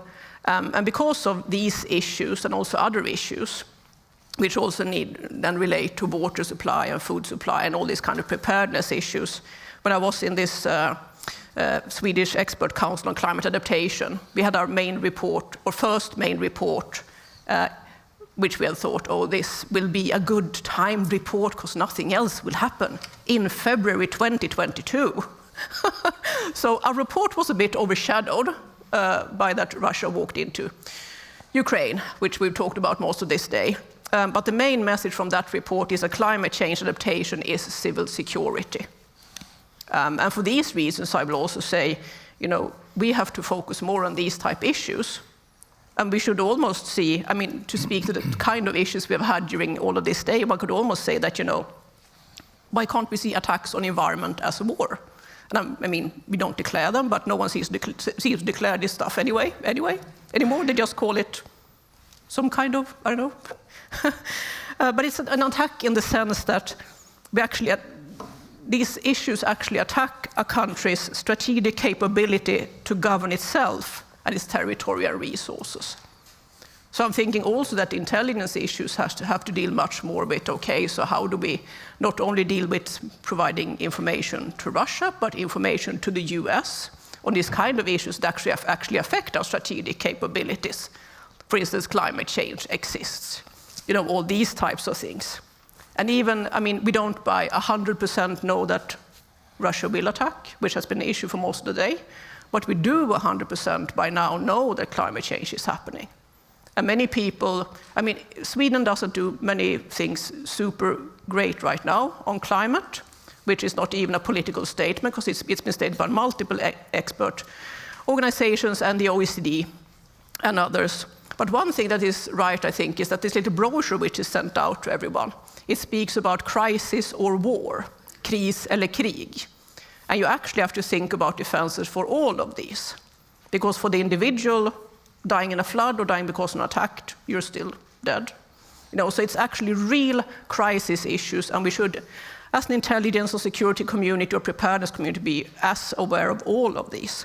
So I think that's my main, takeaway. I was given another question, which I've sort of started answering, which was about, how do we compromise between environmental protection and transport infrastructure? And to my mind, it's not a trade-off. You have to protect both, because otherwise you're protecting none, and you're not protecting infrastructure.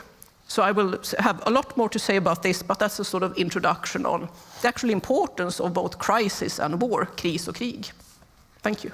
So climate security is hard security also, you think? Yeah. Yeah, that's a good point of view.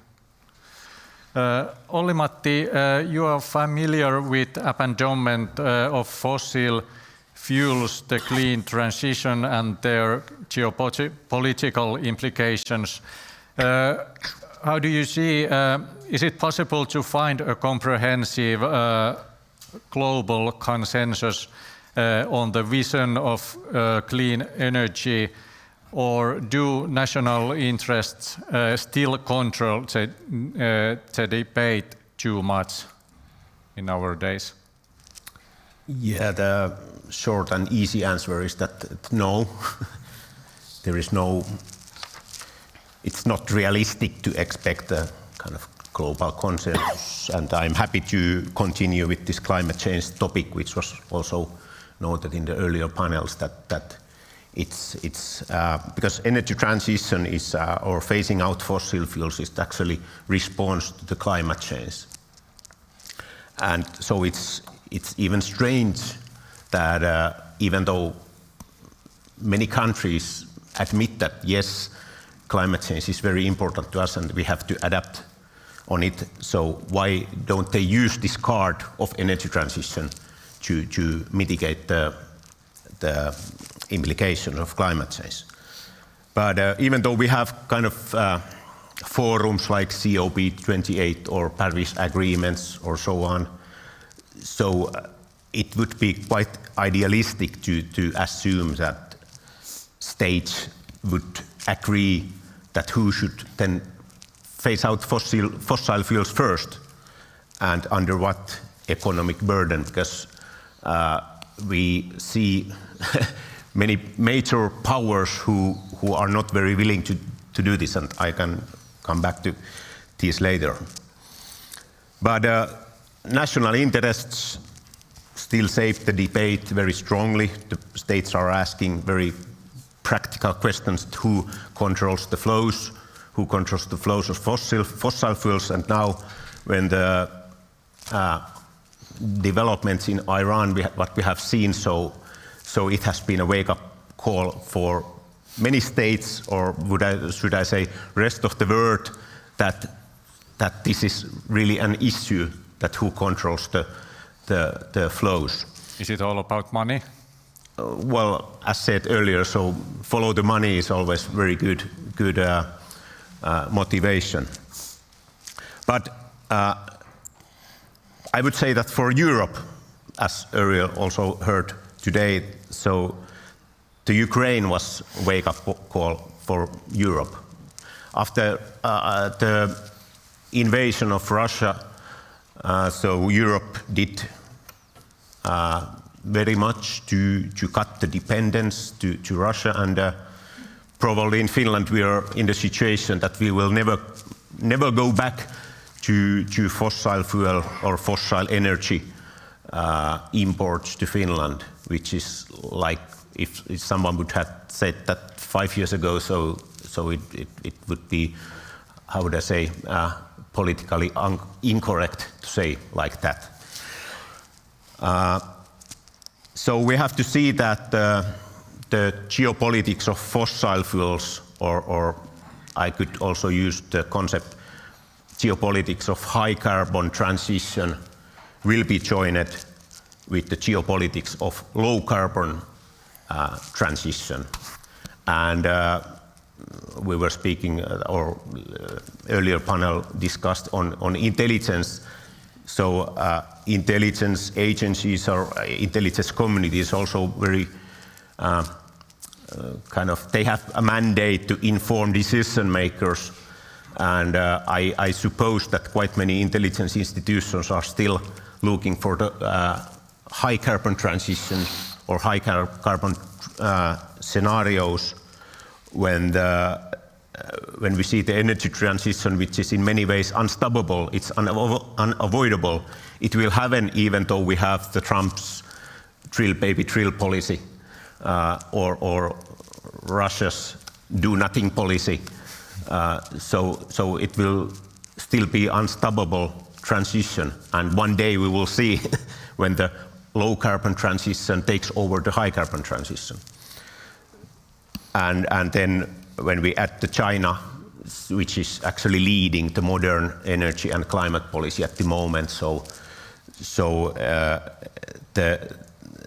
geopolitics of renewable energy will take over one day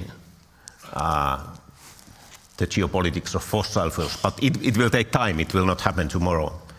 But in coming decades, and then the new technologies and all the competition over supply chains and so on and so forth, so they are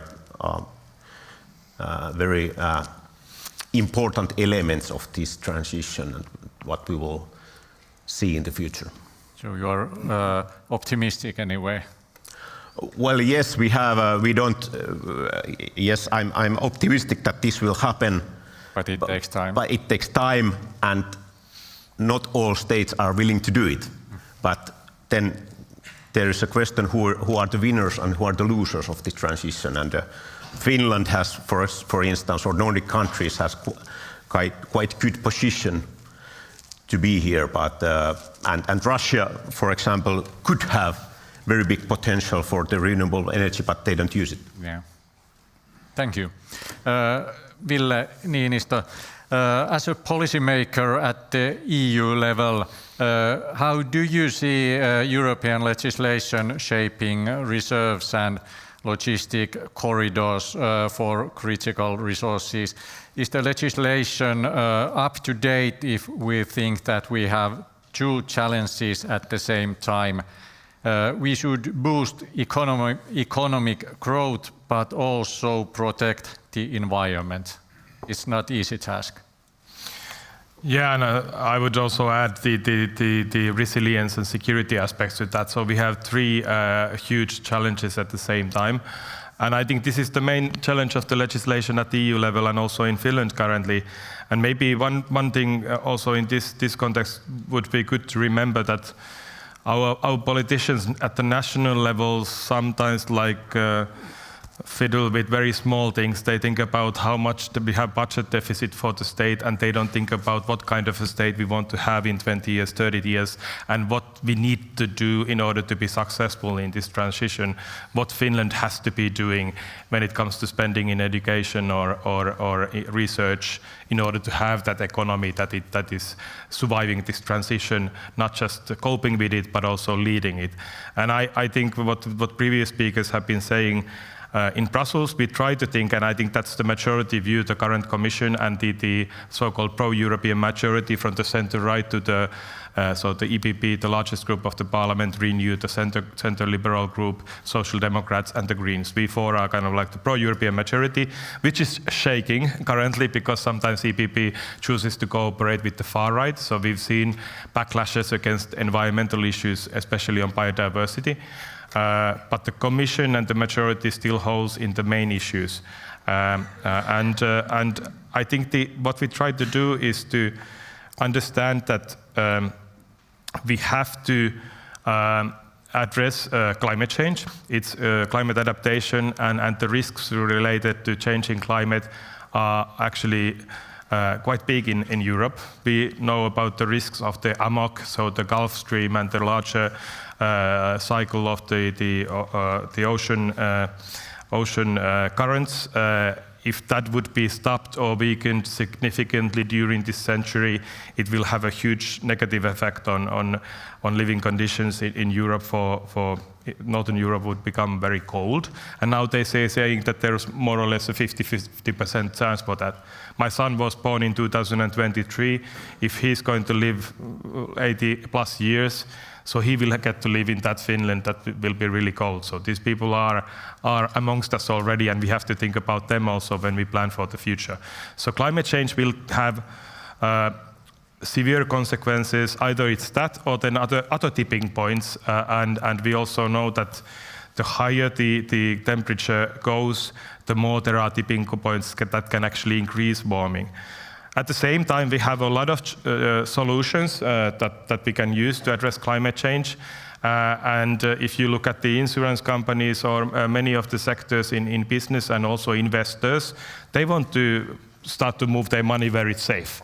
So actually, I have less belief in politicians nowadays than I have on those markets, because investors want to make sure that their money will be still there and growing in 40, 50 years. And no one, if they have any understanding of science and where the world is going, no one who wants to keep their money safe for a 50-year perspective will invest in fossil fuels anymore. So this change is happening, like we heard from previous speakers already, regardless of the Trumps in the world. Even if he tries to negate this, he speaks for coal, but there is no coal buildup in the US and also actually during his first mandate, coal was also going down a lot in the US because it's just too expensive. So there is a paradigm shift that renewables and energy transition are coming. We in the Nordics have a very good position for this because we have good conditions for increasing production of wind, especially in Finland. Wind is now 20-25% of electricity. Then we have already nuclear 30-35%, biomass and hydro the rest. And our electricity system is almost totally free of fossil fuels. We have only 1-2 percentage points left. And that is kind of also, we have the lowest electricity price in the Nordic market in whole of Europe. So those who have invested in renewables and the transition, and I include nuclear in this, it's a separate debate, but I include it, those are actually also having a chance to re-industrialize societies. So we can invest in green hydrogen and get the carbon-free steel produced in the Nordics.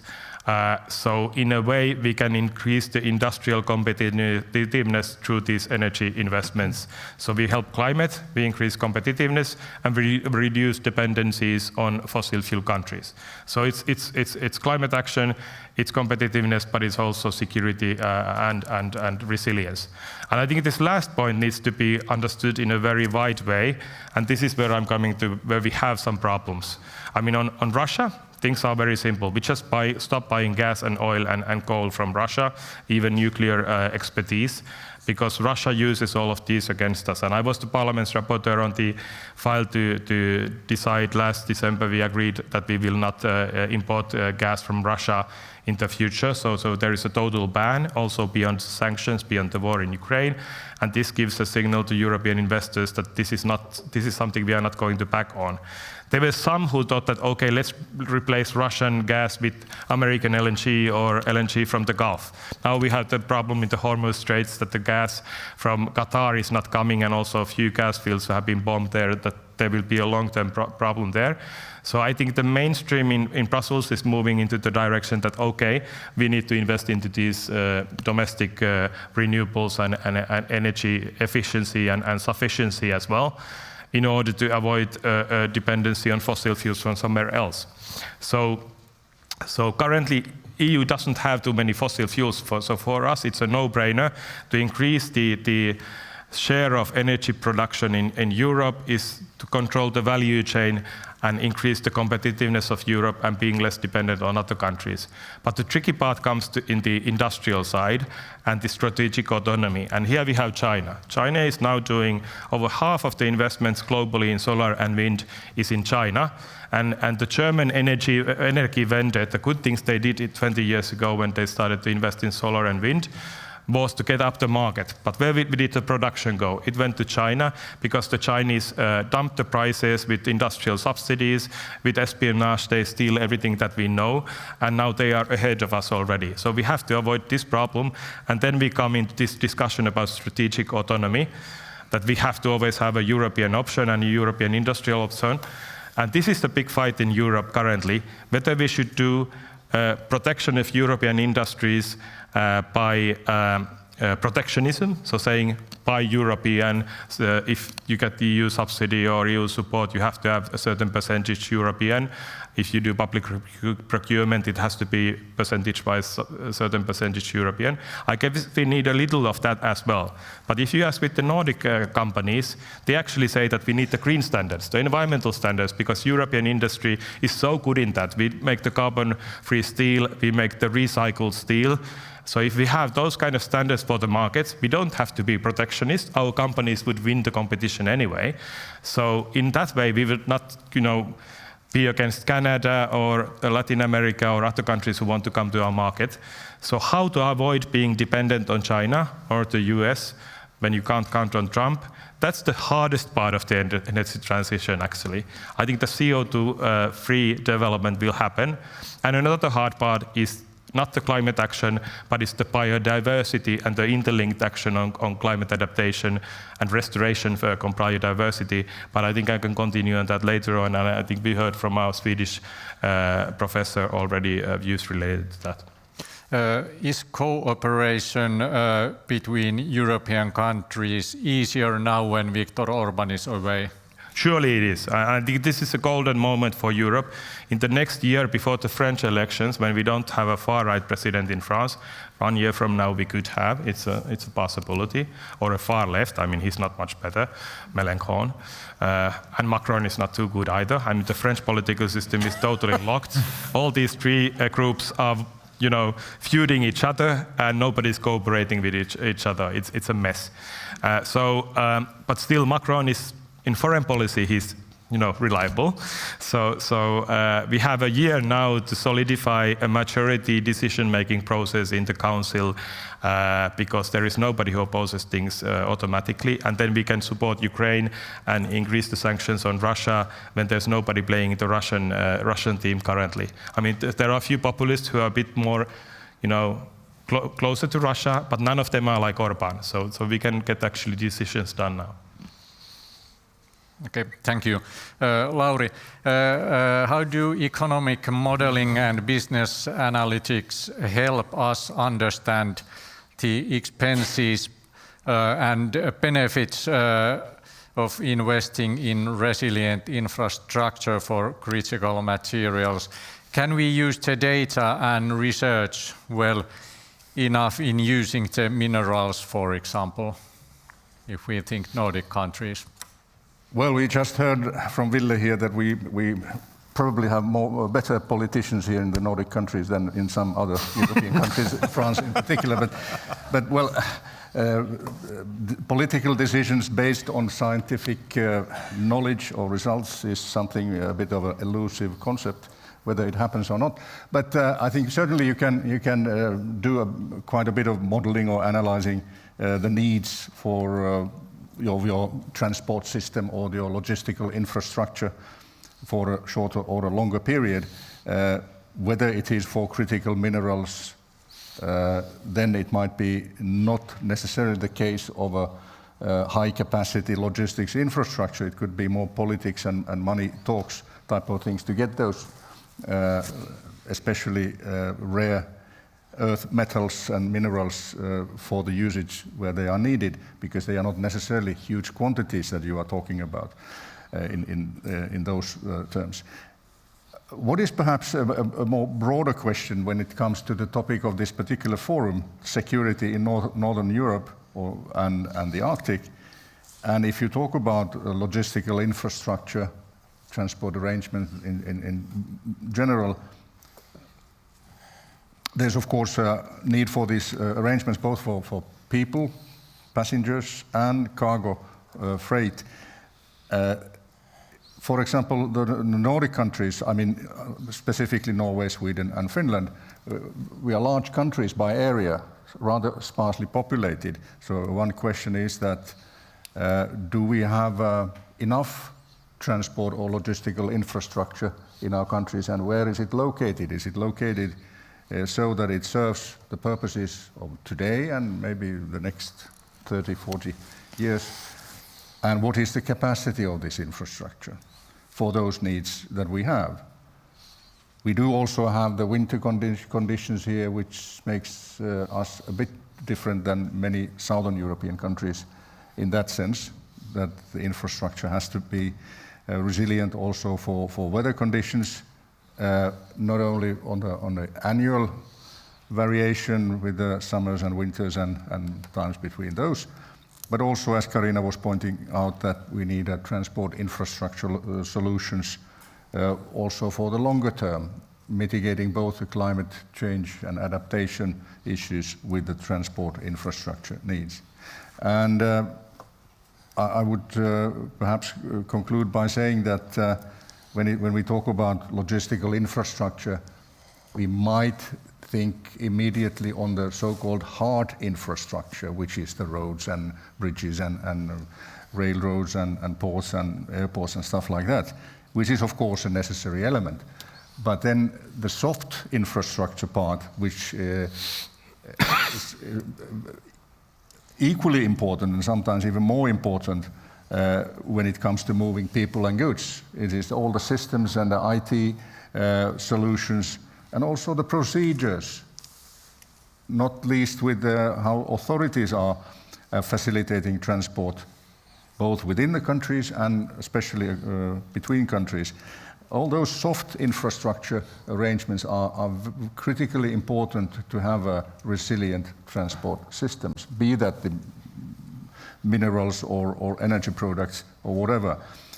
What has also happened here in the Nordic countries, I speak specifically of Sweden and Finland now, is that the industrial structure has also changed quite a lot over the past 30, 40 years. We do not move that much heavy goods, or we do not have that much heavy industries requiring large volumes of raw materials. The services sector has grown very fast over the past 40, 50 years. The actual physical infrastructure, the actual physical industrial production has come down, as has the absolute volumes of agriculture in most of the countries as well. So we do not need that much transport capacity in our system than we probably did 20 or 30 years ago. And where does this development go? Probably so that we need better infrastructure and better functioning systems, also where people and in some cases also the industrial manufacturing still is and is going to continue. So this is a balance between those things. And what is common for all Baltic Sea countries, Russia included, is the essence of maritime transport. We are all coastal countries here, and depending on where you are, the share of maritime transport one way or the other can be very, very high. Like in Finland, nowadays from our foreign trade, over 95% of the volume, I mean tons, is carried by sea. Maybe just a shorter voyage or maybe a longer voyage. The percentage is about 70 for Sweden. It's also above 70 for Norway when you count all the oil shipments, which don't necessarily, in the case of Norway, don't always be loaded in a port. They may be loaded outside the ports out in the sea. But in any case, maritime transport is a critical element if you want to have a functioning transport logistical infrastructure here in the Baltic Sea region. Thank you. Thank you, Lauri. And then a little bit different perspective maybe. Benjamin, based on transatlantic research, what lessons can the Baltic Sea region learn from North American approaches to critical resource security and logistic resilience? Well, thank you, and it's great to be here at the University of Turku. I have to say, being, I think, one of the only, if not the only one, that didn't go to this school, I understand that my alma, I guess, doesn't matter here. Thank you. I was waiting to land that one. Okay. All right. Everyone's here. So my name is Benjamin Schmidt, as I said, from the University of Pennsylvania. I actually just testified before the U.S. Senate Foreign Relations Committee on Thursday on this very topic. And I'll tell you, the lessons that I was comparing aren't necessarily from the United States to Europe. It was actually from Taiwan to the Gulf of Finland region. And I'll tell you what I mean by that in just a second. But the big things that I've been looking at, I spent 4 years earlier in my career under both the Obama and first Trump administrations as European Energy Security Advisor at the US Department of State. And the focus that we had always had basically 5 pillars: security of supply, regulatory support for EU policies, cyber and physical security of energy infrastructure, the interoperability or military energy security side when it comes to NATO, and then finally kind of a mixed bag of countering Russian malign influence, strategic corruption, and using sanctions policies to push back on Russian malign influence. So of those 5 pillars, I think that when we were working hand in glove with the European Commission and with member states, including Finland, I was the lead for Nordic and Baltic issues at state on energy issues. We were so focused on security of supply, meaning the policies that will increase the diversification of sources, routes, and fuel types in the Baltic Sea region, building out that infrastructure, and pushing back on Russian monopolistic practices through the third energy package, in particular the gas directive, and then all of the sort of policy packages that came out of the EU since Russia's first or initial full-scale invasion invasion of Ukraine, first invasion of Ukraine in 2014, followed by its full-scale invasion in 2022. So that means both the European Energy Union concept in 2015 and the Repower EU plan just a couple of years ago.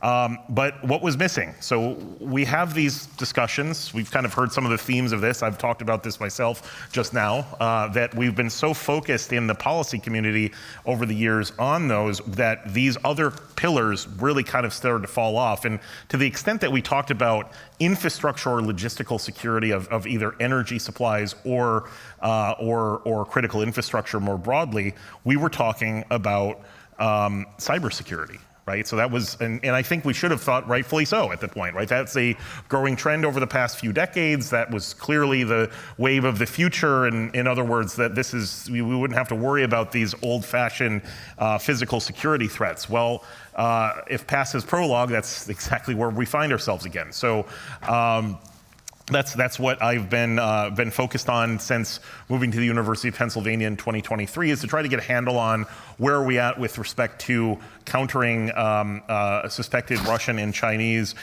sabotage of subsea infrastructure globally, both impacting energy supplies and telecommunications infrastructure. And so this obviously started with incidents in 2022 in Svalbard in January of 2022 when it was shown that the Russian fishing vessel Melkart 5 dragged its equipment over one of the 2 Svalsat subsea cables that connected the archipelago of Svalbard and the commercial Svalsat station, the largest commercial ground station for satellite communications on Earth, broke that cable with the Norwegian mainland. Unless there was really, really good hyper-localized fishing over that one point in the southern of the 2 cables, all of the experts that we talked to, including folks that are really focused on fishing dynamics on Svalbard, I actually visited Longyearbyen.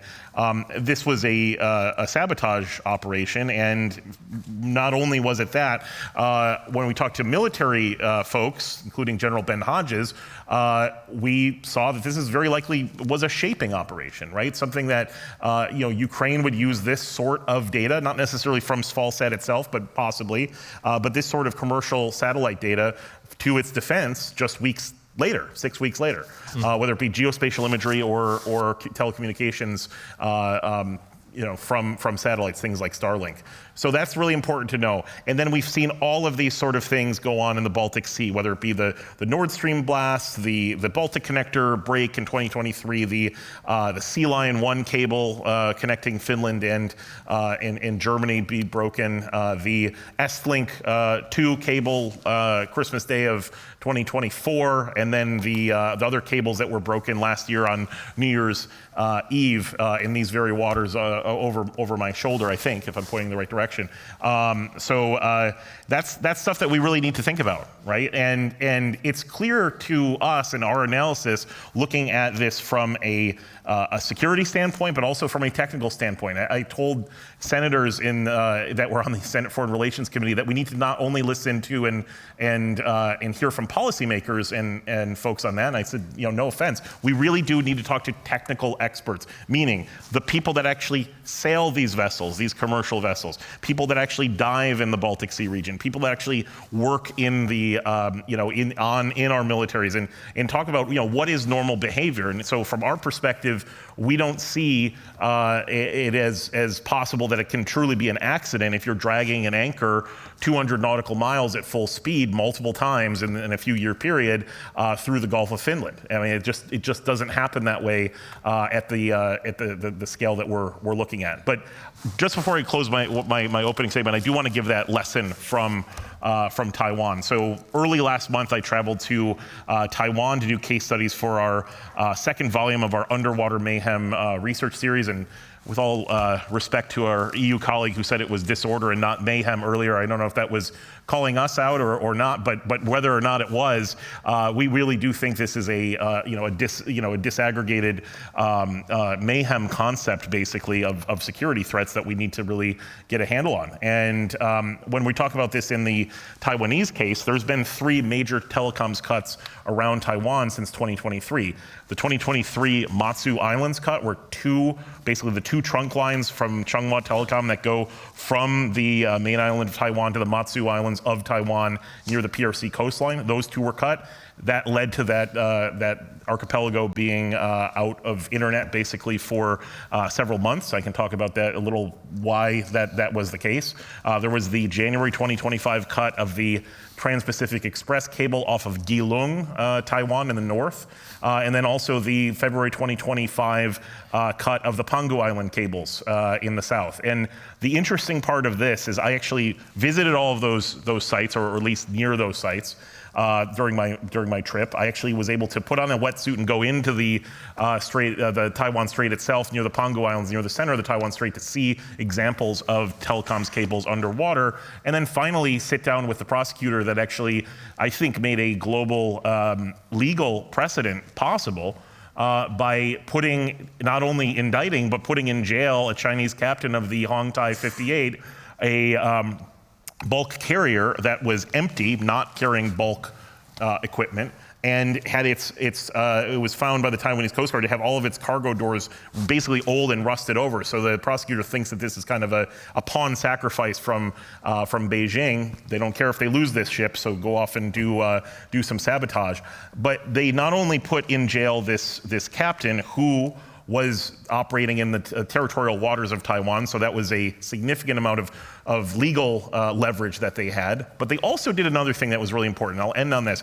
They were able to do a study that looked at their own criminal code.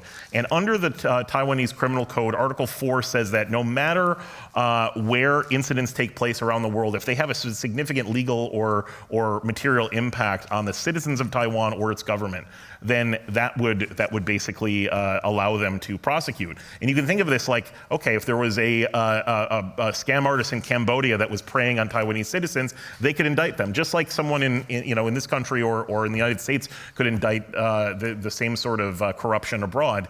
They're saying this in a cables case, that if the cable is broken in the exclusive economic zone or beyond, that they can still prosecute. They might not be able to extradite, but they can prosecute. And so that is an example of why I think that there needs to be more dialogue between Finland and Taiwan on this, because there was this case of the Eagle S captain being released in part due to jurisdictional issues with the incident taking place in the exclusive economic zone and not territorial waters. So this sort of evolution needs to continue.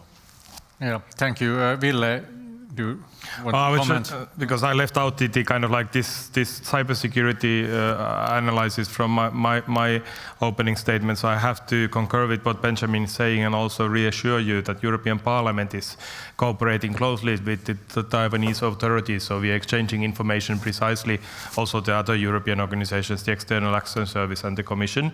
So we are exchanging information, and the Taiwanese are actually a bit deeper into this already than we are, so they've had similar problems, and the Chinese and the Russians are exchanging information also on their side. So we should also remember that China is not a totally, let's say, neutral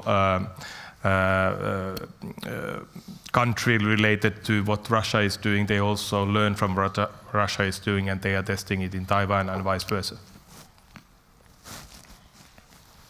More comments? Lars, please. Yeah, I just jumping on the last thing Benjamin said, because I think, yeah, it's interesting and it's a lot. I think there is a lot to learn from Taiwan in that incident, but I think it also highlights a little bit the complexities and the dangers of thinking infrastructure security narrowly and not in a broader sense. And I think there's many dimensions to it, but I think, for example, this extraterritorial regulatory reach of cable sabotage is not without some potentially unpredictable consequences for how critical maritime infrastructure is governed globally. I think European states are also dependent on open shipping lanes, and I think there is a little bit of thinking security as a critical infrastructure security as a silo without thinking the broader strategic implications. I think you have other states that could use extraterritorial reach in a way European states don't necessarily agree with. So I think you have to really think carefully through the larger, broader implications of that kind of policy, even though if it's a good idea for protecting cables. Okay, the Strait of Hormuz crisis has shown the urgency of the green transition and the importance of decoupling from fossil fuels.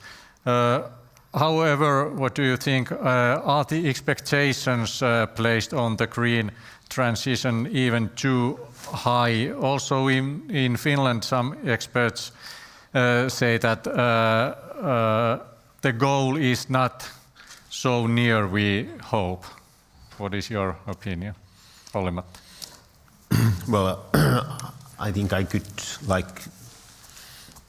I don't know if anyone mentioned yet hydrogen, which is, of course, could be one of the game changers in this chessboard, so that there has been clearly a strong green hydrogen boom in recent years, and with highly ambitious scenarios. And in Finland, for instance, we are planning a hydrogen network in the eastern and southern part of Finland, and there are a lot of many plans in Northern Europe to build new pipelines, by the sea even, or then through Baltic states or to Sweden. And that's something that in Finland there could be a huge potential, and it's a boom, but still I repeat myself when I say that it will come anyway. But is it like 10 years, 30 years, 50 years, how much it takes? So probably all the scenarios must be delayed. So for instance, this hydrogen production in Finland, we have a lot of, like Mr. Niinistö said, so our electricity is already fossil free, and we have a lot of space to build renewable energy, which is needed to produce green hydrogen. And then we have this carbon dioxide resource because of our large forest industry. So with this some process which I don't know details, we can process carbon-free fuels for maritime and aviation, so that Finland could be actually export of these e-fuels, which of course sounds very attracting for me, that instead of import fossil fuels, for instance, from, well, of course not from Russia, but sorry, our Norwegian colleagues, but we don't actually want your Norwegian oil as well, because we should like promote this electrification and hydrogen. But there are a lot of bottlenecks, a lot of challenges to go through, and the boom is clear, but we have to fight against it. Ville? I think this is more of a logistical or kind of like a systemic issue. I mean, we have huge potential and all the need in Europe to invest in green energy, because that can actually, in the long term, get us more ownership of the kind of like the added value of the whole production chain. So the more energy we control ourselves, the better it's for our competitiveness, and the prices get lower. And electrification is obviously a no-brainer. So the more we electrify our car pool and the transport sector in general, the less we are dependent on the oil countries. And fossil fuel crises will continue to happen due to geopolitics, but also because of the climate change and changing cost of using fossil fuels. But the problem lies in detail, so we would need huge investments, how we make those investments lucrative, and then there are kind of like systemic barriers, like what we just heard from previous speaker is that, for example, green hydrogen can be a very good way of replacing fossil fuels in industry and in logistics there where electrification is not possible. Mainly we talk about aviation and maritime and heavy-duty traffic. And then it's also a possibility in industries to replace fossil fuels in high industrial burning. Medium and low temperature burning can be electrified. So this is what is happening, and industry is quite far in electrification already. But to have this green hydrogen, we would need a lot of new wind power and offshore wind. Who invests in that? Then we need to have those industrial companies who produce that green hydrogen with electrolyzers. And they need to have a buyer for their carbon-free steel also in the market. So who is the buyer in the market in the end? And that's precisely the Parliament has now the Commission's proposal on Industrial Accelerator Act, where the idea is that the public sector, public procurement, could be one of the instigators. So we have like targets for public sector to purchase carbon-free steel in manufacturing and in construction, for example. And then we try to create a green steel label, for example, for the markets to support these kind of practices. But I think the challenge is more like a systemic, how we can make sure that we get all of this capital moving in Europe into the right direction. When we do that, the gains will be there. And then one added layer is that there needs to be a lot of circularity and material efficiency in the system because of the critical raw materials and minerals coming mainly from outside of Europe, still majority of them, from China especially. So we need to have also innovation in order to reduce the demand for those in those new solutions in industry and energy. Any comments? In Europe, we are often worrying about too big regulation versus United States, China, or India, for example. It's even said that Europe is regulating itself to death. Do you agree with that when we are talking about critical natural resources? How does it look, Benjamin, from your perspective? I don't know necessarily you're regulating yourselves to death. Far be it from me. I'm not the president of the United States, so I don't just. Maybe someday. Yeah. Well. Yeah. Probably not. But I would say that. I mean, I think that what we're seeing now, number one, is EU regulatory policy has succeeded, right? I mean, a lot of the policies that that were the ones that I was supporting when I was at the State Department with Brussels, with member states, was the same policies that got this continent to not have a major, there's still an energy crisis after 2022, but it did not destroy the continent. It did not lead to the doomerism that we would have possibly seen otherwise, in part because most of the littoral states of the Baltic Sea region had built out that infrastructure in the period of 2015 to 2022, and some slightly after 2022, to get through that crisis. So from top to bottom, you had electricity interconnection between Finland and Estonia with the Estlink electricity subsea cables. You had the Baltic Connector gas pipeline that came online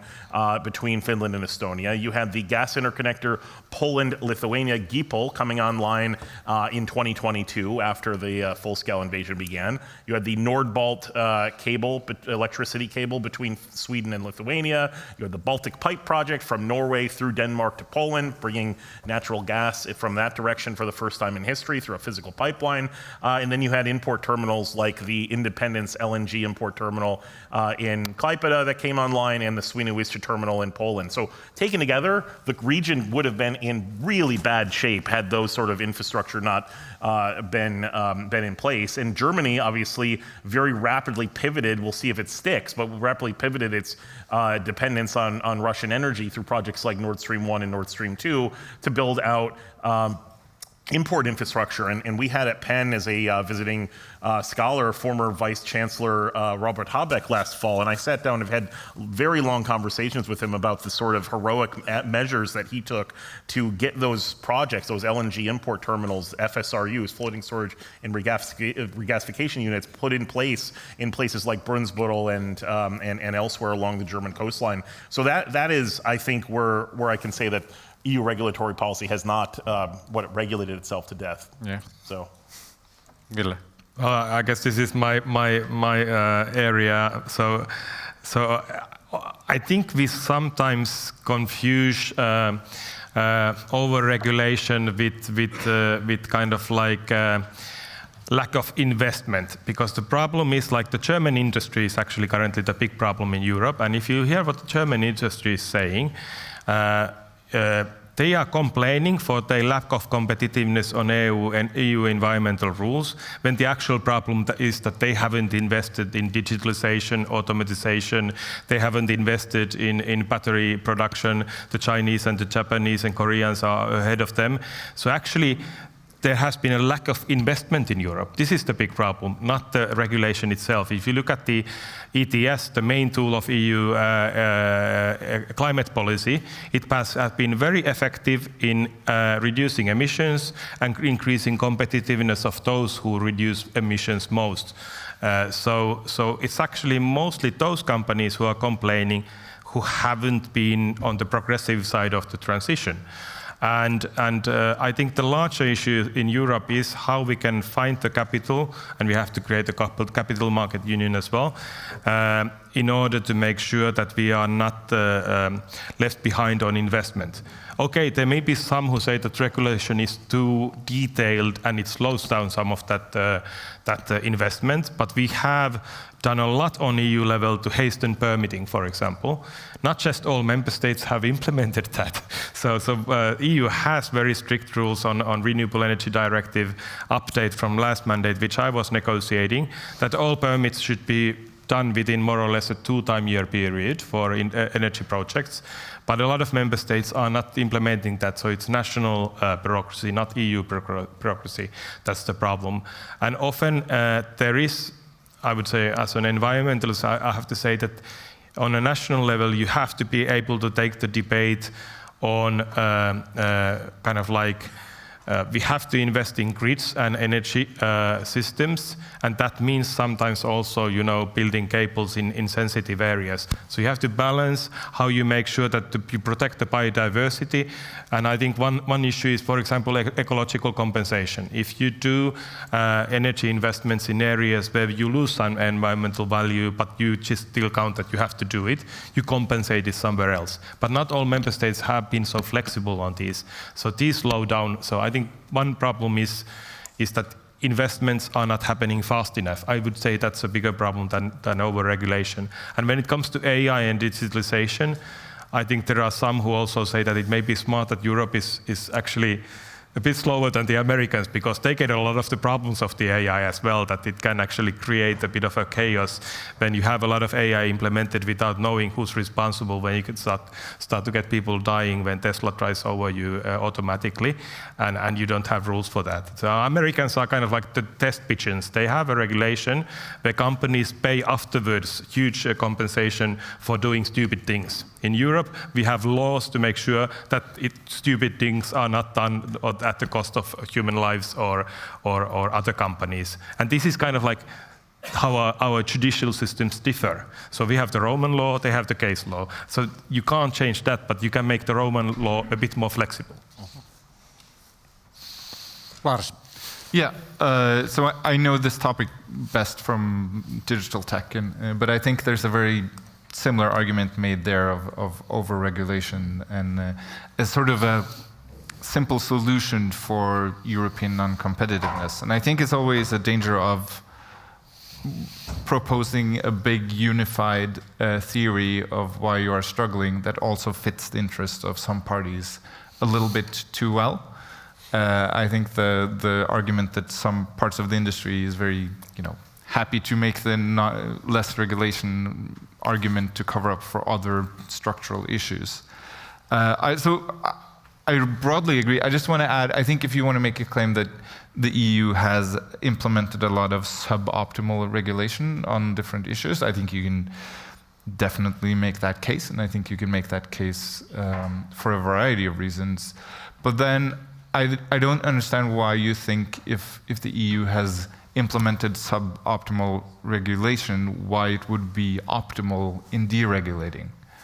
I think that's a pretty big logical fallacy, and I think the same issues that lead to suboptimal regulation is going to be a big issue when you start to deregulate. Lars, information is also a valuable raw material some way. What do you think, are there any risks in placing data in cloud services? And what happens if some shady actors may acquire ownership of data centers and maybe sell the information out, critical information? Yeah, yes, there are risks. If you want the really short answer, I think there's some big similarities in terms of competitiveness, dependency on non-European actors, on sort of the future of Europe and ability to provide independent solutions. I think for cloud, it's extremely concentrated in the hands of 3 US providers, something along the lines of 70%, and then the major challengers are Chinese. So you have, and you also have some similarities I just learned today in terms of the EU approaching this through public procurement and standard setting as kind of not new tools, but rediscovered tools in terms of how can you shape this. And so I think that it's very much the same story there. I think one thing you would maybe add is that there's maybe even more so than energy, also this challenge of limiting the political space of regulating a variety of issues. I think we have now in Norway a quite big discussion on having a legal age on social media, which is of course a little bit derivative of Norway not having its own social medias to properly regulate and shape. I think when it comes to digital technological dependencies, a different challenge that is quite prominent is Europe's ability to actually govern itself through technology, which is a quite big challenge. So I think the whole cloud digital nexus is very similar to and the energy transition with the added difficulty of it reaches into our everyday lives to a great extent all the time. So it has that component as well. Karina, how do you see, how can we better integrate sustainability goals with infrastructure development for critical resource flows? Are there any easy solutions? Right. Well, I guess there are actually easy solutions. It's just that we haven't worked with them. It's like in this saying that you have unknown unknowns. I mean, we actually have known knowns, but we treat them as unknowns. I mean, we sort of assume that our cities are safe and we are well adapted. And then we sort of talk about, oh, we just need to electrify. And of course, electrification and mitigation is huge because we will otherwise at some point get to a point where we can't adapt anymore. But I mean, our cities are actually not safe. I mean, if I were in the UK, I would say, oh, the water and sewage networks and lines are from the 1800s and Victorian times. Here it's not really that bad, it's maybe 1950s, but they are still hugely underdimensioned. So when we get huge floods, I mean, we get problems like in Gävle in the Swedish case, or in southern Norway in the last few years, or in Spain, to mention other examples. And because we have also built our cities, so we have like hard-made areas and so on. And the smaller cities may have the smaller problems, but we still get, water and sewage problems. I mean, people in Gotland might not be very resilient to a crisis or an attack from a foreign power if they also do not have water. And this is a case now where we actually have drought in our states in a way we didn't have maybe 20 years ago. And for this, of course, the simple solutions are not to rebuild water and sewage lines, because this is hugely costly. But maybe if we were to have less hard-made surfaces, better percoloration, if we build cities as a part of, people often talk about this blue-green infrastructure. And I think this is really a point. We have to really think, how have we built our cities? Maybe reinstate meanders and stuff, but not if we have wetlands too close to cities, because if we get dengue mosquitoes, that would not be a great idea. So, I mean, we have actually built ourselves into vulnerability. And, I mean, the easy solution is, easy, but it's really about shifting mindsets. I often do this in your classes with students. We have to shift to have our climate change glasses on all the time. I really think, okay, but how are we making ourselves less vulnerable?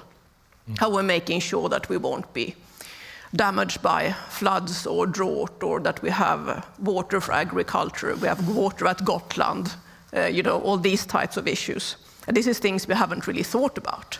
I mean, just to take one final example, many of us just build a house, and then we buy a house, and then we contact insurance and say, I want insurance. And usually they say, yeah, here's your insurance. How big is your house? Here is your insurance.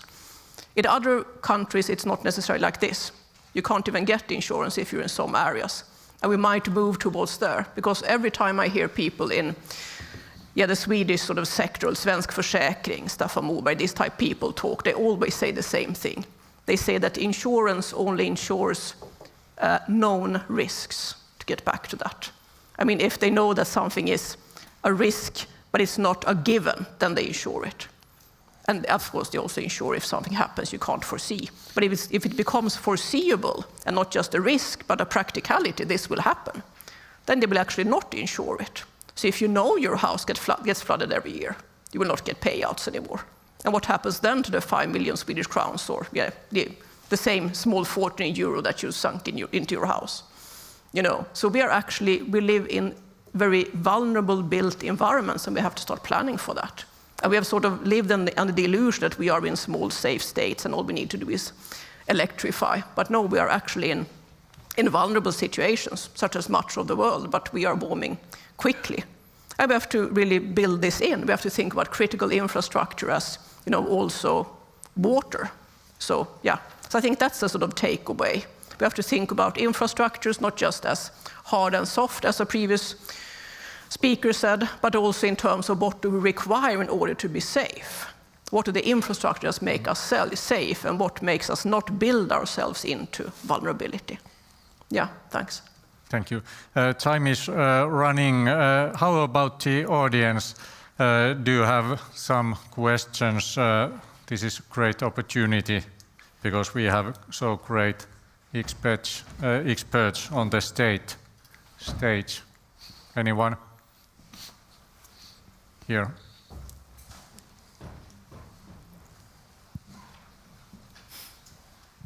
Hi. My name is Mikko Vekrut. I work as a research manager in the Natural Resource Institute, Luke.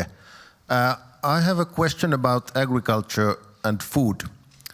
Maybe it's addressed to everybody, but maybe Mr. Niinistö or actually the chair might be also possible to answer. Ville Niinistö is better one. Let's see. But given the panel, the topic is critical natural resources, logistical infrastructure, but nobody has mentioned food. Yeah. And it could be argued that the food, what people eat, is the most critical infrastructure, the resource during a crisis.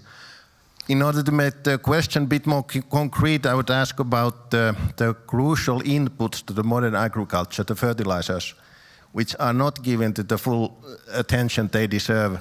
Because my understanding in Finland and Europe, we are very much dependent still on the Russian fertilizers, nitrogen.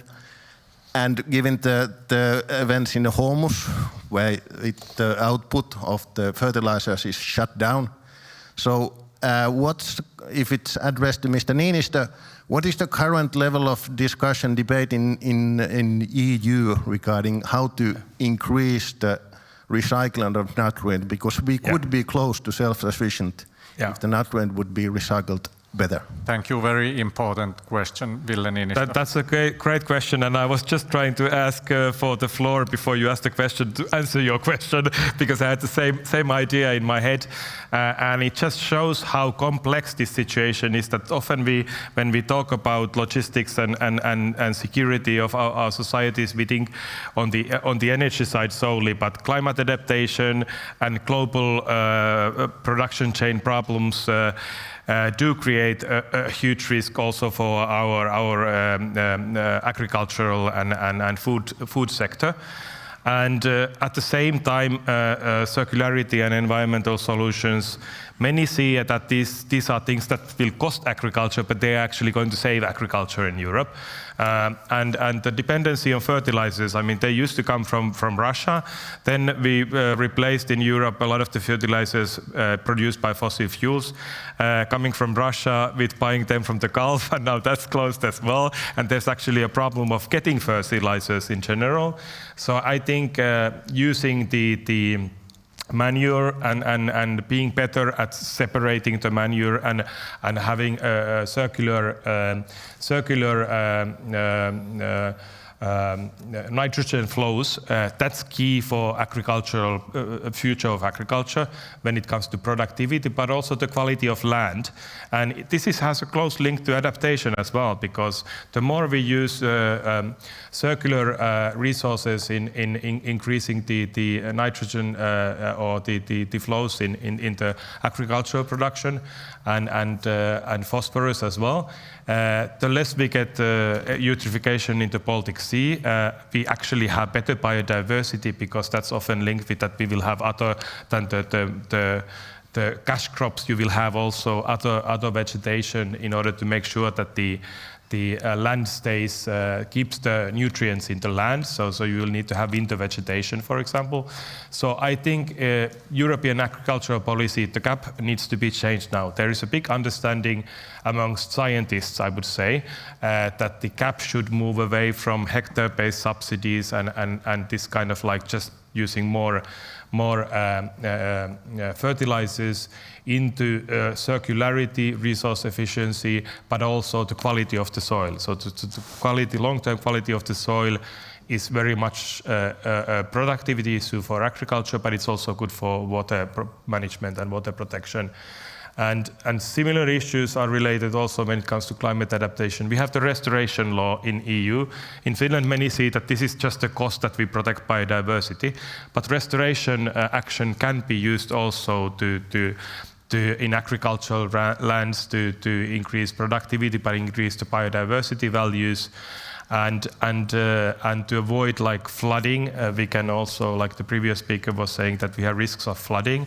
that the more we, for example, restore wetlands and peatlands, then we have a natural own system to control the peaks of flooding instead of reverse flooding into our cities. The restored peatlands will restore more of that water. So I think we have to use nature to protect ourselves in this transition.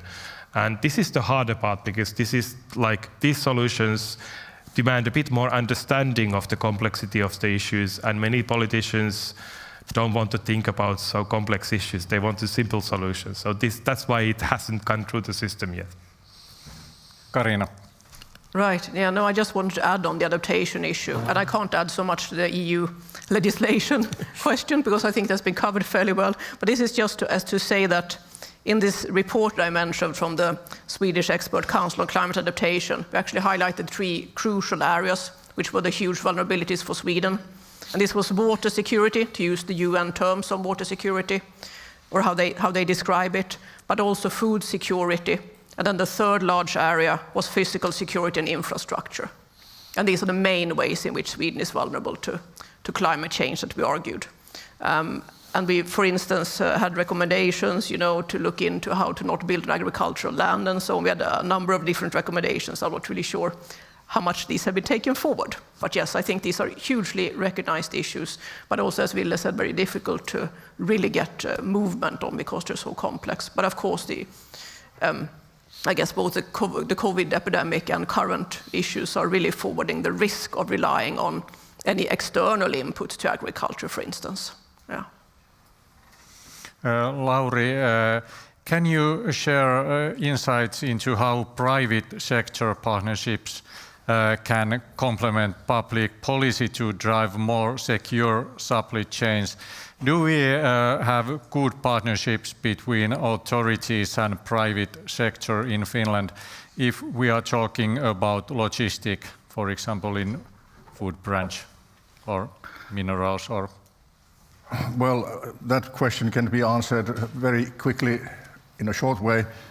All the supply chains, more or less, are run by private companies. I mean, the government sector or municipalities or the state government in any country, with a few exceptions, maybe North Korea and the likes, are run by the government supply chains. I mean, they are private companies, and also our preparedness when it comes to times of crisis relies entirely or almost entirely on the private companies providing those services, be they transport services, energy services, or food production and processing stuff. So the short answer is private sector is essential because it runs the show, and it runs the show on the commercial principles.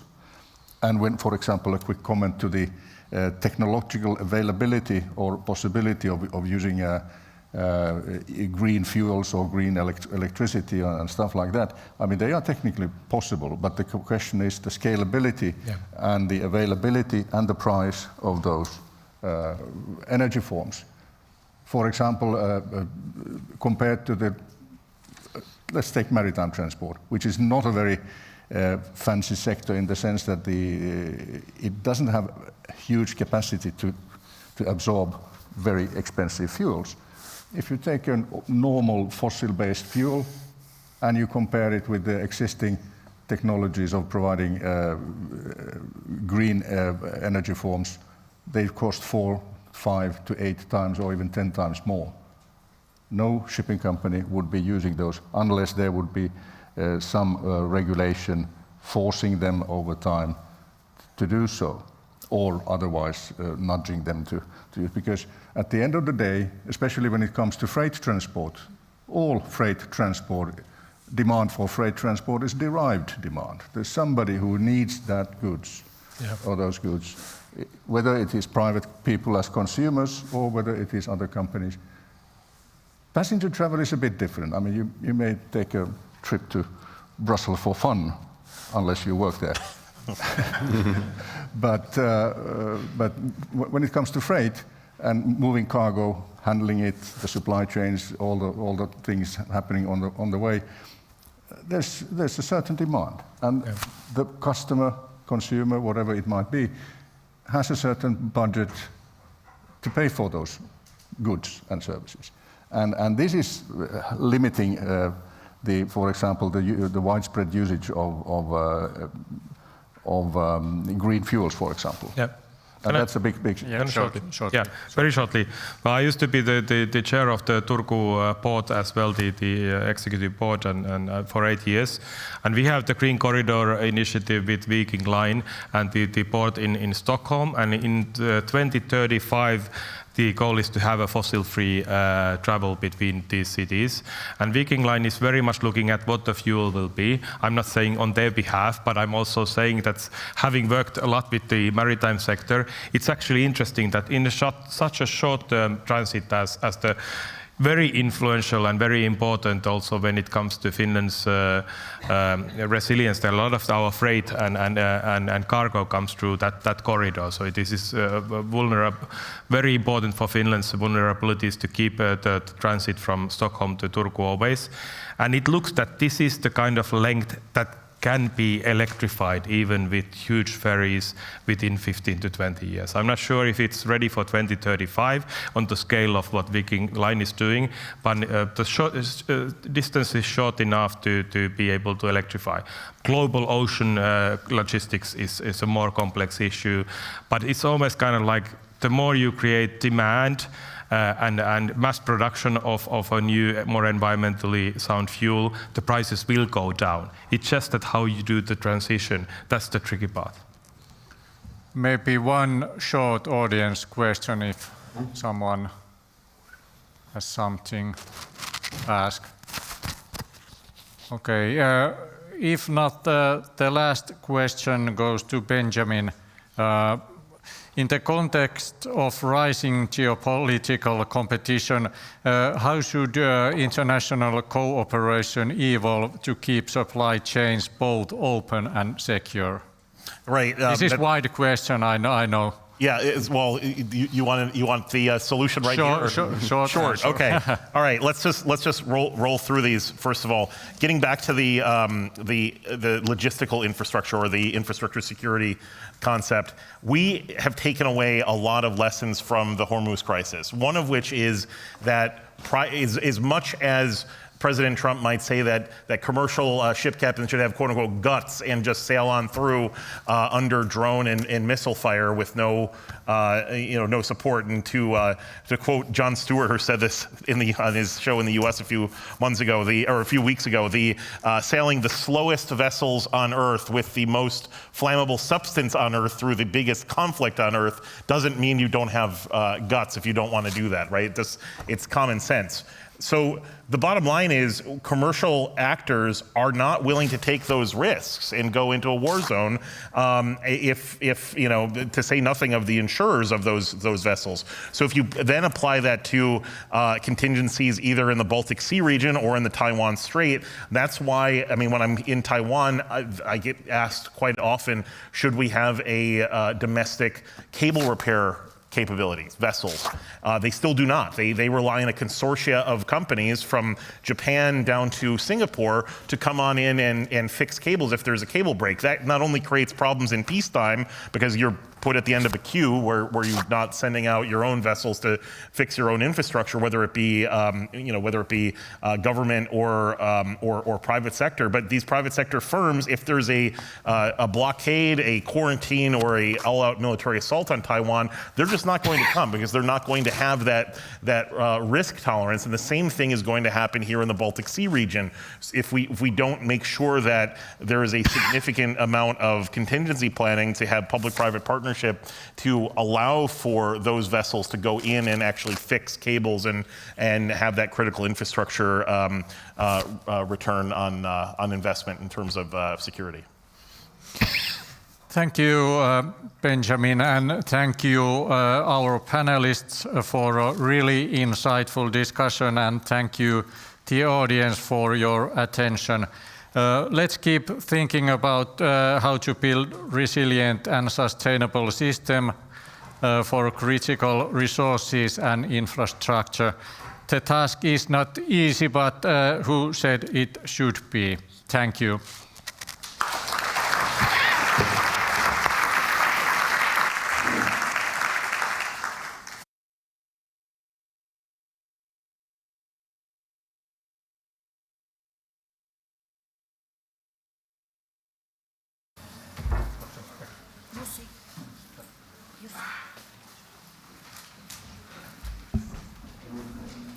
Yes. At this point, a short practical note while our speakers take their seats. On behalf of the organizing team, I want to thank you for your participation already at this point. We will have the reception offered by the city of Turku, organized at restaurant Greta. It's a fairly 10-minute walk from here by the riverside.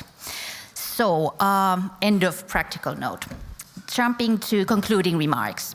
I now have the joy of inviting Juha Martelius, the Director of Finnish Security and Intelligence Service, on stage. So please, Juha, the stage is yours.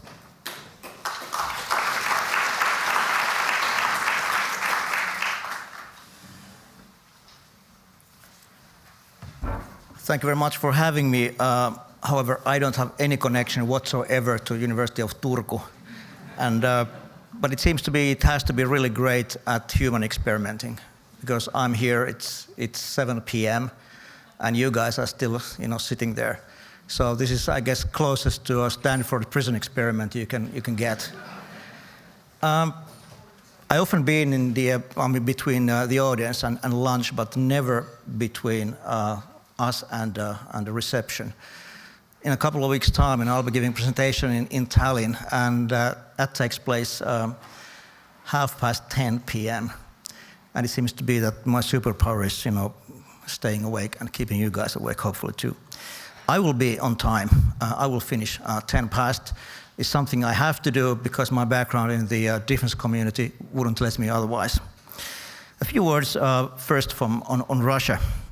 One thing when it comes to, we heard excellent discussion and excellent panels on security situation, not only in the Arctic Sea area, but also in Europe in general.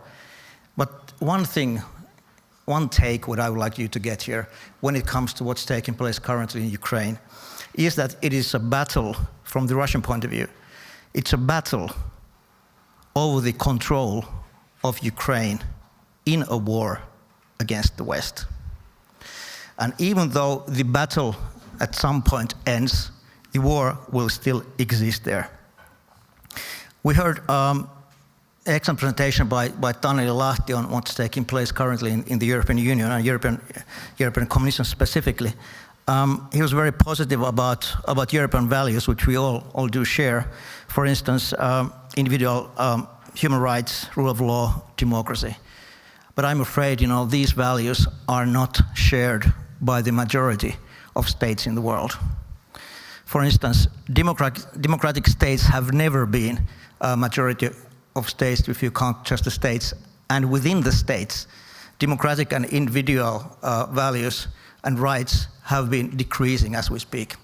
If you're interested, check out, for instance, Freedom House's statistics. When it comes to Russia, obviously we do know that Russia sees itself as a superpower, as one of the most important countries in the world, and believes firmly that it has a right to be treated as such. Russia has 3 key criteria for its superpower perception. Firstly, it must have a regional buffer zone of territory that separates it from its adversaries.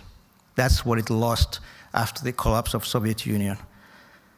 Global resonant voice, in practice right of veto on issues seen as significant. This is something Russia will not give up. And thirdly, dispensation to deviate from international rules. Even during the Soviet Union's era, Russia had its own socialist international law, which was not, well, it was equivalent to the Western one, but not exactly the same. Naturally, Russia's perception of itself affects the way it acts towards other countries. Russia believes that as a great power, it has more extensive rights than others. Sometimes we think we talk about President Putin, but it's not really Putin's Russia. It's Russia's Putin. Whoever will replace him in due course, this will happen. It doesn't make Russia any different. Russia is sui generis. One thing is that, when we look at Russia, let's not do it from our own ethnocentric point of view, because you cannot evaluate Russia from our own values and our own perceptions. before going briefly to Arctic, one issue is what I think seemed to be understood obviously, but forgotten in our discussion today. What's the most important thing about China? The most important thing is that it is China which make it possible for Russia to wage war in Ukraine. It is not a love-lost marriage. It's not a partnership. Russia needs China. China makes the most use of Russia. Secondly, a few words on Arctic, what we heard today. Naturally, Arctic is prioritized region for Russia. There was a time, some time ago, like a year and a half ago or so, when the intelligence community thought that there must have been some sort of a red line when it comes to cooperation on Arctic issues between China and Russia. And for some period of time, this wasn't the case.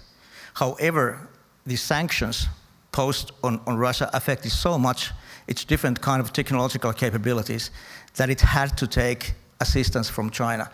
And again, China moved forward and also uses Russia in its own objectives in the Arctic Sea region. The region's projects come with environmental and financial risks, as we heard today, and require heavy investments.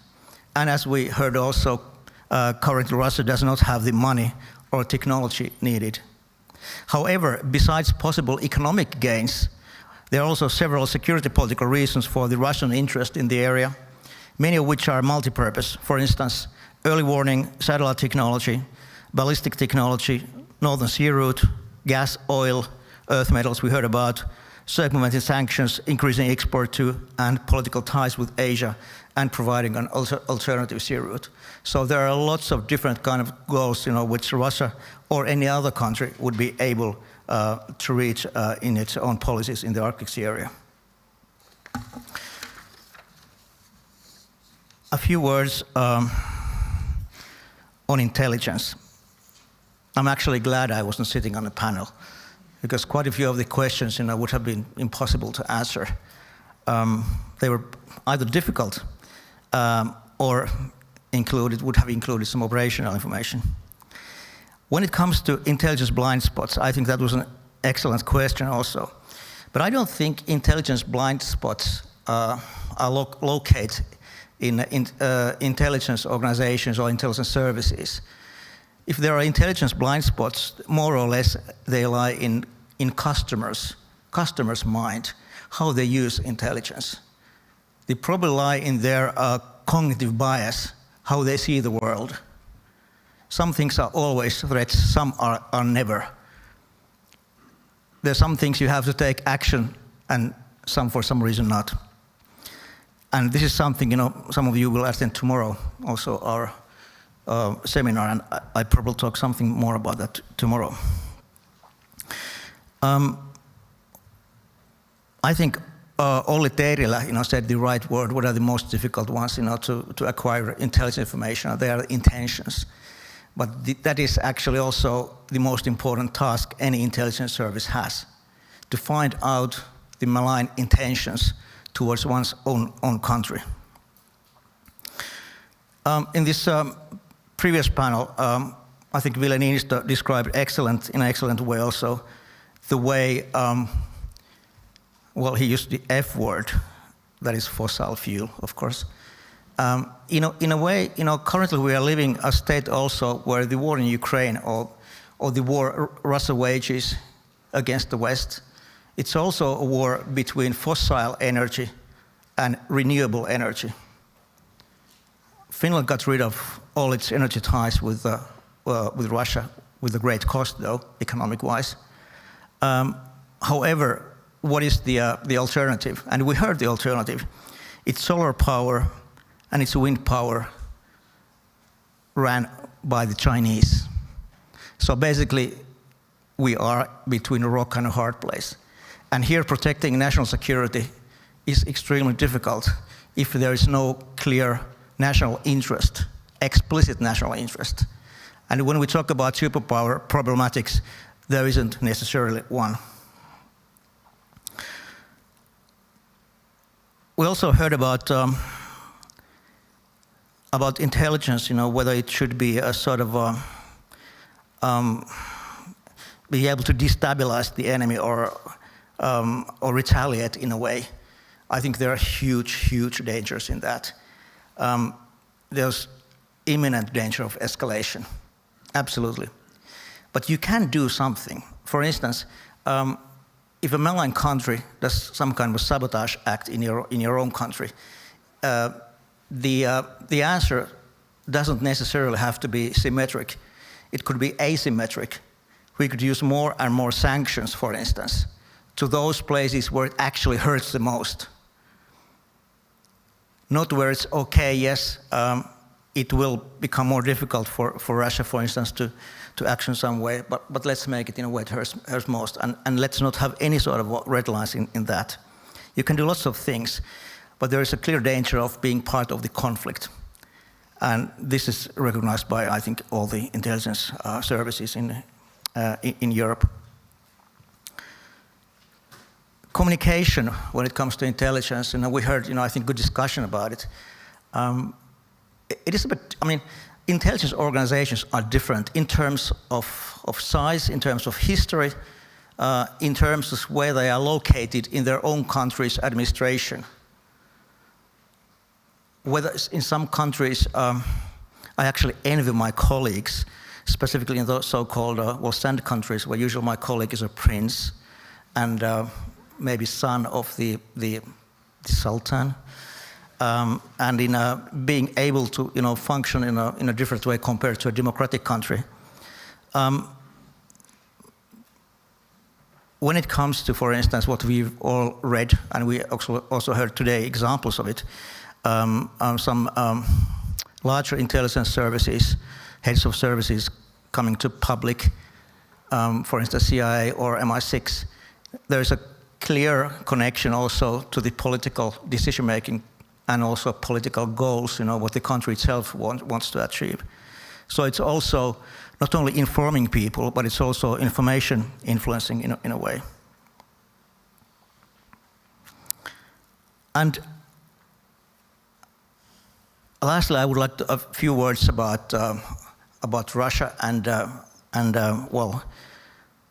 High North or the Nordic countries, Baltic Sea area, and so on.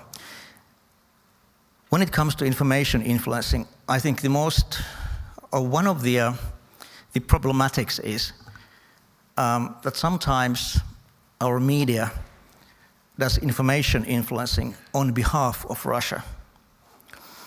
That is, there are quite a few incidents which were described on our media, not only our media, but also Nordic media, as deeds done by a state actor, or at least that state actor would have been behind it. It's probably analytically the laziest way of doing things. You see something and you write about it straight away. There's a difference when it comes to Russia, and it's very capable of doing things. It's waging a war in Ukraine. How would it not be willing to do anything, below that threshold? And it's willing, and it's doing that. When it comes to sabotage acts in Europe, for instance, in 2024, there were more than 30 counted, where you would have been able, if needed, also to attribute. However, Russia targeted mainly those countries which supported Ukraine the most in absolute terms, were the logistical hubs, or were manufacturing such defense technology which was vital for Ukraine, but also most dangerous for Russia. The Nordic countries, I wouldn't say that we've been safe, not at all. But I would have to say that we haven't seen the worst. And the worst will come after the eye of Sauron, from Moscow, will move watching Ukraine and will be started looking at what's taking place in Arctic and High North, the Baltic Sea area, and also the Nordic countries. For instance, Russia hasn't had any sort of possibilities to put resources on the whole new geostrategic situation in our area. That is Finland's and Sweden's accession to NATO. Change situation, what we heard today about the Arctic. Its problematics with Kaliningrad and Gulf of Finland. Its need to maneuver as freely as it wants when it comes to its shadow fleet, which, as we heard also today, is basically its lifeline when it comes to its capabilities to wage a war in Ukraine. It's 10 past. Thank you very much.